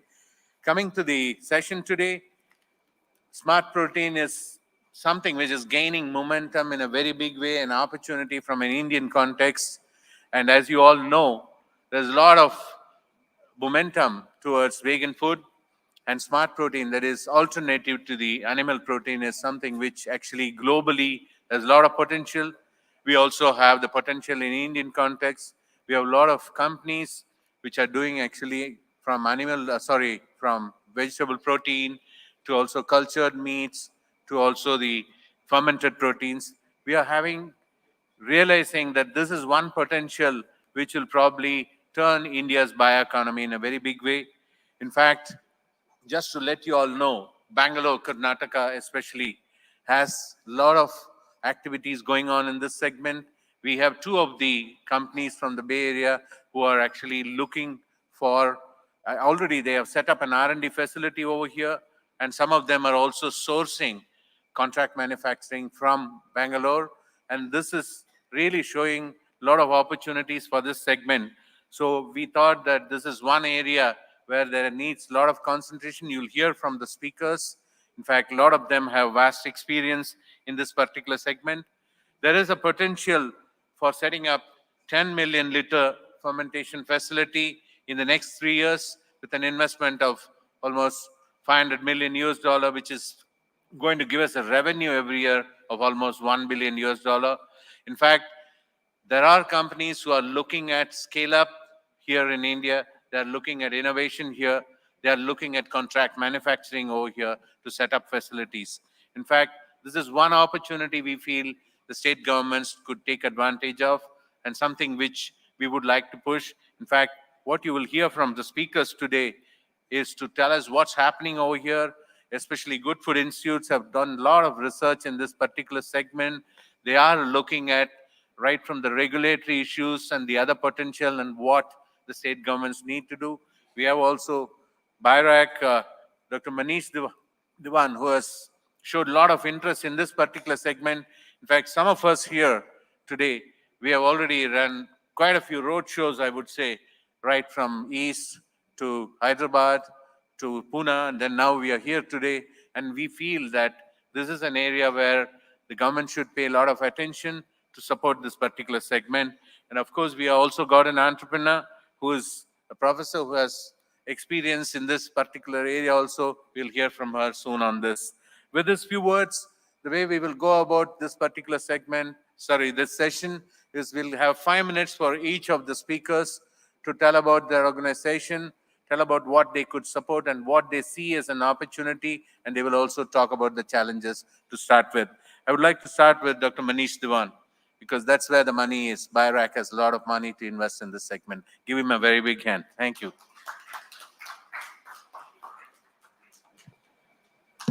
Yeah, thank you. BioTech is an enabler, and I think your success is BioTech's success and success of the ecosystem.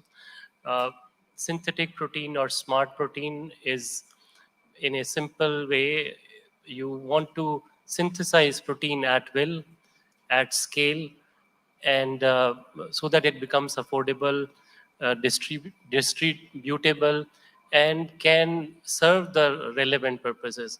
We've been seeing, I think, in the capacities, we moved away from taking ovaries from the animals, replacing it with synthetic insulin, for example. And insulin has become so much affordable that every single person can actually use it, who is the diabetic patient, which was not so accessible, at times. Vitamins, monoclonal antibodies, vaccines, therapeutic proteins. So we have demonstrated as a scientific know-how that we can synthesize protein at a level. But I think once it reaches to a level which Shantanu and Pramod showed, large fermenters and large land pieces, so that we can have that value, that kind of a scale generated. To reach to that stage, of course, we haven't reached there as yet. What we can see that within the ecosystem, biotech ecosystem, there is already capacities which are getting generated. Uh, there are startups, entrepreneurs, faculty, research institutions who are working in this domain. There are capacity building, the setup, high-end equipment, both upstream, downstream, characterizations, etc. That is getting laid out. The incubation centers that we are creating a network across the country so that startup innovation can be supported. Uh, there also we are consciously building capacities. Initially they used to have like 5-liter fermenter, for example. We're upscaling. More number of incubation centers have 50-liter, 100-liter, or move upwards towards 200-liter. So I think that is a conscious move in that direction. Uh, we also fund, of course, and a lot of people who have tried venturing into smart protein initiative. Some of them have received funding from BIREC to build their ideation to proof of concept at the grant stage. Some of them have been able to receive follow-on funding and generated from outside the public grant fund, for example, from angels and VCs. At the back end, we have also worked with the VCs uh, to encourage them to invest in the biotech space. And we are seeing that element happening. And more number of such innovators or startups are moving in that direction. The work being cited, as Krishnan mentioned, I think all of the fellow panelists, I think it is a collective, combined effort that we can accentuate it further by kind of bringing more focus in this direction, because it has a huge potential as we move forward. Next 10 years, next 20 years, we will see a sea change in this area. And that amount of enablement in the ecosystem would require partnership, not partnership of private ecosystem, private equity, private investments coming and powering up the public funding and public endeavor. I'll stop here. Thanks.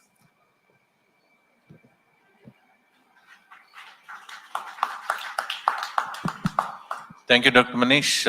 Let me go to Mr. Subramani Ramchandrapa. He has personal experience very well in producing smart proteins, and he's also looking ahead, and he has already set up a new company where he realizes the potential beyond just looking at Richcore or Loras.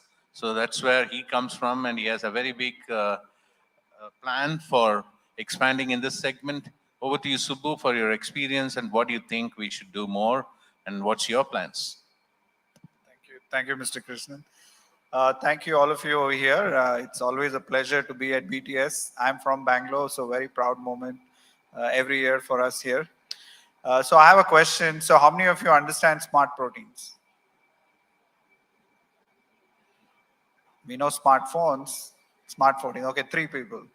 So I'm going to very quickly tell you what smart proteins are as how I understand. I'm sure Varun does a better job on that.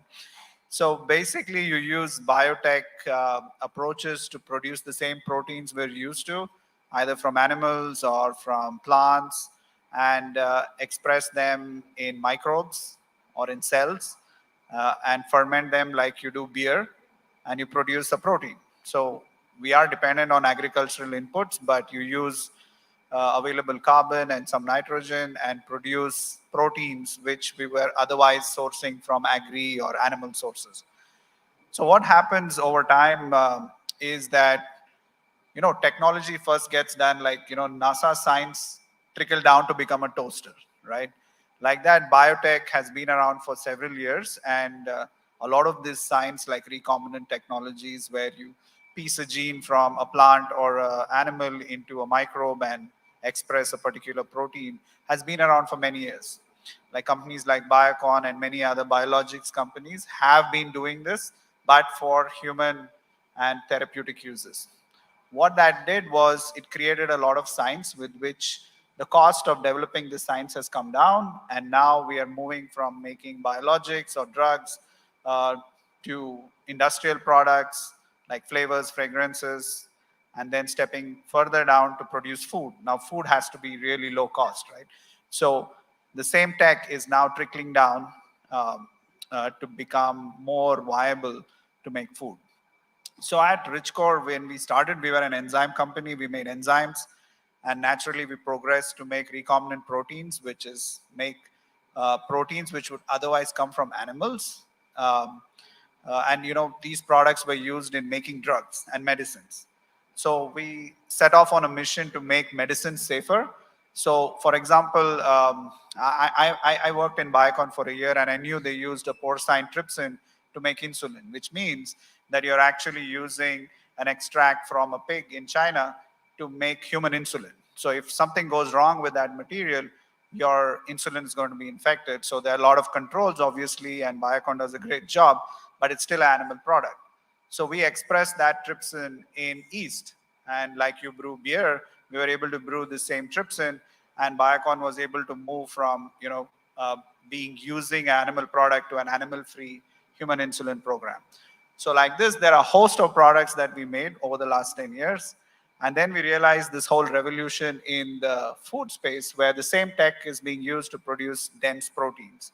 As economies grow, we tend to use more dense proteins, which means we can afford more, and then the need is only going to increase. I need not talk about the 8 billion people that are there now and will further increase with the years.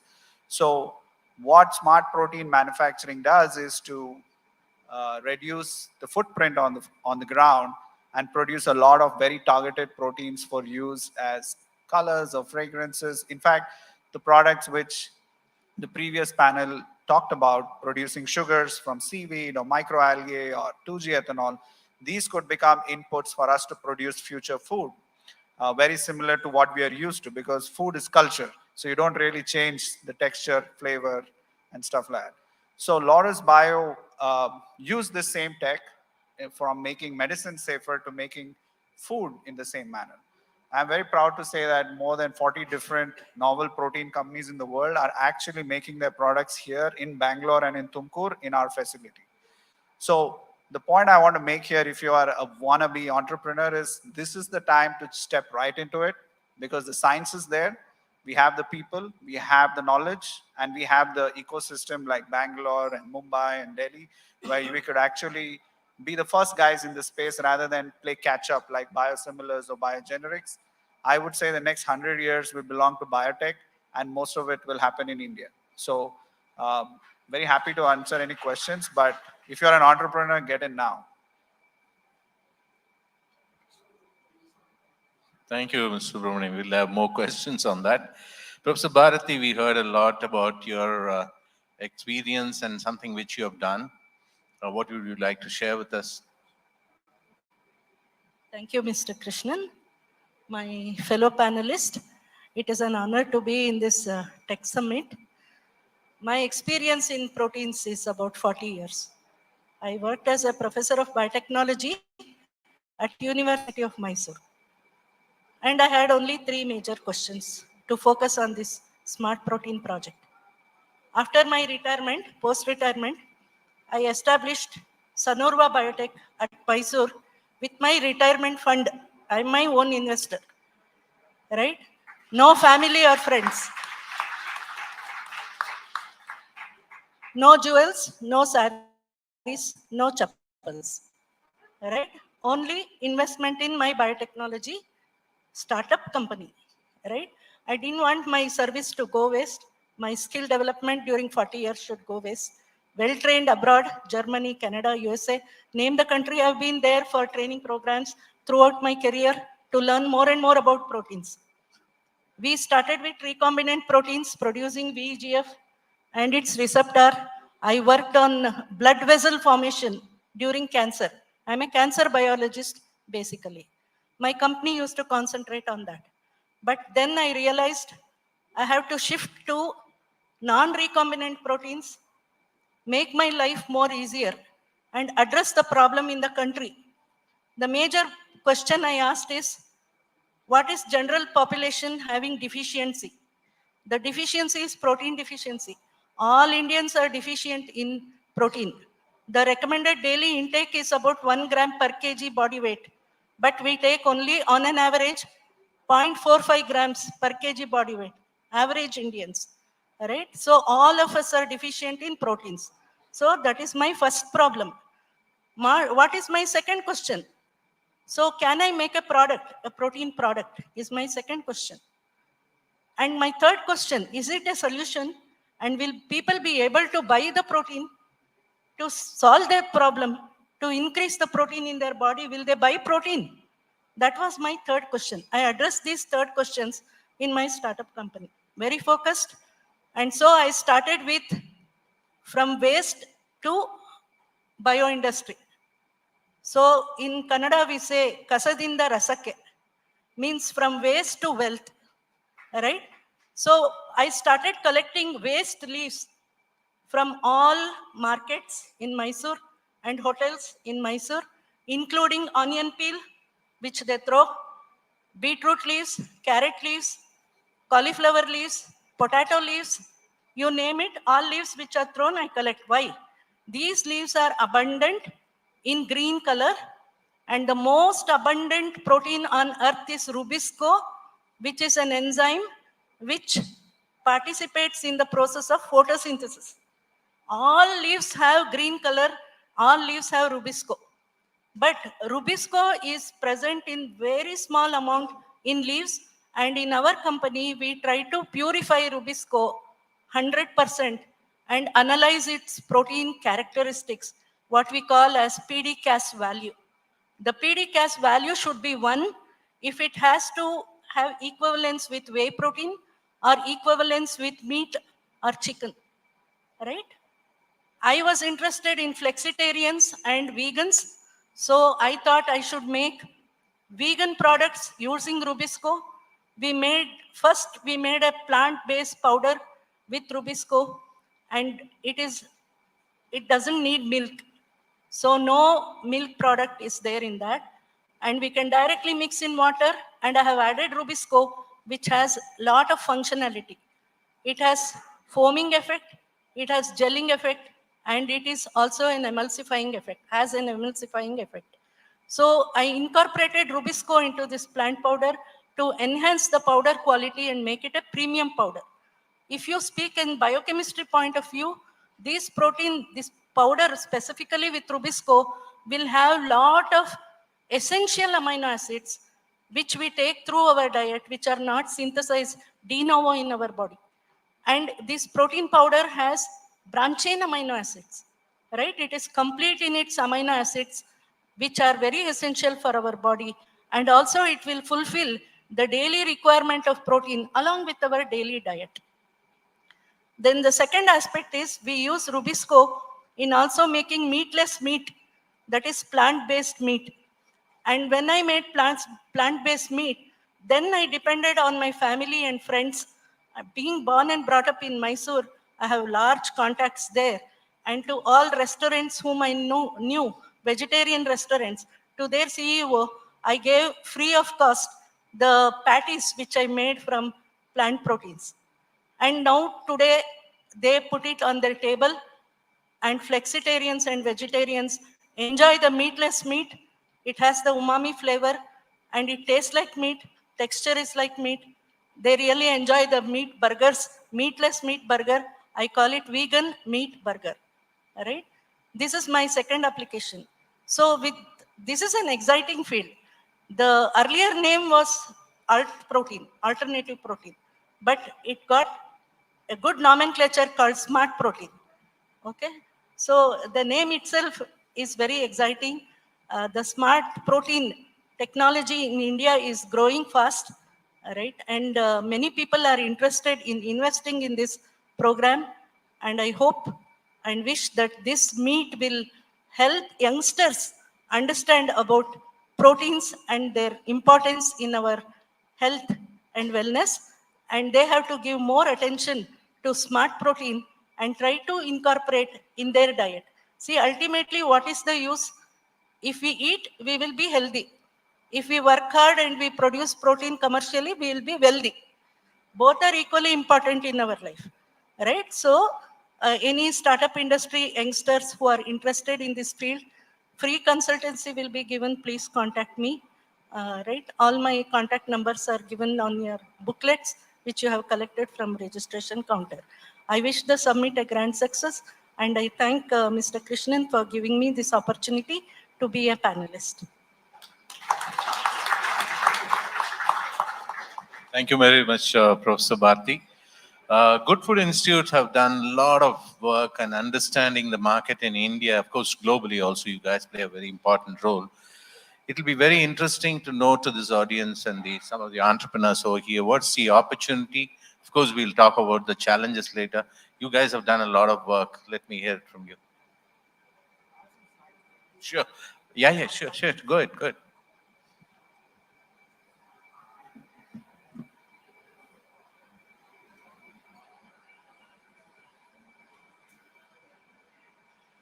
Okay. Thank you so much, Mr. Krishnan. Thanks. Thank you, Mr. Krishnan. Thank you so much to everyone for being here today. This is, as my fellow panelists have said, a very exciting topic.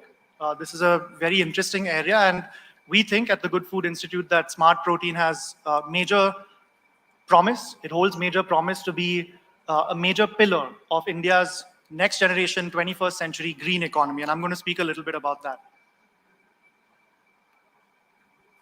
Yeah, so we at the Good Food Institute are a network of non-profit organizations across the world. We have the Good Food Institute India, Good Food Institute Israel, Europe, US, Singapore, Brazil, and we're setting up in other parts of Asia as well. And we work across different dimensions to advance this exact space of smart protein. So we work across business, science, and policy. We teach university-level courses, incubate companies, work with governments, publish open access research, fund research. There's a lot of work that we do pretty much end-to-end to build this space as a field-building organization or network of organizations.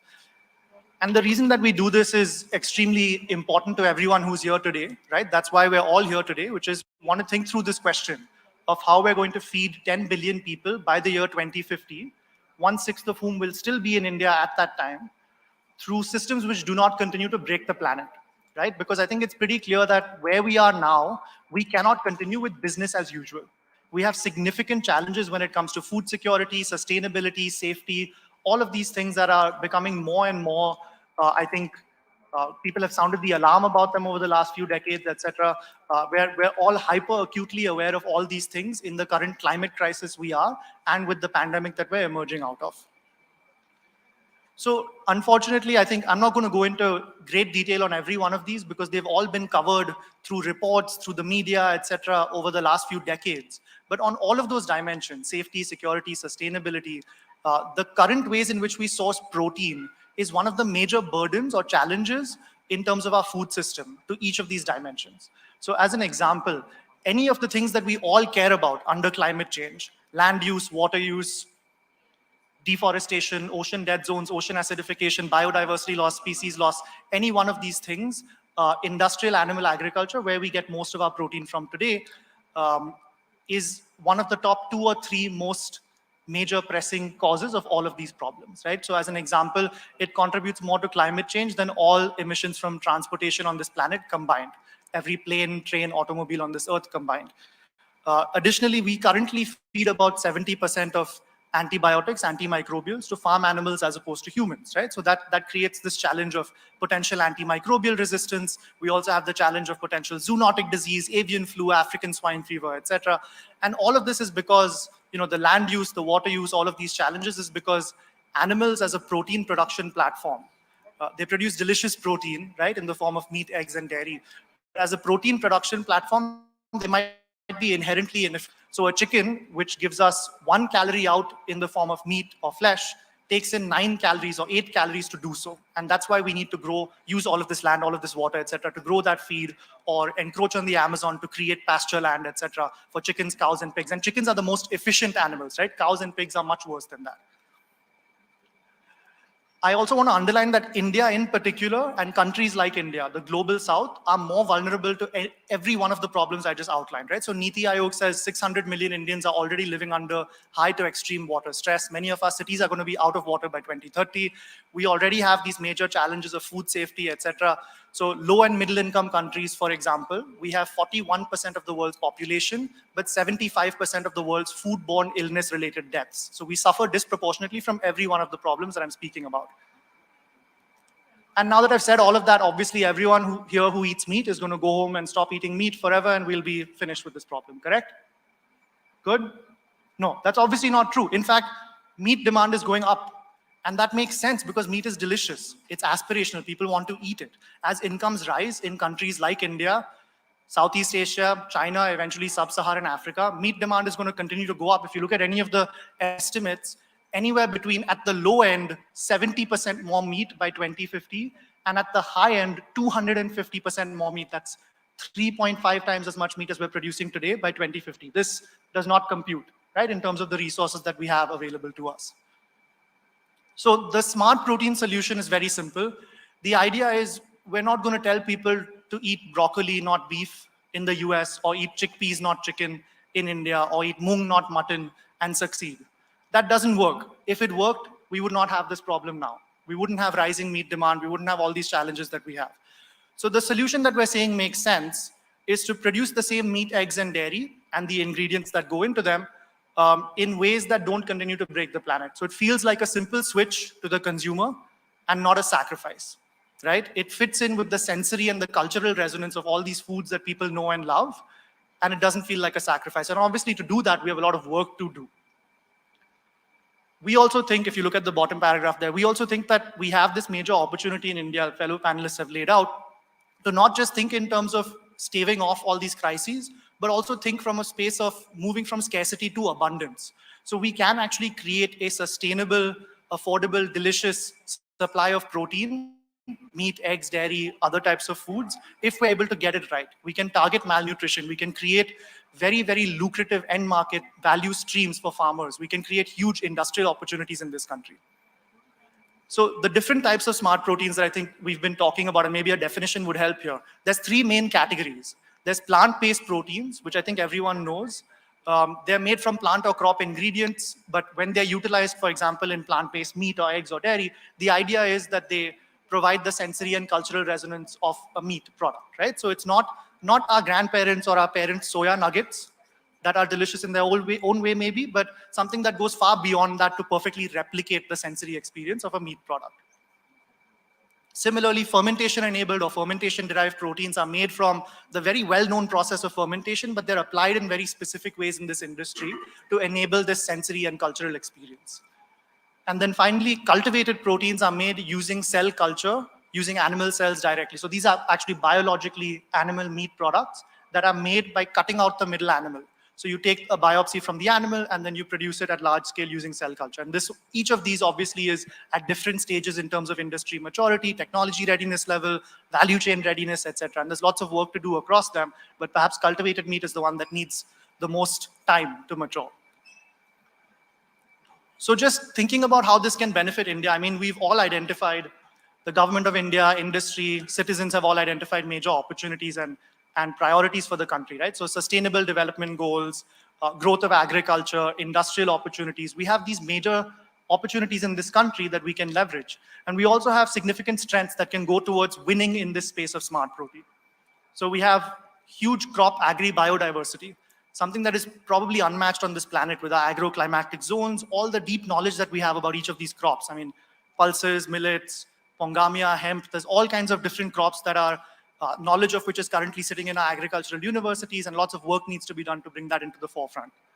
We also have, as we all know, a globally competitive talent pool, right? If you look at any of the companies in our space nationally, from founder level to VP level, all the way down to line R&D level, staffed with Indians, that's not a surprise to anyone, right? So if we can prevent this protein brain drain from happening in our space, it would be fantastic. And then finally, we have this major industrial opportunity, which is obviously the Bengaluru Tech Summit is the perfect place to highlight this. We have a 150 billion bioeconomy coming up. We think that this can be one of the major pillars of that bioeconomy.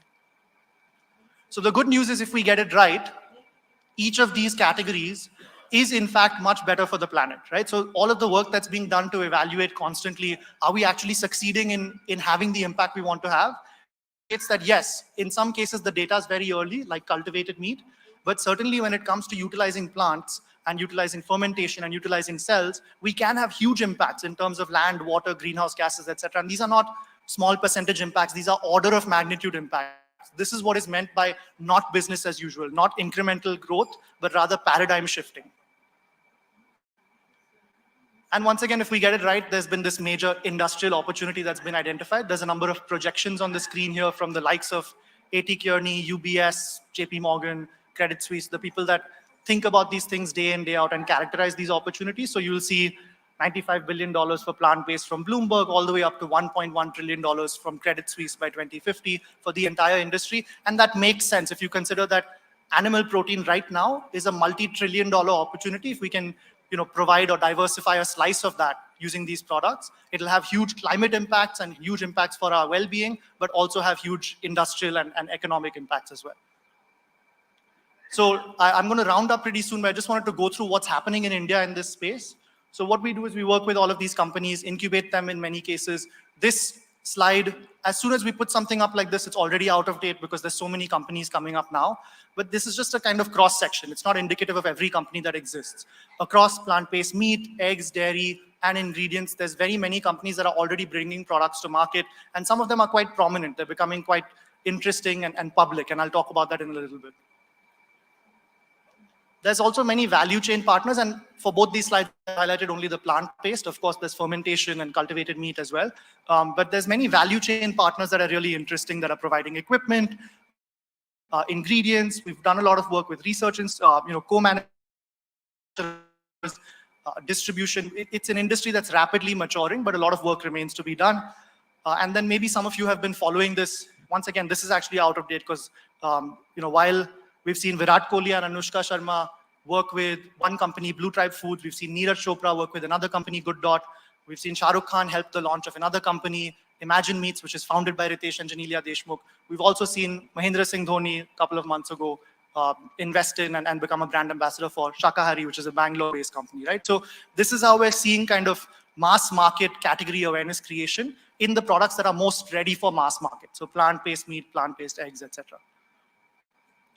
But zooming out from all of this, I just want to highlight that very little investment has actually gone into this. If we look at all of what I'm talking about, it sounds exciting. It's actually been happening on a shoestring budget. So about $11 billion has been invested in this space globally over the last decade or so. If you look at any adjacent industry like renewable energy, in about a 5-year time frame, it gets about $1.5 trillion, right? So that's 3 orders of magnitude larger. Or 2 orders of magnitude larger. Out of that $11 billion, about 10 to 15 million with an M has come in India. So that slide is not to scale. If we had to accurately size the India dot, it would not be visible on this slide, right? So there's a huge opportunity here to crowd in more capital, considering the impact we can have in the market that can be created. And everything that's happening has happened with very limited investment. So there's a lot of opportunity in the future. And if we get it right, this could be a multi-billion-dollar opportunity just by 2030. That sounds small when we size it relative to a $150 billion bioeconomy, but this is where we're starting. We're laying the foundations in this decade of what will then become dozens of billions of dollars in future decades or future years, right? So that's the idea. Excuse me, and that previous slide, just to go back, this includes significant export incomes as well. So I showed a slide earlier about the size of the global market based on various projections from other companies. There's an opportunity to capture all of that in line with what fellow panelists have said. And of course, this would create a significant number of jobs. In the most optimistic scenario, we're looking at about 4.25 lakh jobs by 2030. Globally, other countries are taking this very seriously, which is we're coming together with ABLE and other actors here to essentially say that we need to take a stand in similar ways that countries like Singapore, China, the US, the Netherlands, Israel, etc. have done. They're all saying it's a major part of their climate resilience, economic growth, food security goals. And I'm sure that when China does something, the entire world sits up and takes notice because they can come in and dominate in a space. What we're saying is India has the opportunity to play to win in this space, and we don't want to miss the boat. And it's going to demand all of our collective ingenuity to do that, right? So we need public-private philanthropic investment. We need research and technological commercialization. We need talent development and incubation. We need agricultural integration, and we need scaling of all of the above, right? So there's a huge amount of work to be done, and it needs to happen at the intersection of industry, academia, and policy. So very happy to answer questions, work with people in the audience here today or any of your colleagues.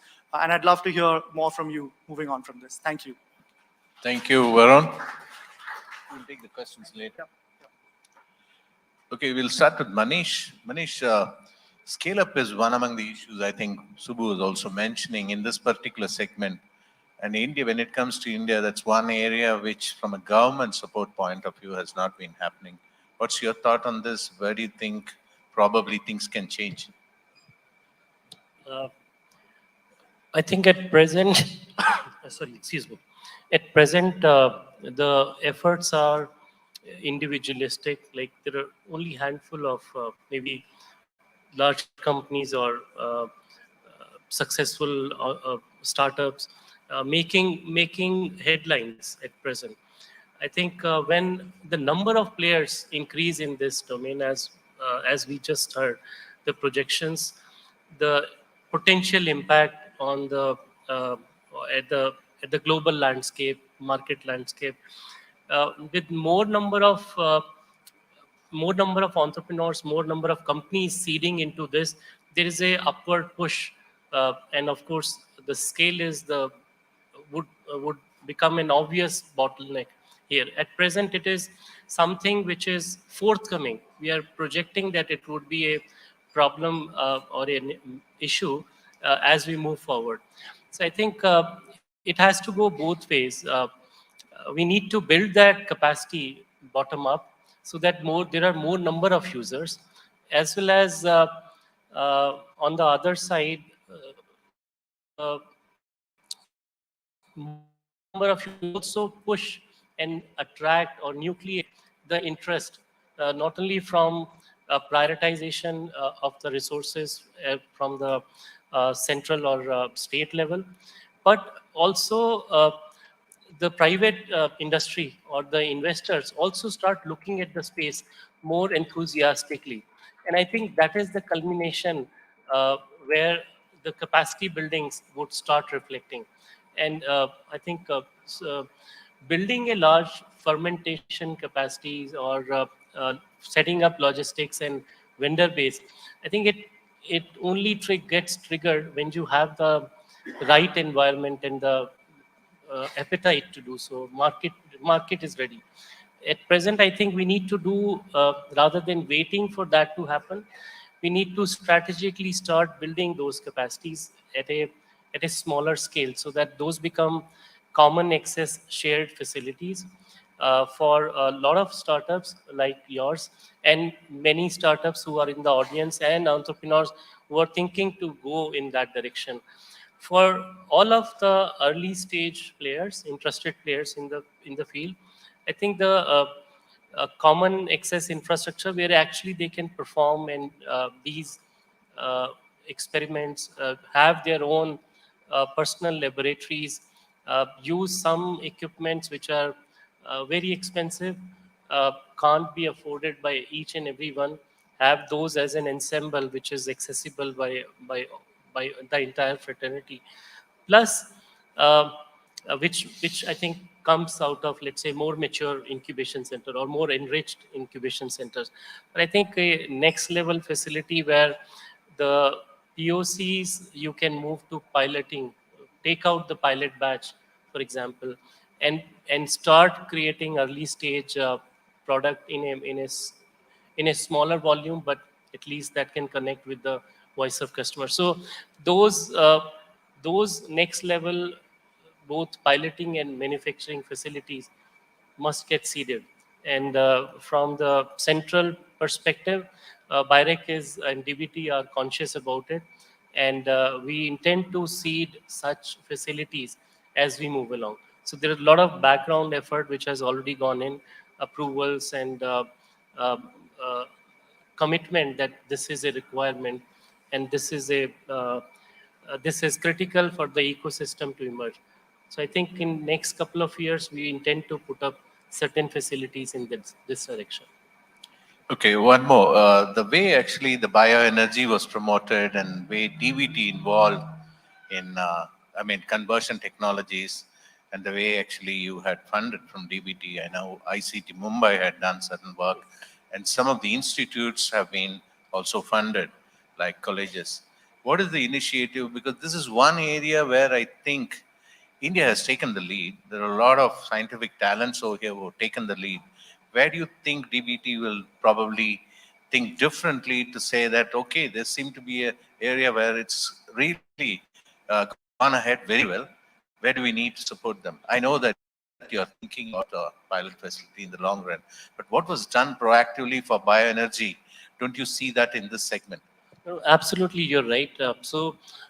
Here we have already recognized that, let's say, in a broad term, synthetic biology is critical to invest and support.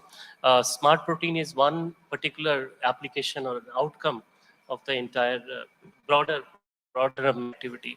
So we are trying to put more focus into it, allocate more resources as we move along. And I've been saying this, there are certain direct supports like funding, etc., through all the way from ideation to commercialization. Most of it is bottom up. So somewhere we can, as we move along, we will start emphasizing that top down, that within the smart protein segment, can we support a number of new endeavors so that we provide the fuel for them to run. And simultaneously, we would also require certifications, regulations around that field. So that that will only that is must or inevitable in order to have this field, like in order for maturation of this field. So I think that work has also started in parallel. There is a recognition of this aspect, and I think we will be moving different pegs simultaneously to move into the direction.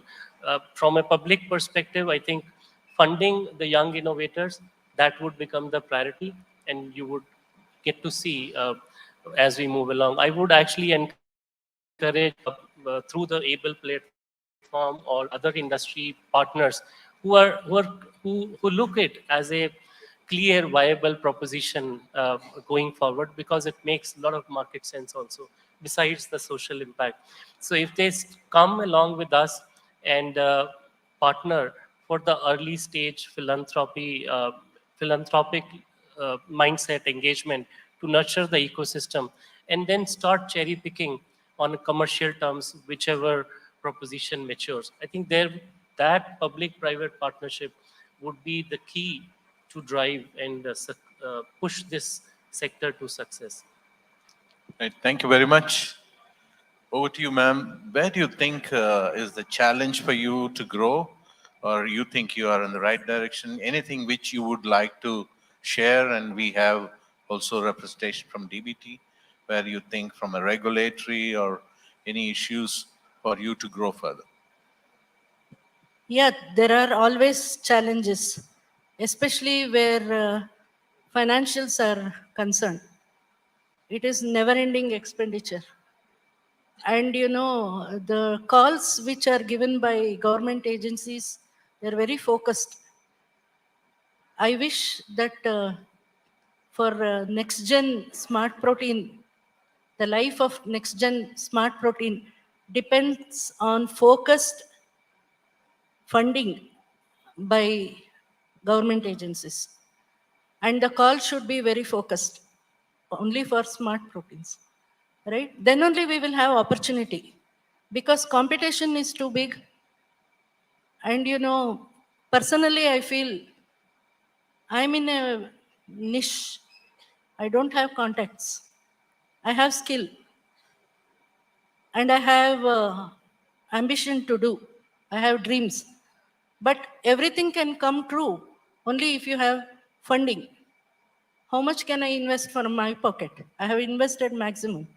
But if I have to grow, if this technology has to grow, there should be enormous investment. And I'm very happy today to sit next to Mr. Subramani. I found a friend. He's coming close to Mysore.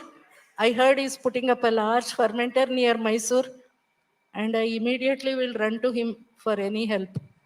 So networking is very important. You can't work alone. You have to carry people with you.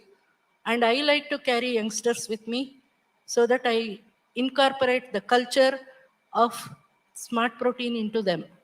I am very focused in this particular area, and I wish that there will be more investments in this particular area. Government support is always required. If you want to survive, it is always better to get a couple of grants so that you can take the industry further. You're not doing it for your own benefit. You're doing it for the society, right? In larger sense, society will be benefited, and that is what even government needs, right? I wish Barack will announce grants, especially for smart protein sector, and I wish many youngsters, including our startup, get some money to continue with this type of research we are doing. Thank you, sir. Thank you very much. Over to you, Subbu. Very quickly, we had Varun mentioning about investments more in outside India, nothing is happening. But then there are a lot of people approaching us. We have had people talking to us about India as the most, preferred destination for manufacture. And where is that is the challenge, and what do you think we should do to push this across? Because I know that you're doing a lot personally, but where do you think the country should, together with the support of the government, we should go ahead? That's a very good question, in my opinion, because let's take any of the industries which are really getting supported or invested in ahead, even if there's no prototype. 2G ethanol is one, EV batteries is another. See, end of the day, in a country like us with 1 billion people, we need food, feed, and healthcare. We can do without some energy as well. In my opinion, we can travel less or something. And we are not feeling the pain of food and feed because we are an agrarian economy. We produce a lot of food, so it's not pinching us yet. But the thing about population and consumption, and we're talking about Indian consumption going to be the market of the world, is that it's going to happen overnight. And you will not be able to replace agri economy or agri produce overnight. Now, I believe the future will be of scarce resources. And unless the country, I think, I'm sure DBT is doing, I know it's doing great, but it has to be a big policy matter. Now, let's take, for example, us. We took 20 years to get here. I started this company in 2000 as a one-man company. It took me several years, a lot of dilution from equity investors, etc., until we built scale. And I want to give a little snapshot. For like 12 years, we were having only 12,000 liters of fermentation capacity, like all 12,000 liters. And in 2 years, last 2 years, it became 200,000. And now we are building a 2 million liter facility. And we're doing only 2 million, not because there's less opportunity, because of how much funding we can put around it. The biggest problem we have is not the opportunity or the science. I think we have a viable business because from day one, we've been a profitable company. We always found a way to do it. The problem is, for example, even debt. We are dealing with a banking system which does not understand mass balance in biotech, right? They do not understand our investment in R&D and how it will play out with time. We always have to give CMA data like a cement company or a steel company. Now, if at a policy level, even if you're not giving equity and grants, if you can make it more simpler to get debt, because this is investment in knowledge. It's like us sending kids to school. Like, they're not earning money. Why are we investing in their school and education? I think at least if the banks can, first of all, become more debt providers to the biotech industry, it can work. In fact, right now you'll be surprised there are a lot of NBFCs providing debt to biotech companies at 18%, 20% interest, right? Let the government take 14%, but make it easier to get, because that itself will propel, the startups who have come out of incubations to do next step. We can't give collaterals because how would us, like madam or I could have given in my life? I could never give collaterals. Even now I can't, right? The next problem is, we need at least one champion, like an MP or an MLA or a small state or a big state, to create a little center of excellence for us. Because the red tape that we deal with in this country is phenomenal. I mean, ease of doing business is easily said, but trust me, I've done this for 20 years. It's not easy. Then Shri is not here. He has not talked about National Biodiversity Act today, but he's a champion of it. I'm telling you, Indian biotech will never grow if we don't address the National Biodiversity Act. Many of you who are entrepreneurs, please read up, because if you do without reading that, you're going to be in trouble. So these things needs to be fixed. Lastly, when it comes to infrastructure, right? We talked about logistics, we talked about local support, etc. There is no one place where you can go and say, I'm going to build a biotech facility here. We have food parks. What is food parks doing? They're buying raw materials and packaging, formulating, but this is deep science. So why don't we make within food parks that are there, already existent? Can we not carve out? I tried to go to a food park. It is more expensive than renting it out from somebody in an industrial area. Why the hell would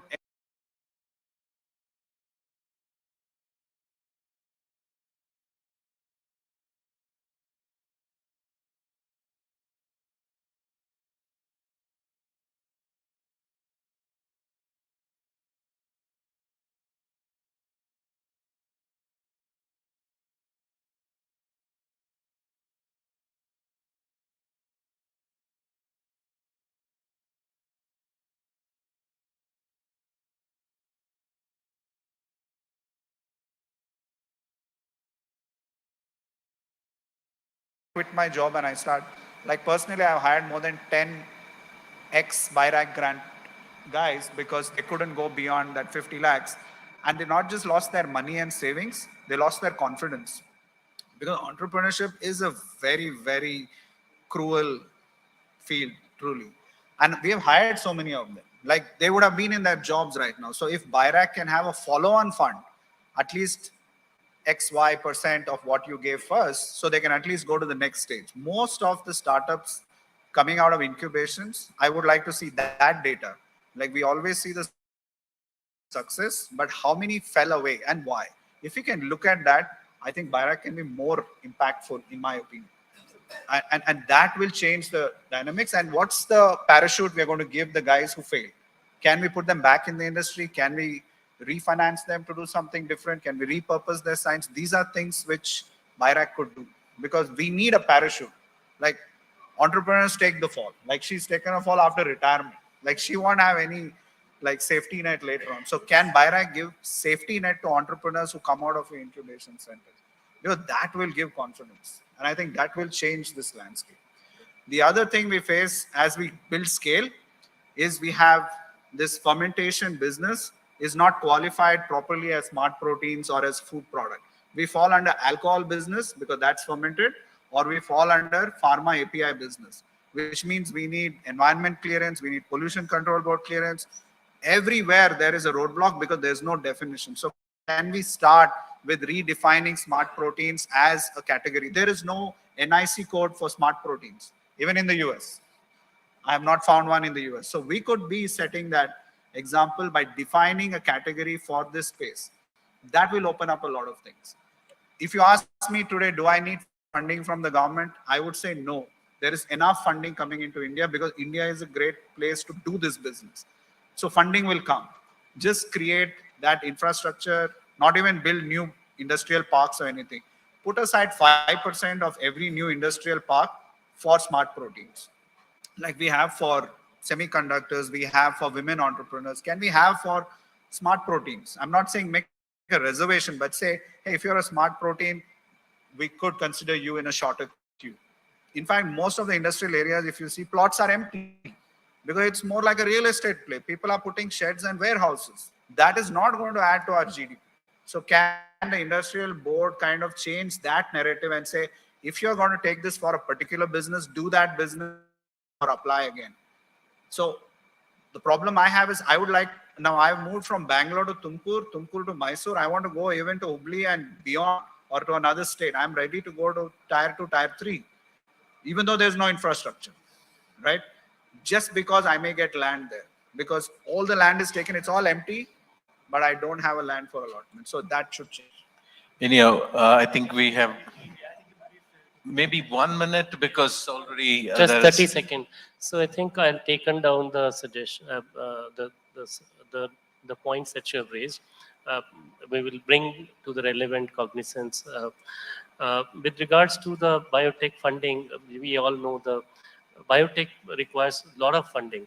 So we have covered the early stage from, let's say, up to $1 million. And we are trying to push through the secondary VC funds up to another 10 to 15 crores. But I think that is where at least we're trying to cover up to pre-series A. And then as soon as somebody matures, they start attracting series A and beyond. But you're right, that funding availability to nurture the ecosystem is very, very small in context with the biotech. It has to be increased. I agree. Yeah, thank you. Varun.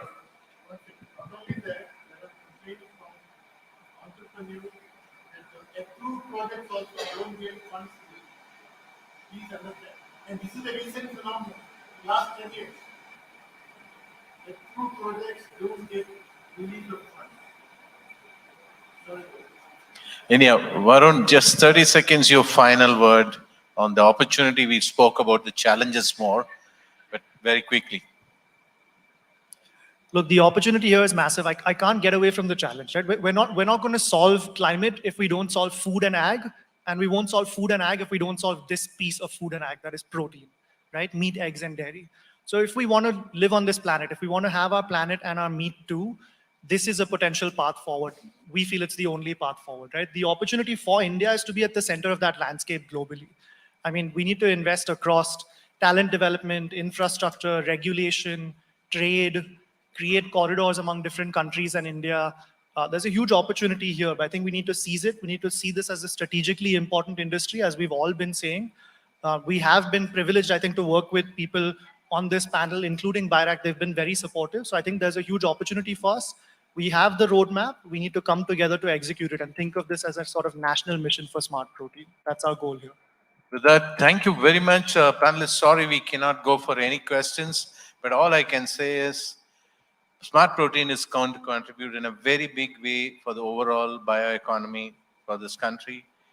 There is a lot of positive developments. There is an opportunity. We all have to depend on Manish to support us further on this. Pressure is on you. No. But then you have done a lot. Big hand to all the panelists. Thank you very much. The audiences can please take the questions offline. The panelists will be available here. Can I please request Mr. G.S. Krishnan to give away the mementos?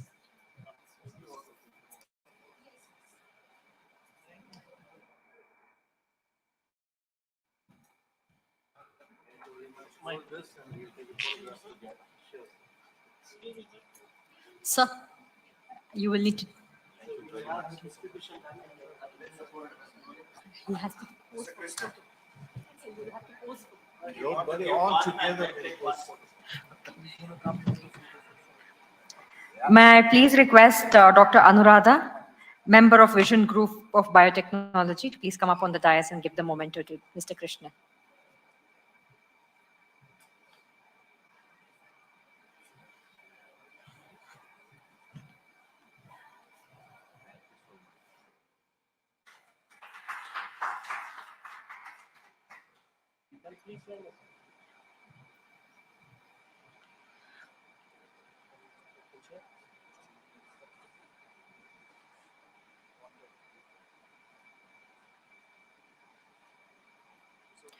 Our next session on synthetic biology will start in another 5 minutes. Thank you. Thank you. I think for the success of the two previous sessions, both the bioenergy and the smart protein, synthetic biology plays a very critical role. Dr. Ariel, sorry for this delay, but I'm sure that there will be definitely an interesting session. There's somebody joining you, I think, from outside. Please go ahead. Yeah.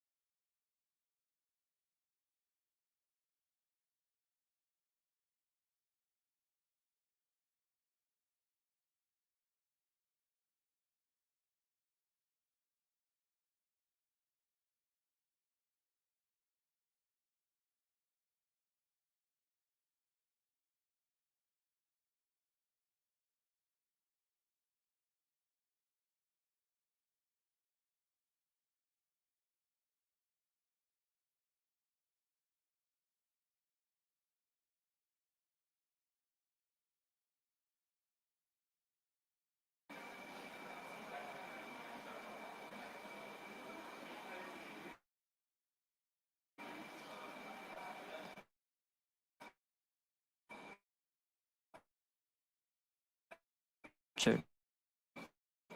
Check.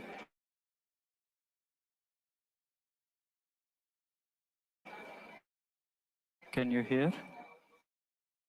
Excuse me. Here. Check. Mic test.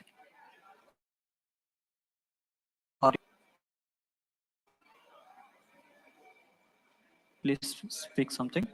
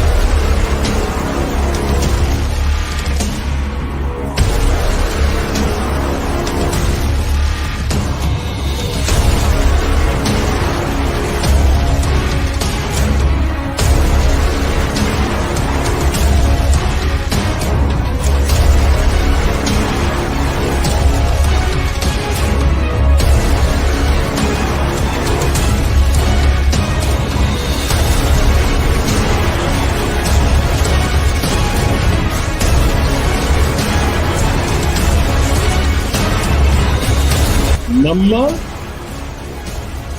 ಬೆಂಗಳೂರಿಯೋ ಸ್ವಾಗತ. Best.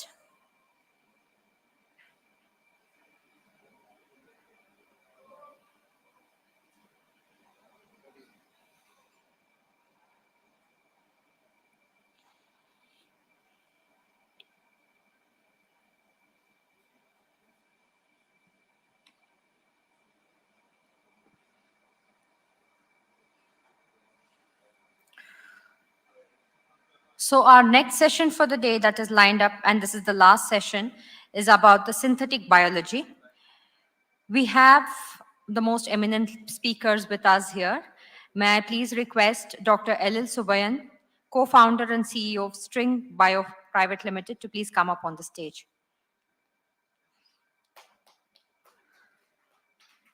Dr. Elil has played key roles in bio-based product innovation at different startups or early-stage companies in the Silicon Valley ecosystem. She also serves on board of ABLE India and CII National Biotechnology Committee. Thank you very much, ma'am.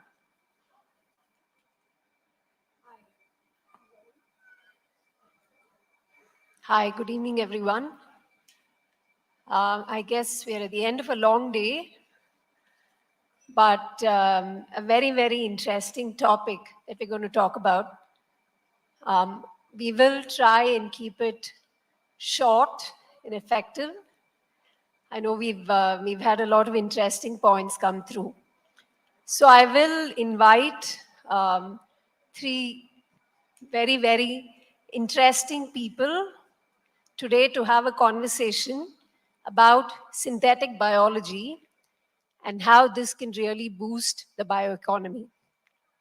I'll start with Dr. Subramanya from IBAB, Director of IBAB, a fantastic research institute on the south side of Bangalore. Dr. Anindya from Reliance. And joining us online, we have Dr. Ishwar from IKEM.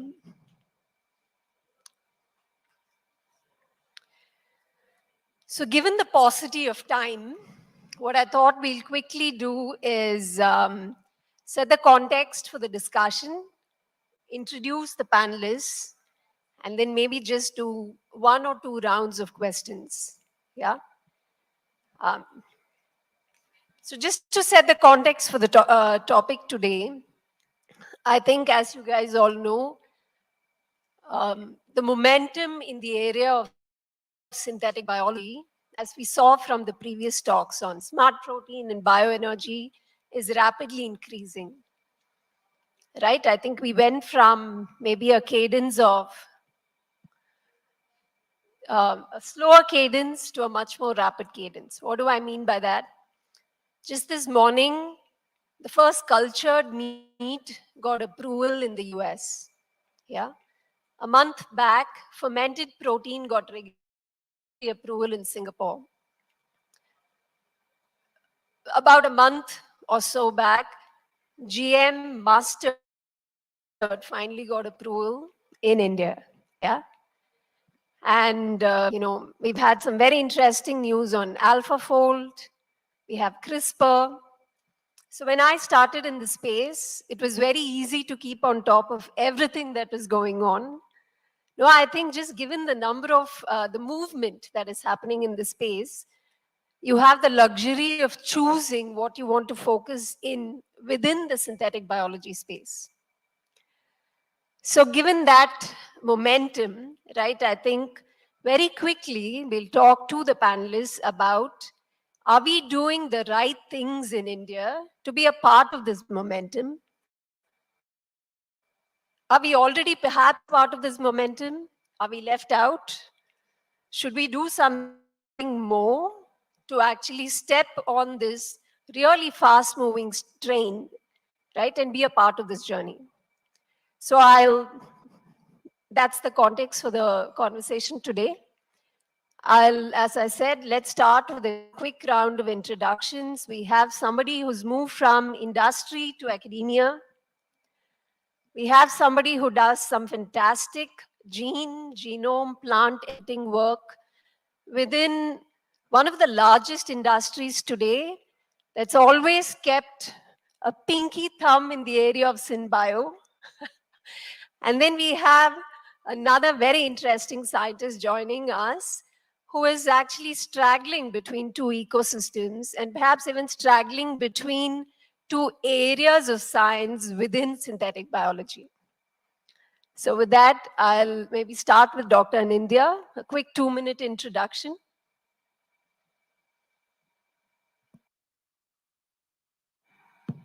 Thank you for setting up the mood. But yes, so we are at the end, so I will not elaborate much. So personally, myself trained in UC Berkeley and International Rice Research Institute. I moved on to genome editing and gene targeting research since last 10, 15 years. And presently, I am dealing Reliance Industries synthetic biology research, which also includes biofuel.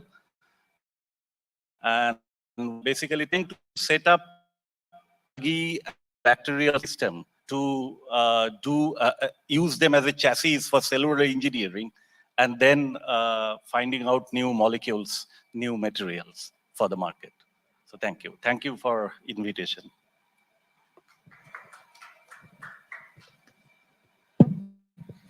Okay, first of all, thank you for the organizers and Bangalore Tech Summit for organizing this kind of wonderful sessions. All the 3 sessions today were in a way related to synthetic biology, or application of synthetic biology. Azil also gave a nice overview of the area. Thank you, Azil, for that. I'm currently the director of the Institute of Bioinformatics and Applied Biotechnology.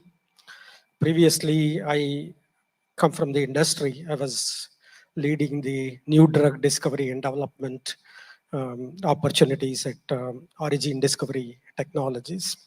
At IBAB, the government of Karnataka has taken a special initiative to establish a synthetic biology group, which is primarily focused on developing tools and technologies,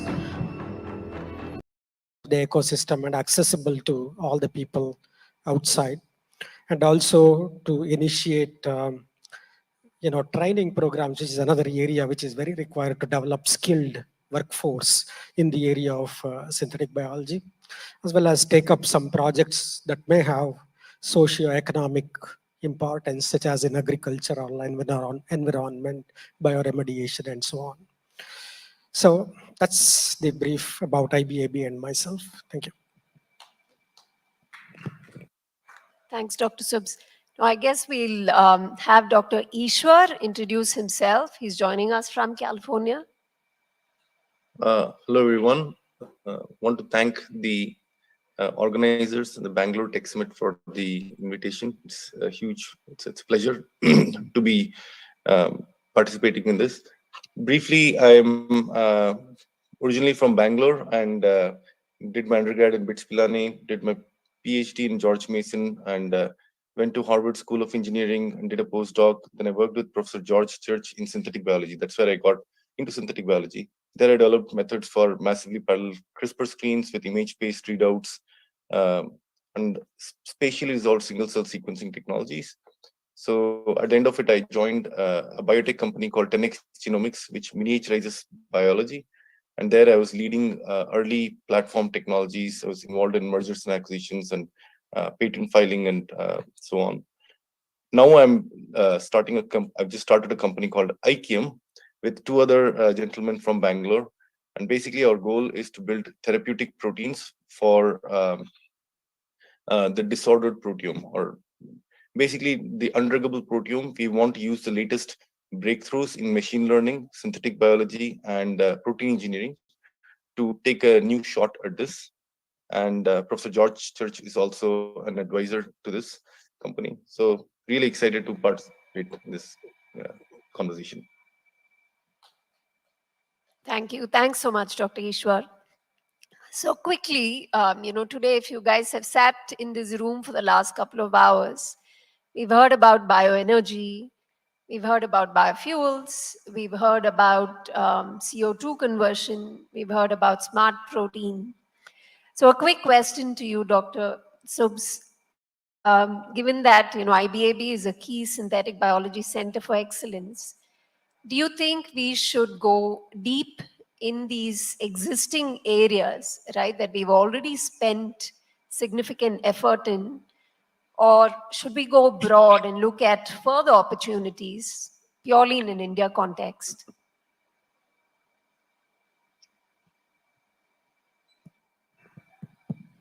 Yeah, synthetic biology has probably coming to a matured stage now from the previous, I would say, so-called hype kind of stage, where a lot of real-world problems can be tackled.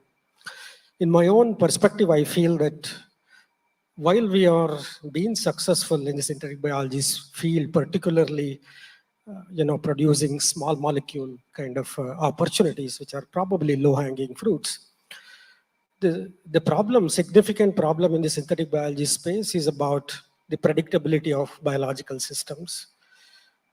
You can't just address the predictability of biological systems by just the trial and error method that's being employed currently in the synthetic biology space, because that's very time consuming and probably not industrially so suitable. So we need to really address these issues by incorporating newer technologies and advancements that's happening in other areas. Particularly, I'm sure Ishwar is going to really talk a little bit more about it. Developing, the big data, analysis and management techniques, real-time data collection, and make the system far more predictable. This is at the crux of further development in synthetic biology. That may utilize computational tools to develop model systems, that may utilize, real-time data collection analysis capabilities, and somehow we need to really make the system more predictable if it has to really deliver at an industrial scale in more complex problems, not just in the small molecule space, but if you go beyond that kind of scale. The second issue will be more like automation. We need to really bring in the automation if you want to really have a predictable scale-up capabilities. I believe that synthetic biology should really try to incorporate or become more interdisciplinary to bring in and adapt technologies from other areas, particularly, as I said, in the big data and AI ML techniques, combined with ability to predict the proteins, structures and its activities, and engineering the proteins. Concepts like directed evolution will have to be really brought into synthetic biology space. That's my feeling. Thank you. Thanks so much for that. So actually, continuing from that, Dr. Anindya, is biology is a problem of numbers, right? And, I think what's happened with AlphaFold is incredible in being able to now predict structures. But to truly deliver on synthetic biology, we need to be able to mine genomes.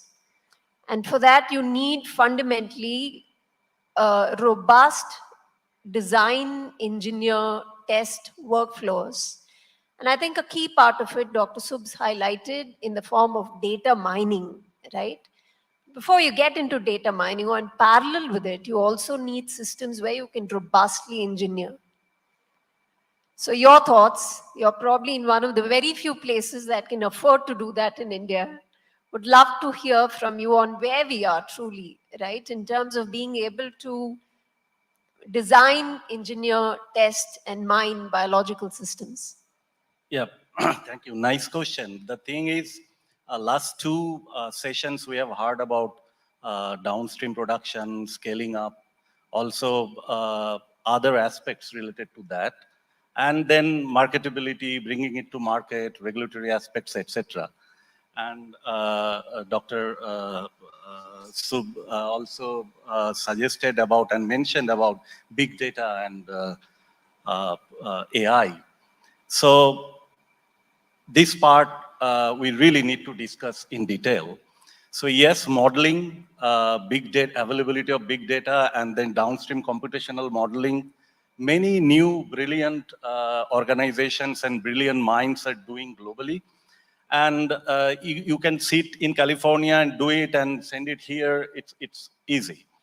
But end of the day, you have to have something to basically engineer your cells, where be it a microbial cell, be it plant cell, be it filamentous fungi, whatever you take, you need something to engineer that in wet lab and end of the day develop a product. Then question of what kind of product is that, etc., and then how to scale up, that comes. So downstream, like I would like to mention these genome editing technologies and allied technologies, which are really making this field quite different since its invention. Like large scale downstream cellular engineering, and once you finalize your chassis, change that chassis, change different pathways, metabolic pathways happening in it towards your desired product, is something really we should think. And to bring it in market, and with India's perspective, we know that we are great in large scale developments. During COVID time, we have seen these companies, they produce large scale products, vaccines. But end of the day, most of these technologies and the initial experiments or development of those technologies happened in abroad. So we have to really make sure to make us self-sufficient in this area. We have to make sure that we put a lot of investment, a lot of minds, and a lot of focus towards this cellular engineering and allied aspect. Then only we can develop a product and which can go downstream for large-scale preparation. If we see the pharmaceutical examples, IP and etc., I'm not going into that, but they are very successfully brought different technologies, and large-scale production of cheap medicines happened in our country.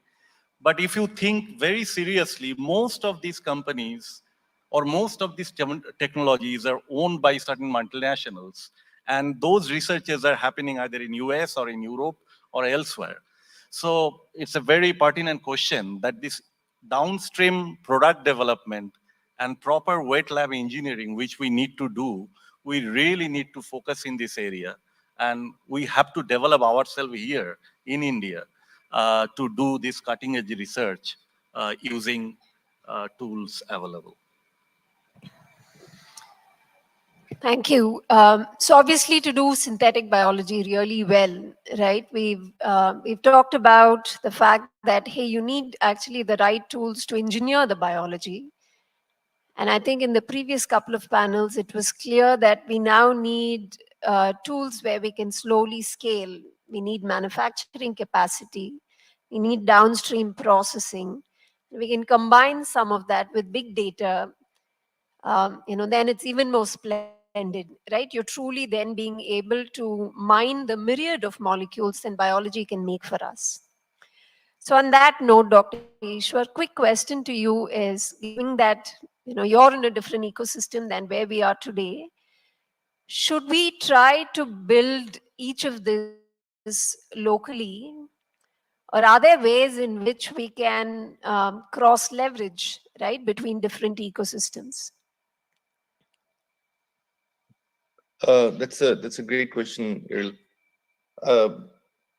I think that India, particularly, and among other countries, has been very interesting in that when technological breakthroughs happen, what takes Western countries a long time to ramp up sometimes can be accommodated in a very short time, like cell phones are taken up. So I think reinventing everything is not sometimes practical, and sometimes considering a country as India as collaborating with the whole world is a better way of looking at it. And that way, there's what do we have to give, what can we sort of get back, and in the process, sort of there's a co-development. India has a lot to offer the world, as it's already offering, as Dr. Anindya pointed out with the coding capabilities, and also from the tech sector. But there may be things that we can import. What drives biology at the core is ability to read and write these large genomes in the form of DNA, and the ability to understand what is happening from it. So that point touches upon what Dr. Subs was saying. So all of these capabilities are important, and if we find ways to partner with the best in class across the nation, and also build centers of excellence where government can actually pour in a lot of money to initiate. Some of these instruments may be expensive now, but there's no reason to believe, but once this initiates, India will not find a better, cheaper, or faster way to do this in within a decade or less. As it has done with rocket technology, where we had to import it initially. It was expensive, but now what we are doing is almost, it's hard for people outside to believe. So I imagine something very similar happening for synthetic biology as well. And so that would involve a lot of investment from the government to build these centers of excellence, and the range of investments would be much larger potentially than others. That way, money is not an objective when you're playing at the global scale. And at the same time, we have a lot of resources that we can offer. The minds are really sharp and can sort of take on new challenges easily. It's workforce from tech. So there's a lot to offer and learn to way of looking at rather than building everything, collaborate with the best and find ways to attract minds back to India, as we already have in the panelists, Dr. Subs and Dr. Anandya, like attract a lot more and build the best culture for innovation and the best infrastructure for innovation. So new minds can sort of get trained, and within 5 to 7 years, they're basically, or even 10 years, they're coming back and bringing the best technologies. That's a playbook that's been done in the past, and I think it can work really well for us. Thank you. Thanks so much. So actually, we'll do one quick round of questions, and then maybe we'll quickly see if there's any questions from the audience. Maybe one more round, and then we'll come to you. Yeah. Okay. So given that it's a long day, I'm going to take a lighter note here. Yeah, I'll start with Dr. Subs. So Dr. Subs is, I call him Dr. Subs, he's Dr. Subramanya, but he's the director of IBAB, right? Now let's just make him the Director General for Synthetic Biology in India, just for 10 or 5 minutes. And given that, one of your core areas is actually training students, right? And I will tell you from the industry side, we have a paucity of people who are rightfully trained for the sector. Yeah. So again, you're the Director General for Synthetic Biology in India. What could you do month?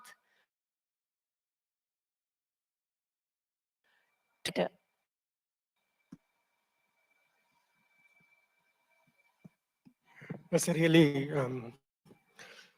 good way to relieve this stress. Thank you very much. I agree completely with you that any area, if you want to really develop, you'll have to develop an ecosystem. It's not just about having startups or companies or investments, but it's all comes together as a holistic body, including the academic places which could train people really efficiently in areas, particularly the emerging areas. Currently, the education system is such that it is far sort of in silos where,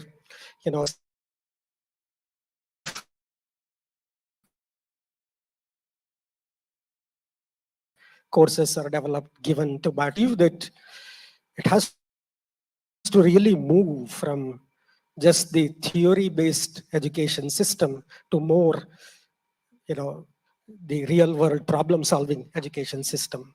That's, I believe, is very critical. The second is the interdisciplinary nature of education that we need to bring in. As I was mentioning earlier, any area is not really isolated. It is influenced by developments and advancements happening in every other area, right? So I believe that more practical oriented, more real life problem solving education along with interdisciplinary nature is what I'm going to introduce in synthetic biology. It's not just about one particular technique, but it has to be comprehensive.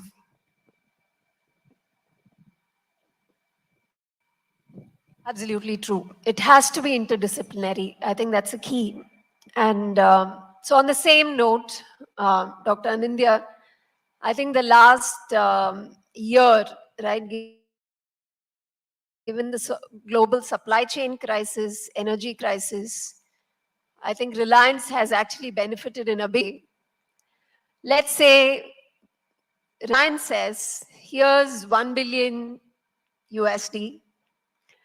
Please go shopping for the technologies that, whatever you require to enable affordable innovation from India in this sector.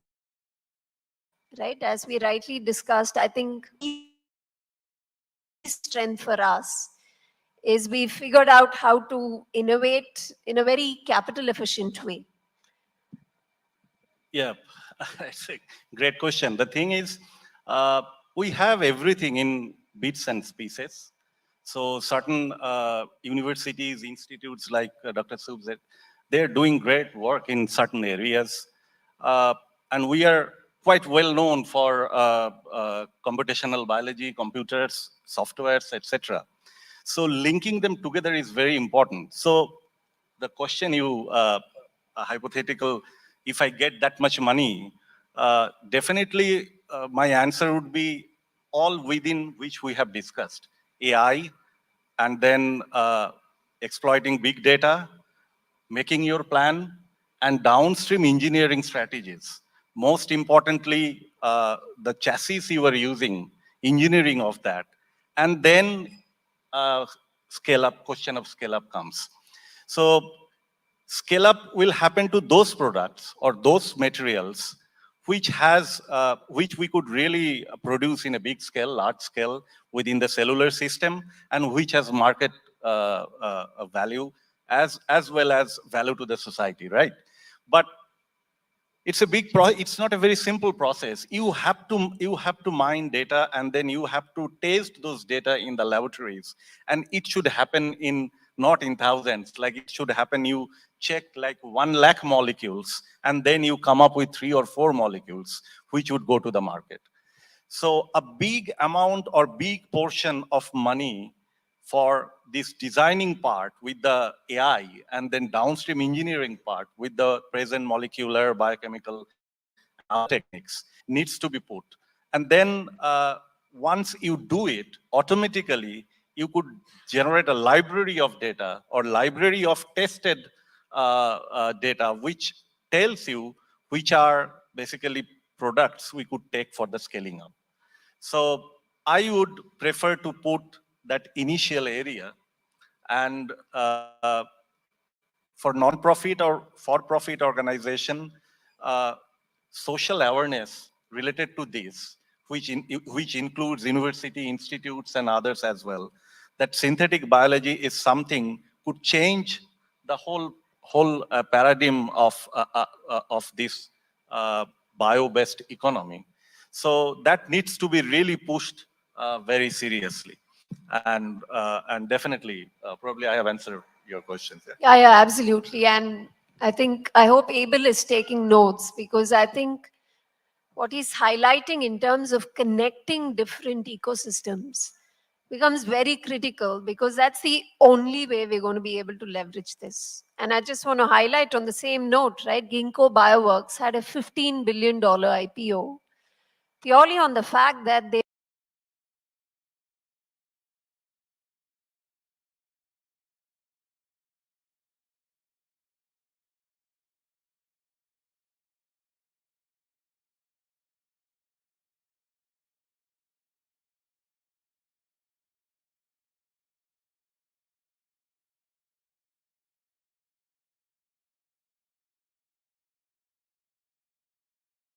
last question to you is, obviously you've trained with George Church, you worked in Harvard, but clearly you also see the the potential for synergies between ecosystems, right? So would love to hear from you, where you are. How do we actually enable those synergies? Because here we are, as Dr. Anindya said, we are not even able to connect different ecosystems within India very well. Can you think of ways in which we could, now do that cross country and be able to leverage the strengths between, your and our ecosystem here? That's a great question. Um, at the core, some of the techno-economic feasibility is driven by the market demand and applications. For example, if we did not have COVID, would we have been able to really understand our capabilities or expand on them in such a manner? Is not sure. In the whole world, previously, what took 5-7 years took us less than a year. I myself was a little skeptical that that short time would be possible, as would be many scientists. But that was incredible that it happened. So when there's a strong demand, this can happen. So the first part is India has a lot of opportunities and challenges, and so does the world. So if we take on some of these fundamental problems, solving which there can be a huge economic growth or demand, those will be valuable. Some of those are in healthcare sector because there's also a problem and there's also resources, money. People are willing to pay the money to do this, or agriculture or many other places. This can be a good way to sort of start the conversation because there has to be a way for exchange. There's a demand for IT, so that sort of set up an industry where there are exchanges. But now we are seeing that CEOs of many of these top companies are actually Indians. It just takes some time for this ramp to happen. So my thought would be to take some really big emerging challenges and find ways to collaborate on them. What we are trying to do, for example, in our case, is to go after protein targets that have previously been undruggable because of the way we were trying to drug them. We are trying to use AI and synthetic biology to develop protein-based binders that can latch on to these disordered regions in different way. Now, that can have a huge demand potentially amongst many other applications that are there. But the cost for a startup is always very expensive and the resources are very expensive. Now, if there is a way to set up distributed systems, for example, as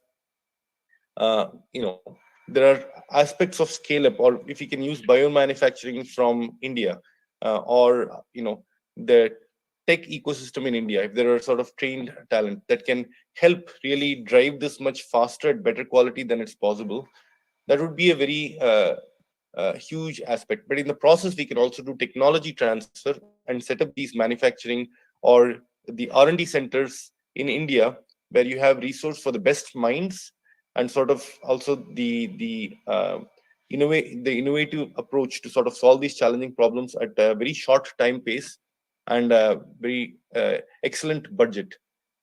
That could be a very huge offer. Money doesn't always mean innovation. And sometimes, having the resources and infrastructure in the Western countries are maybe good, but sometimes it does not always translate to agile innovation. And agile innovation is a huge strength of India. And if there is a way for, US and other countries to leverage that agile innovation and at the same time sort of contribute something back, that could just drive the exchange of technology, resources, and eventually sort of set things up. That's my way of looking at it. Yeah. Well, thank you so much. Thanks so much for that. On that note, maybe we'll just have one or two questions from the audience. Yeah. Yeah, very quickly, Eril, you have your own experience wherein there is a lot of demand coming from outside India, especially on scale-up. In fact, I've been having 2 or 3 already who are very keen on scale-up over here. And you know the challenges which are going through, because all these companies have been very good funding and they want to go to the market tomorrow morning. But then they have challenges on the scale-up. They also have other issues from a fermentation point of view. From the experience of Dr. Subramania, or for that matter, Ishwar, or I think it will be critical to know what is the capability available here, wherein people like us, when somebody is approaching, we can at least divert to them. Because today, I can tell you, even in the US and also in India, nobody has achieved the yield they want. So some thoughts on this and where there could be guidance. Sure. I can offer, and then I can pass it on to the panel, is so that's true. I mean, even in the synthetic biology space, today the situation is nobody has fully delivered, right? We're all still in the process of scaling up. And one of the key challenges that everyone faces, whether it's a protein that you're trying to manufacture, a whole cell that you're trying to manufacture, a purified small molecule you're trying to manufacture, is where do you have the right fermentation capacity for scale up? Now, my thoughts on India being an area that can leverage this, India actually has excellent fermentation resources. I don't know if you agree with that, Dr. Nindya, but I do believe that we've got excellent skills in terms of process engineering, in terms of downstream processing, in terms of fermentation. We don't have a lot, but what we have, they know their work very well, right? We've got players like Nozymes, we've got Biocon who've done that previously. I think what we lack today is actually the capital that can go to build those facilities. But there's a sliver of opportunity for us is the fact that the only other player that can kind of invest in that capital and has the skill today is China. But China, for various reasons, is not an obvious destination. People don't want to go to China, including us. So I think there's a window of opportunity where if India, both private and public capital, decides that, hey, I want to be the front runner here, and if we invest the capital in the right places, we actually have the resources and the mindset to be able to deliver a bottleneck, right? That is happening in the whole SynBio space. I mean, clearly, we just talking about string itself, we are one of the companies like that wants to capitalize on it. In our own experience, we actually didn't want to build our own scale up. We looked for partners, but we could not find the right partners anywhere. So in the end, we had to raise capital and build our own scale-up capability. But in the process of doing it, we realized that there's actually a huge advantage to build that scale-up in India. So I think that's a huge opportunity for us, but it won't be ours for long. We need to act with urgency.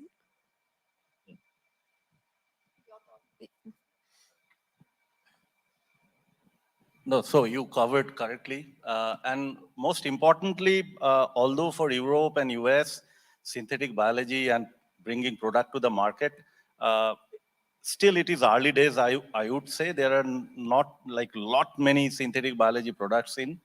We have started late, and it's a very diverse field. So starting from biorefinery to protein to synthetic chemicals, many things and many diversified industries have interest in certain specific area. So fermentation, as she was mentioning, as it was mentioned, the fermentation facilities we have in India, even in government sector, we know there are universities and institutes, IITs, they also have quite a good facility of fermenters, etc. But yes, I would say in clarity and visualizing this picture, we are still in kind of early stage with respect to synthetic biology. May I add something to it? Actually, I think this is more about entrepreneurship than funds, actually. I would put, putting together a right team, I think is really very important. And with this so-called Atmanirbhar Bharat and all that, there is so much encouragement to get things manufactured in India. So I think it's a matter of entrepreneurship and putting leadership in entrepreneurship and putting together the right team. This is my comment on this. And secondly, I have a question myself. I did a course in food technology way back in the early 70s. And I took a course in biochemical engineering as a part of that. One of the first lectures we had was about a unique process developed by Shell for SSP, single cell proteins, SSCs.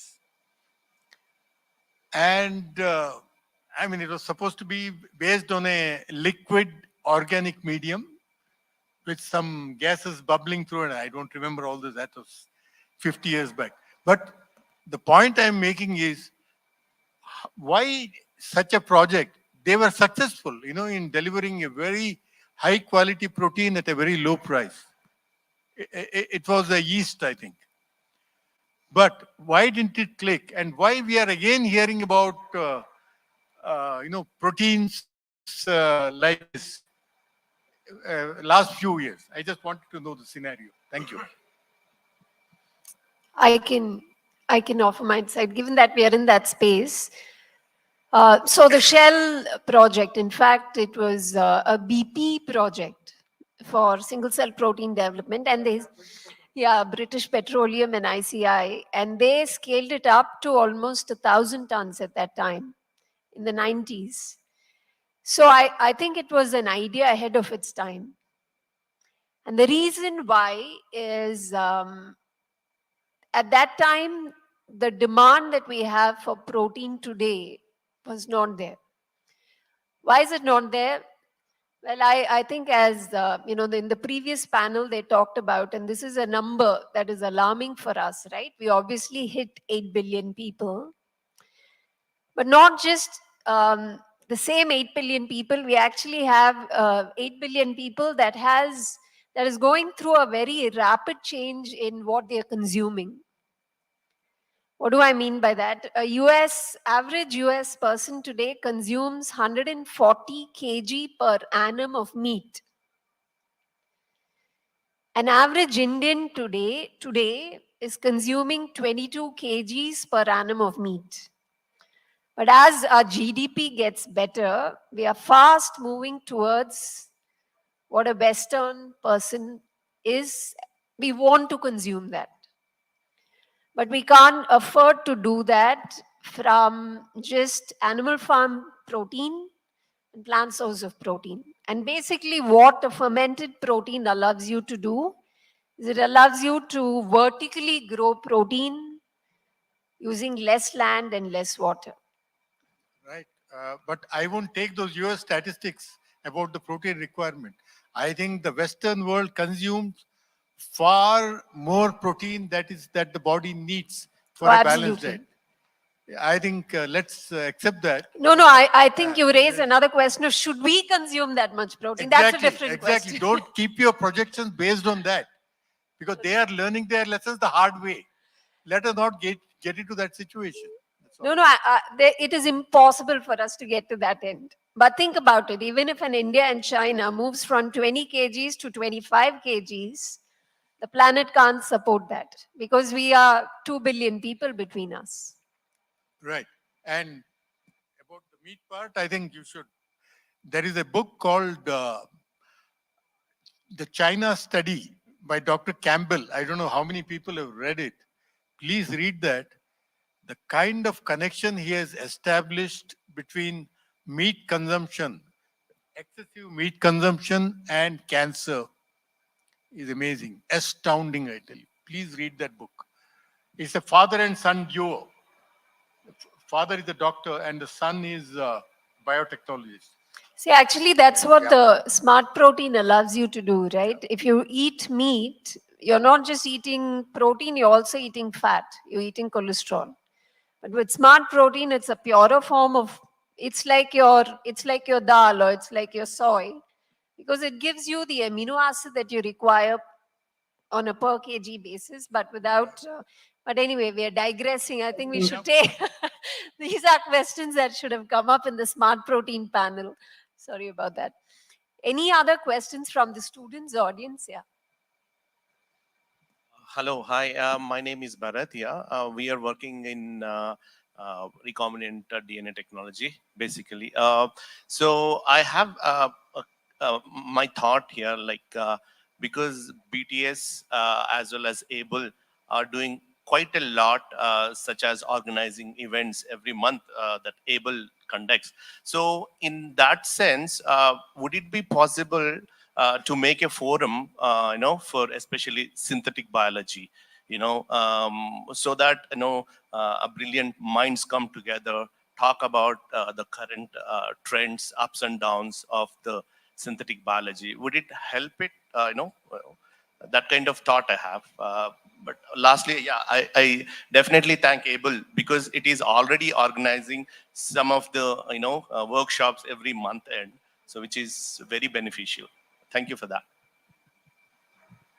So, do one of you want to take it? Yeah.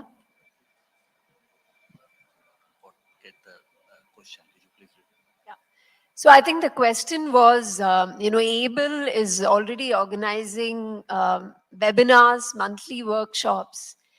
Could we have a focused workshop or some kind of a framework in the synthetic biology space that will then allow us to collaborate, coordinate better?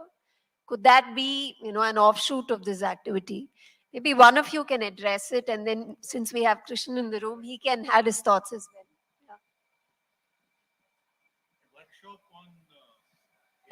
No, we can make it happen. That's not an issue at all. What he's specifically talking about is a synthetic biology group, which definitely we should do that probably, because this is something which is the future. And there's a lot of things which is happening, and the knowledge and expertise is still not known for a lot of people. So I think we should probably explore. We will take your advice, Dr. Subramania, and then see that how can we have this group. Because I'll tell you, there's a lot of demand, as I was mentioning. It's almost getting every week one call about, can India do this for us? And they want to collaborate. And unfortunately, except a few companies who have the level from laboratory to scale up to pilot level, not everybody has that. Can we think about something like that and do we have the knowledge? That's what is very important. Right. I think it's a very key sort of requirement if synthetic biology space has to really grow very well. In that direction, the synthetic biology group at IBAV was established with the idea in mind that we need to have sufficiently skilled and trained manpower. That's one of the mandates of the whole program. So we will be, we were actually building the sort of team strength to deliver such kind of workshops till now. I think starting from this year, you can watch IBAB website. We will be having several workshops conducted over the next few months. It's already planned and it will be coming very soon.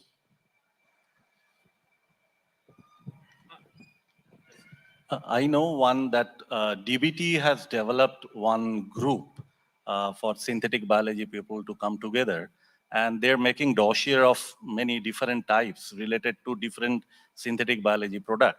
Eventually, I also got one mail from them, and they were asking me, what are the companies work in this area, and please let us know so that we can also involve them, etc.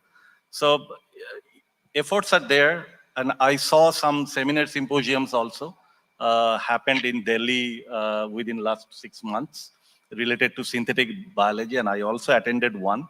So things have started developing, but a society or a group of industries related to synthetic biology, it's still not there. So I think ABLE would be the right organization. I know a couple of people from ICGB, Shashi Kumar and others, they are there. Yeah. Yeah, no, I think that's a great suggestion, and we should definitely look to form the right folks. I guess it needs a champion. So, sure. Any other questions, or should we? Sounds good. So thank you so much, and apologies for keeping you guys waiting for a long time. Apologies, Dr. Ishwar. I know you must have woken up a few times, but thanks so much. Really appreciate you joining us alive here. Yeah. Thanks so much. It's a pleasure. Thank you so much.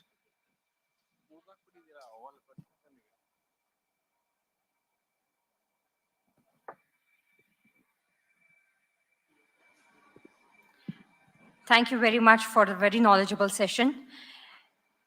I would request Dr. Elil to please give the mementos to the panelists. Yes. We should tell the organizers. We should tell the organizers.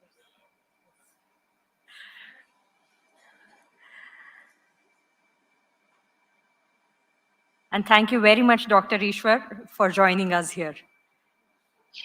It was a great honor. Thank you so much. Truly was. May I please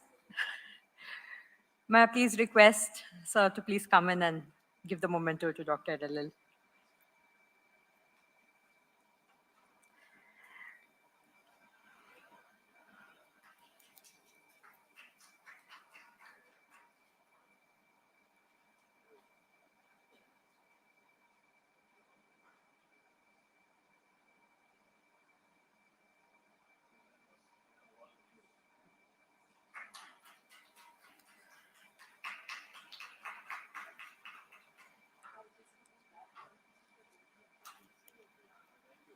A quick picture, all of you.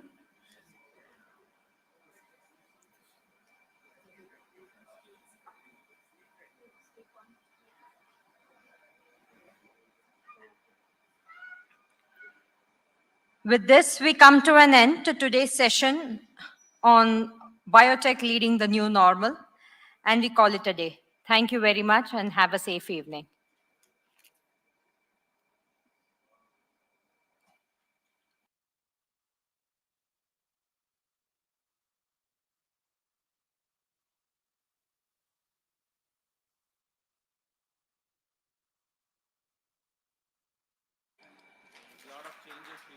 Thank you so much, sir.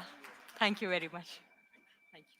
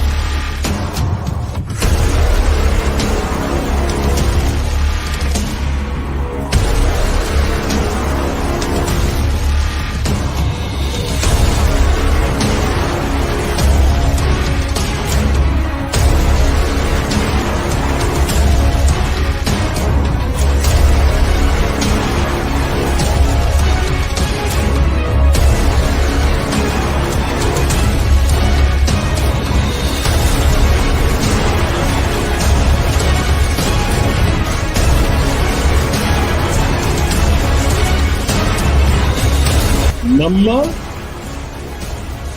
ಬೆಂಗಳೂರಿಯೋ ಸ್ವಾಗತ.